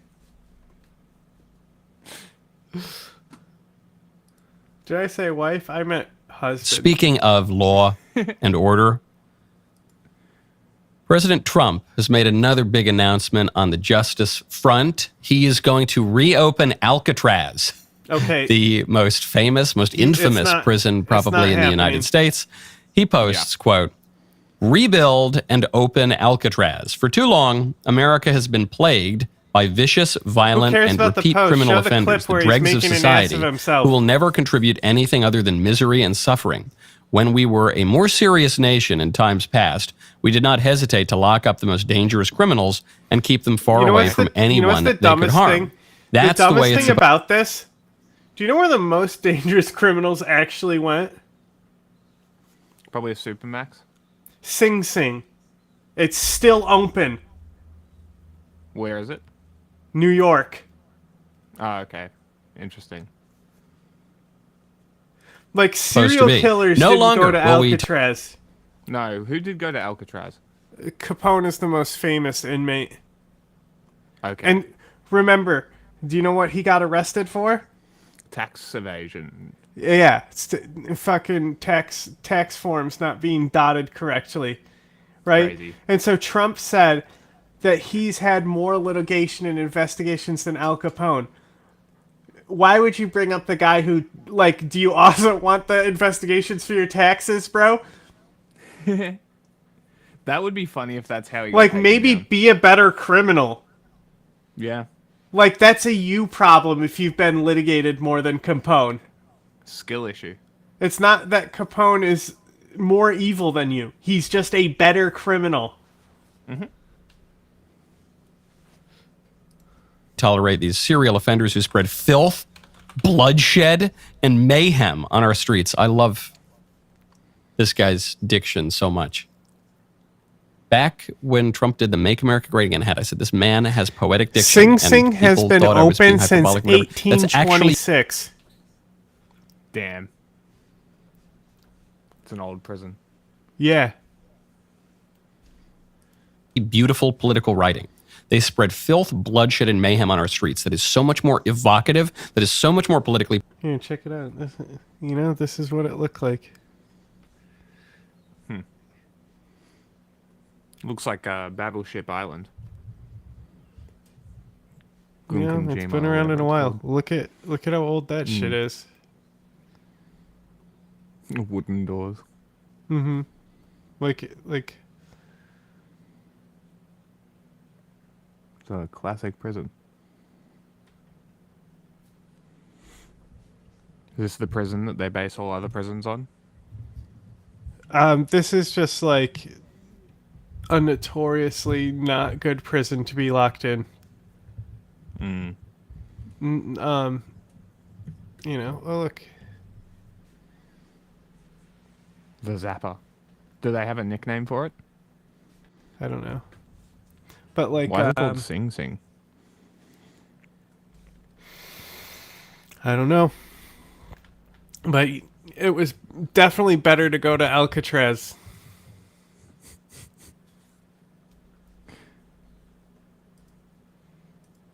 Dems or even the radical Dems, because they're not very good at the English language.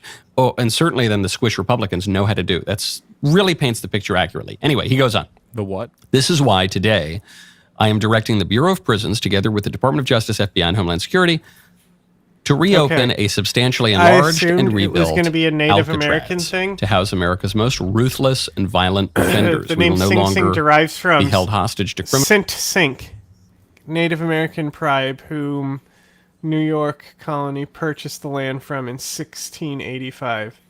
Okay. Formerly That's the name early. of the village. So the tribe that was there before was Sint Sink. Interesting. Not a surprise that that's the origin.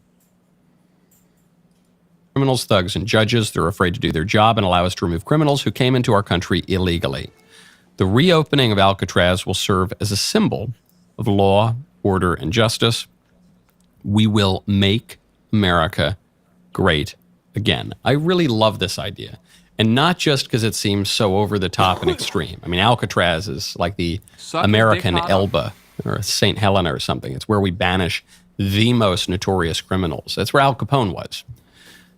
Then it closed down, not for any reason other than it was just expensive, and I guess the soul. These people are so silly. The thing about Alcatraz is that, like, I believe it wasn't maximum security. It was relatively low security. But because of its location, that's what, like, made it safe to the public. Look at notable inmates in Singment. One of this guy is just a pickpocket, but hitman, murder,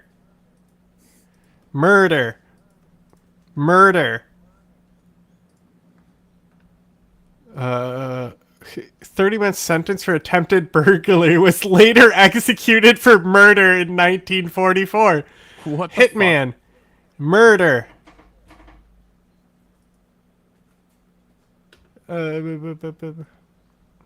Crazy. Serial killer. Leader of a gang.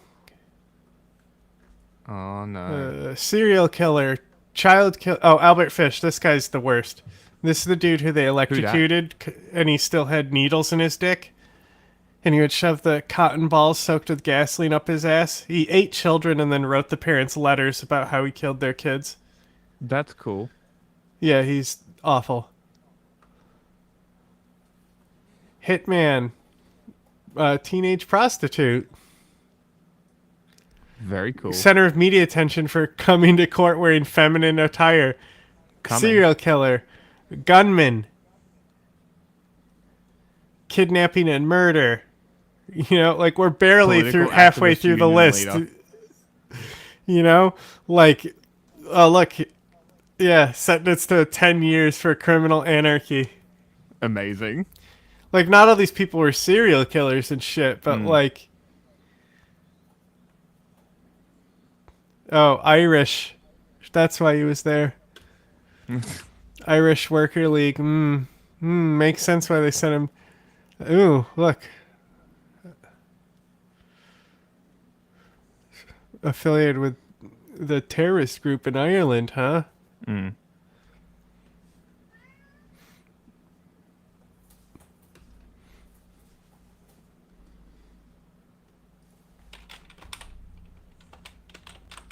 Salt water from the sea had corroded some of the building. But people seem to think that the criminals were able to escape from Alcatraz. That isn't true. Some people, they were able to escape in the sense that a handful of criminals were able to get out and start swimming across the water. Either. But they all... Crazy.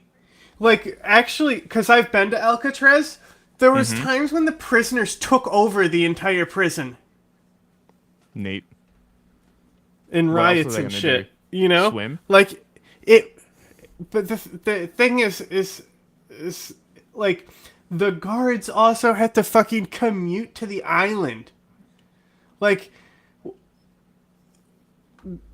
sure, it's like, you also have to commute to any fucking job, right? But, like, you probably have to go from your home to the port, then get on a boat. Something like that, yeah. Sounds like a shit job.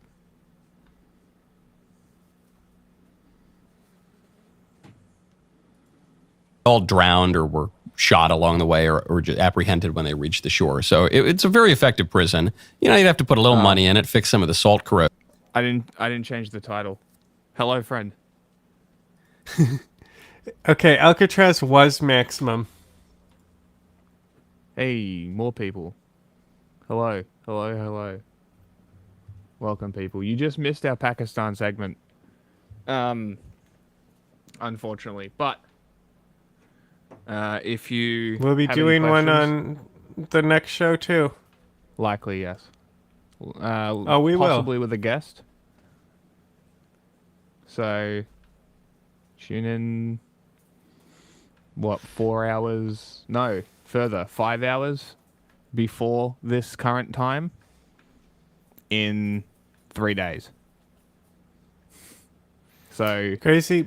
Most EST. of the Alcatraz inmates actually have pictures.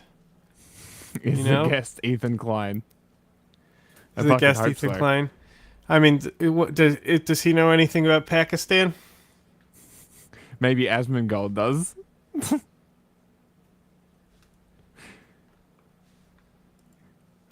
I don't think. I don't know, man. Can we beat the Canadian education system? I just need to know Ethan as well. I want Ethan and Asmongold to tell me where Pakistan is on a map, without lines drawn, of course. You know? Yes, of course. Solid landmass. And just being like, Because oh, this it's area. fucking easy. It's like It probably really is. one of the easier ones to do. Australia is probably the easiest. You would think. I would imagine. The best is like they always say like, "Oh, can you name a country?" And they'll be like Africa, and they'll be like, "That's a continent," and they'll be like, "Oh."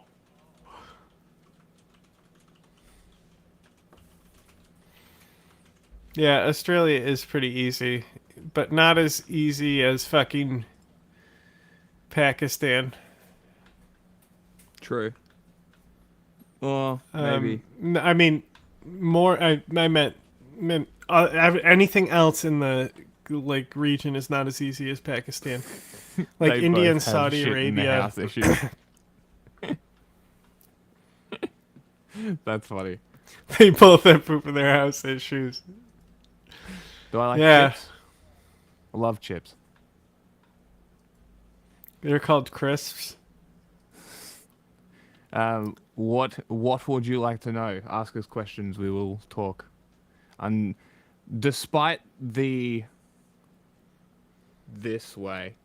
restream thing over, I'm struggling over there. We are live. Is Trump really like that? He really liked that. What do you mean? Ocean. Does the certain But thing say we aren't live? we should reopen. No. Oh, I'm just because saying the it says restream watermark is there. Yeah, That's 'cause probably why the I viewers can't have been afford shit. in Alcatraz for two reasons. One, it's good to use things for what they're for. One of the big problems we have in America and in our whole civilization right now Hi, Matt. is Me we know again. Alcatraz is a military fort, his not a name is prison. Whatever. Hey, faggy.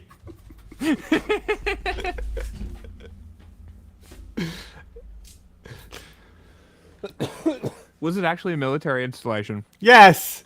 Of course. Like, come on. What else would you put on that fucking island that's defensible from California and shit? Yeah. Military fort. Makes sense. Or a watchtower. Probably has one of those too. no longer use things It did. for what they're for. You especially see this in Europe. Still Europe does. has Shut essentially up. become a museum. It used to be a civilization, now it's a museum. But even here, how many churches in America have become coffee houses? Who gives a shit? Or bookstores, or whatever. That's bad. We don't want to do that. How many churches in Europe have become mosques? Oh, now we hate capitalism. That's not good. There's something feels very wrong about that. When you How take come- something and transform it How come- and use it. Where's your crucifixes in this shot, bro? It How many seems like Gothic you're French worshiping the churches have false burnt down? gods of cigars. You know, seems like you care more about cigars than crucifixes. Kaylee Yeah, McEnany capitalism. ain't going on TV without her cross. Money is God, baby. Against its original purpose. Parks and playgrounds. It's good to use parks and playgrounds. Now so many of them have become dog parks. Used to be for kids, now they're for dogs. When That's the not good. American Civil We War built broke them out in for kids. It's 1861, good the to have kids. It's island better to have mounted kids than to- 85 cannons. Damn. Increased to 105 cannons by 1866. Good for them. Though the small size of the garrison meant only a fraction of the guns could be used at a time. At this time, it also served as the San Francisco arsenal storage of firearms, preventing them from falling into the hands of Confederate sympathizers. Lol. Alcatraz, built as a heavily fortified military site on the West Coast, was a form of a triangle of defense with Fort Point and Lime Point. But the complemented work on Lime Point was never built. Interesting. The first operational lighthouse on the west coast of the United States was built on Alcatraz. During the war, Fort Alcatraz was used to imprison Confederate sympathizers and privateers on the west coast, but its guns were never fired at the enemy. So I guess Blake here could make an argument that it was a prison then too. You could. Have dogs and pretend that the dogs are kids. We pervert those things. Marriages were for having children, and as a secondary matter for the mutual support of the spouses. Now marriages are about for Alcatraz or what? Splitting the rent and going on vacation. I agree. We should be locking up Confederate sympathizers in Alcatraz. Let's get back to those days, Mike. Yeah. Hey, did you cry about a statue being erected in New York today? I bet you did. I bet you made a little cry saying we can't have history, but they can erect random black women. I bet you did make a post just like that. Maybe you should go check. Sounds like someone's a Confederate sympathizer who belongs in Fort Alcatraz. Get it back to its original purpose. I don't know what's going on. What's his name? Justin? Michael Knowles. Bobby? Fuck wit. His pronouns are dumb cunt. We don't know what it's, and so that all of these things lose their coherence. Our whole society loses its coherence when you don't use the thing for what it's for. So that's a long and probably needlessly philosophical way to say, I think we should use prisons to be prisons. But then the second reason that it's good that Trump is reopening Alcatraz is it shows a rethinking of our criminal justice problem. Oh, he did. He For did. decades, He did. We have heard from the left and from libertarians on the right that America has an over-incarceration problem. Boom. So he's retweeting Matt Walsh. I was looking for the statue itself. Obviously, it's Matt Walsh retweeting statues. And he says, and he has to say, are you suggesting these statues are less beautiful than these Italian-built works of art?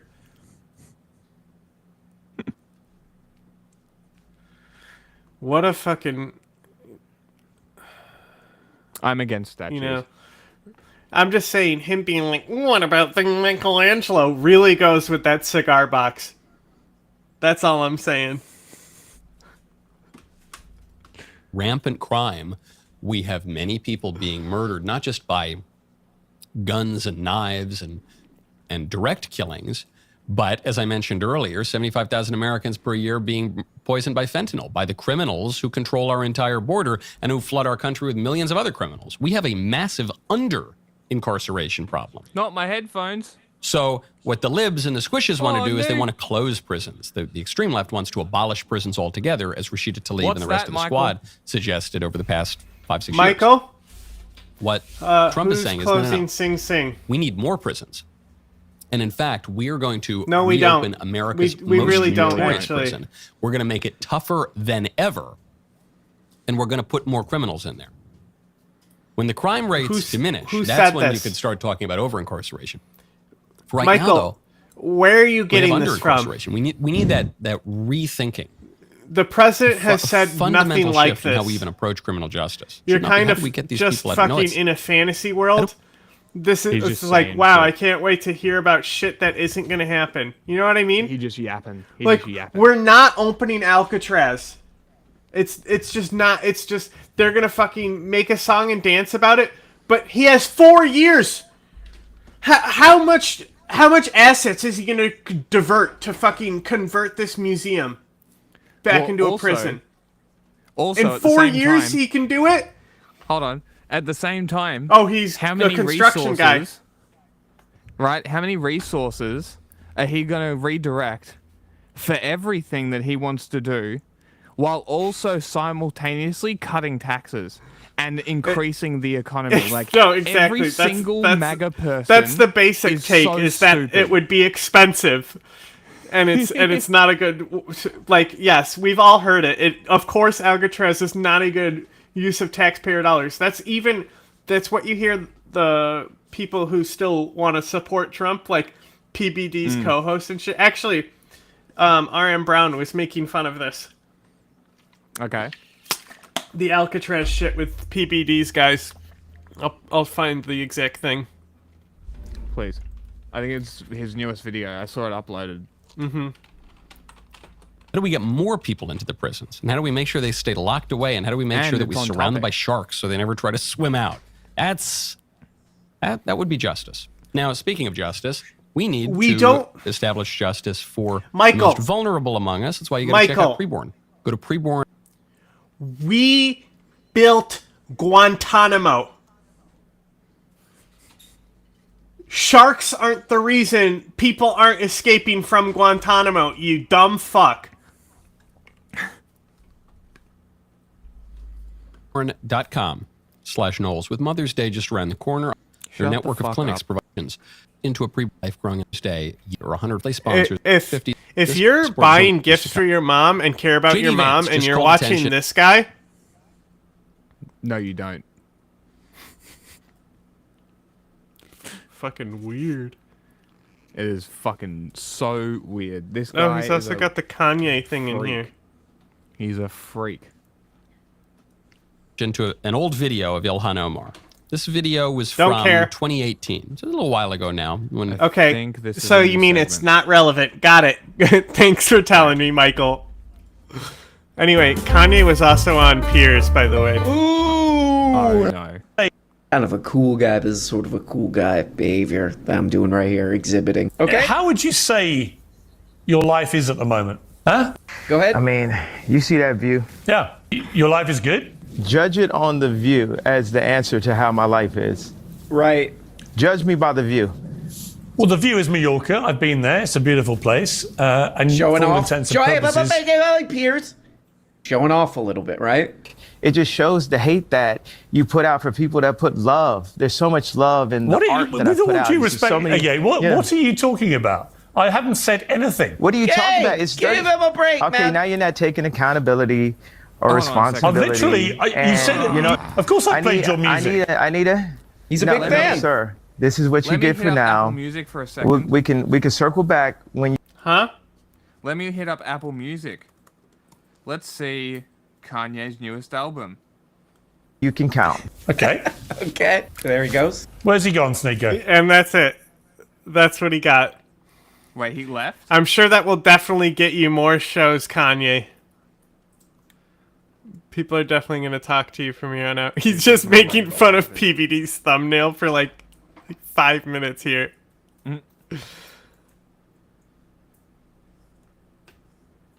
Oh my god. This is one guy we can safely say his future is not looking bright right now. Be reopened for the dregs of society, and people lost their mind. Go ahead, Tom. Well, I think Go ahead. The great troller strikes Who is again. Tom? He's talking to somebody. You don't always know who Trump's talking to, but Right. he's talking to somebody here. And Master people are losing their full mind. chess- And I chess think he move. does that. And I think sometimes he does that on a Monday because he's got something he's going to do on Tuesday, and he wants chess everybody move, to be man. running over. Look over here. Look over here.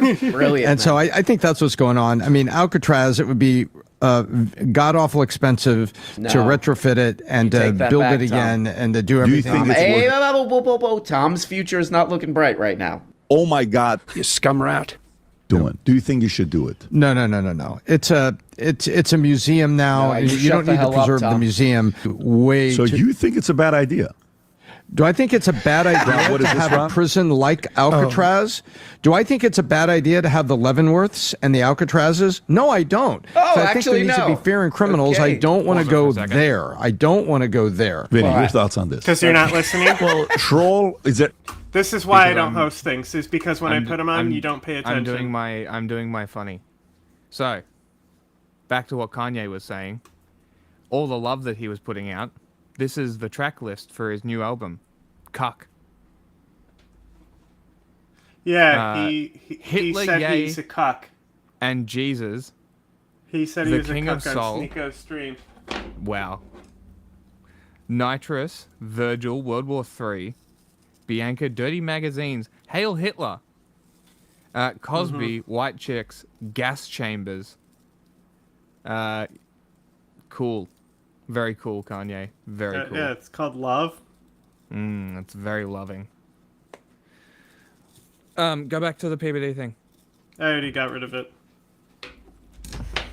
I'm not going to play it again. Chat just saw it. You're only showing the first 30 seconds. Yeah, it was literally exactly the segment I was trying to show. I said I will go to the exact or plan segment. to destroy Iran's nuclear facilities starts in an unlikely place Even though I said I was 3,000 looking up miles the track away list. on this tiny speck of an island in the Indian Ocean called Diego Garcia. It's a little-known base that's been used in every major armed conflict in the Middle East since the 1980s, proving that no matter when you were born, you're right on time to fight in the Middle East. Where would This you U.S. position base at yourself on Diego the Garcia is political located just spectrum? south of the equator. There's no and such thing. Moving on. it's one of the most remote islands on the entire planet. This allows bombers to safely launch Right in the long-range pole. missions into the Persian Gulf, East Africa, and even Southeast Asia. And that's why during the initial warning order phase of the remember war, I was telling you bombs, about this missiles, fucking fuel, island? and cargo aircraft are surged Yeah. into the theater over the course of a month. And this could explain why. be right For the back. first time in over 4 years, the U.S. military just deployed B-2 stealth bombers to Diego Garcia in early April 2025. It's like Yeah, my it's old squad called- leader used to always say. What could possibly called, go wrong? According to satellite what do imagery, they there are call it? currently 6 Deterrence. bombers on the runway, which is about 30% of the entire fleet in one location. That's $12 billion worth of American force within just 10 square miles. And the crazy thing is, we already know this war plan has existed for nearly 2 decades, because the former chairman of the Joint Chiefs of Staff, Admiral Mike Mullen, publicly revealed it back in 2015, which means that this plan has just been sitting on a shelf somewhere in the annals of the Pentagon collecting dust, tempting every general since then with hard, sensual eye contact. Now the US government has resurrected the plan once again by giving Iran a deadline of less than 2 months to reach a diplomatic agreement on their nuclear program, or else. And if I put on my regular infantry thinking cap, we can see that Quad this is nods. all interconnected. Probably fake ones. Iran is funding Houthi terrorists who are bombing shipping lanes in the Red Sea, destabilizing the whole region and the world's economy. While the Houthis say that they're doing this in solidarity with the Palestinians who are getting bombed by Israel with, you guessed it, US support. You guys, it's a perpetual conflict machine. It's the geopolitical equivalent of the snake eating its own tail. And that's why I think it's important for us to analyze this air campaign against Iran's nuclear sites. What tactics would the US use in an attempt to destroy these facilities? What would the cost be? And for the love of God, is there a diplomatic solution that we could use to avoid all of this destructive possibility of war altogether? I'm your everyday infantryman, Chris Cappy. Let's find out. Wait a second, how crazy is it that you can just Google satellite images of the location of some of America's most valuable stealth bombers? Can you imagine the kind of information you could Google about a regular person? I searched myself and all kinds of personal information. This is me when we need every $5 million free trial, defenseless here. But in many ways, I think it's actually better than that. Because they're Cappy. horseshoe-shaped 14 miles long by 4 miles. You are a public figure. Okay? The fact that you would be advertising a service like that, like, your privacy is fucked, bro. A libertarian. Like, it's not coming back for you. Miles wide island is big enough for a giant 12,000 foot long runway capable of launching heavy strategic bombers, unlike your carriers. It's also a beautiful Neon exotic place Demon. to be stationed, unlike your carriers. It's true that the U.S. has already a bunch more closer air bases in the Middle East, but that would require pesky things like authorization and permission from the government in each area. Just like your carriers, though, that operate in the legal, dubious, free-for-all international waters, missions out of Diego Garcia are under full U.S. control, which is something that resonates with every high-ranking control freak of a general. However, it costs thousands of dollars to support these bombers each day when they're far away from their home base in Missouri. In return, the benefit from a military point of view is that it's less than half the journey to their targets, which allows these pilots to run multiple missions in a shorter time frame. What we're talking about is something coordinated by what's called the Air Tasking Order. The Air Tasking Order is a massive document that lists all air sorties that take place in the first 24 hours of a war. It matches each pilot to a priority target. It's like a pilot's to-do list, but for war. But I'm just a grunt of a ground pounder. To learn how this really works, I spoke with former Top Gun instructor and U.S. Navy F-18 fighter pilot Vincent Callsign Jello from Fighter Pilot Podcast. He's flown from aircraft carriers on combat missions over Iraq, so he's an expert.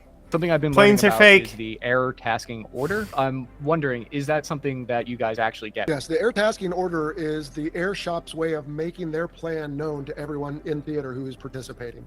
I'm told in Desert Storm, the Air Tasking Order was as big as a New York Yellow Pages phone book, and every flight is in there. You'll have overall tasking, specific tasking. What's a phone book? Weapons, loadout. I printed an example of an we Air might watch Tasking a Order movie right soon here, if you want to watch a They're movie. always low on ink. What the actual over. This is the brains of the operation. The rundown includes call signs, aircraft types, payloads, and mission coordination. Let's look at the key targets that American pilots are briefed on in this Air Tasking Order. Iran has 5 nuclear facilities. Their locations are publicly known, and they're marked on this map that you're looking at in blue. No, Too bad we didn't pay the bill. Yeah. What movie? Old Lady House. You can What pick. movie? You have to vote in the poll. These sites are distributed across 500 miles in almost a straight line that runs directly north to south from the capital of Tehran to the port city of Bushehr. Movies that this air campaign would need will to change hit your life. all of these nuclear sites in order to be successful. It's true. And on Jack top of can that, vouch for it. Iran has 3 Except for the nuclear last research one. centers marked on the map in green and 3 uranium mine. No, I mean it did change your life in a way. It got the account banned. Whoops. And it was in the piracy category too. Yeah. Lines marked in red. Each of these have deep underground facilities that in some cases stretch 300 feet deep with 40 feet of reinforced concrete. And if I highlight the You know what Air else Tasking Order stretches on 300 camera right now feet with deep? my highlighter, it'll seem more like I know what I'm talking about. And if I color code the highlighting, I'll Look, be he's doing the self-reporting on my Johnny tism. Harris thing. Highest priority for the attacks are the uranium enrichment sites, which is the real engine driving Iran's nuclear program. Their 2 biggest enrichment sites are located at Natanz and Fordow. Each of these have deep underground facilities that stretch 300 feet deep in some cases, with 40 feet of reinforced concrete. Each of these are protected by some of Iran's best air defense systems as well, which we'll get into later in more detail. What would you have to consider when it comes to suppression of enemy air defense missions in an environment like Iran, for instance? The 2 biggest things you have to consider are the mission objectives and the level of risk. That is, what is it you want me to achieve and how badly? Because if it is taking out the entire defensive network and I better die trying, then that affects my mission planning. Does Canada vote ranked choice? Or is it America style? Is it like hamburger love style or hot dog style? Versus, hey, to see if you can give them a bruise and don't get anyone killed. But you'll notice some of the most important aspects of the Air Tasking Order is choosing the correct strike package. This will be key to the mission's success. In this scenario, crews load up 3 of the B-2 bombers with a payload of 2 of the GBU-57 bunker busters each. Only each 2. of those roughly cost about $3 million. The second team Okay, of 3 stealth movie bombers are is- loaded with 80 of the JDAM 500-pound GBU-38s Oh, each. This is a just typical under 2 combat hours, payload. 30 This gives the minutes. fleet a combined payload of Jesus fucking 246 Christ. munitions, weighing roughly... Alright, we have to start it now then. So if you want to transfer off YouTube and start the other channel. Send the link. Oh, yeah. You just have to type it in.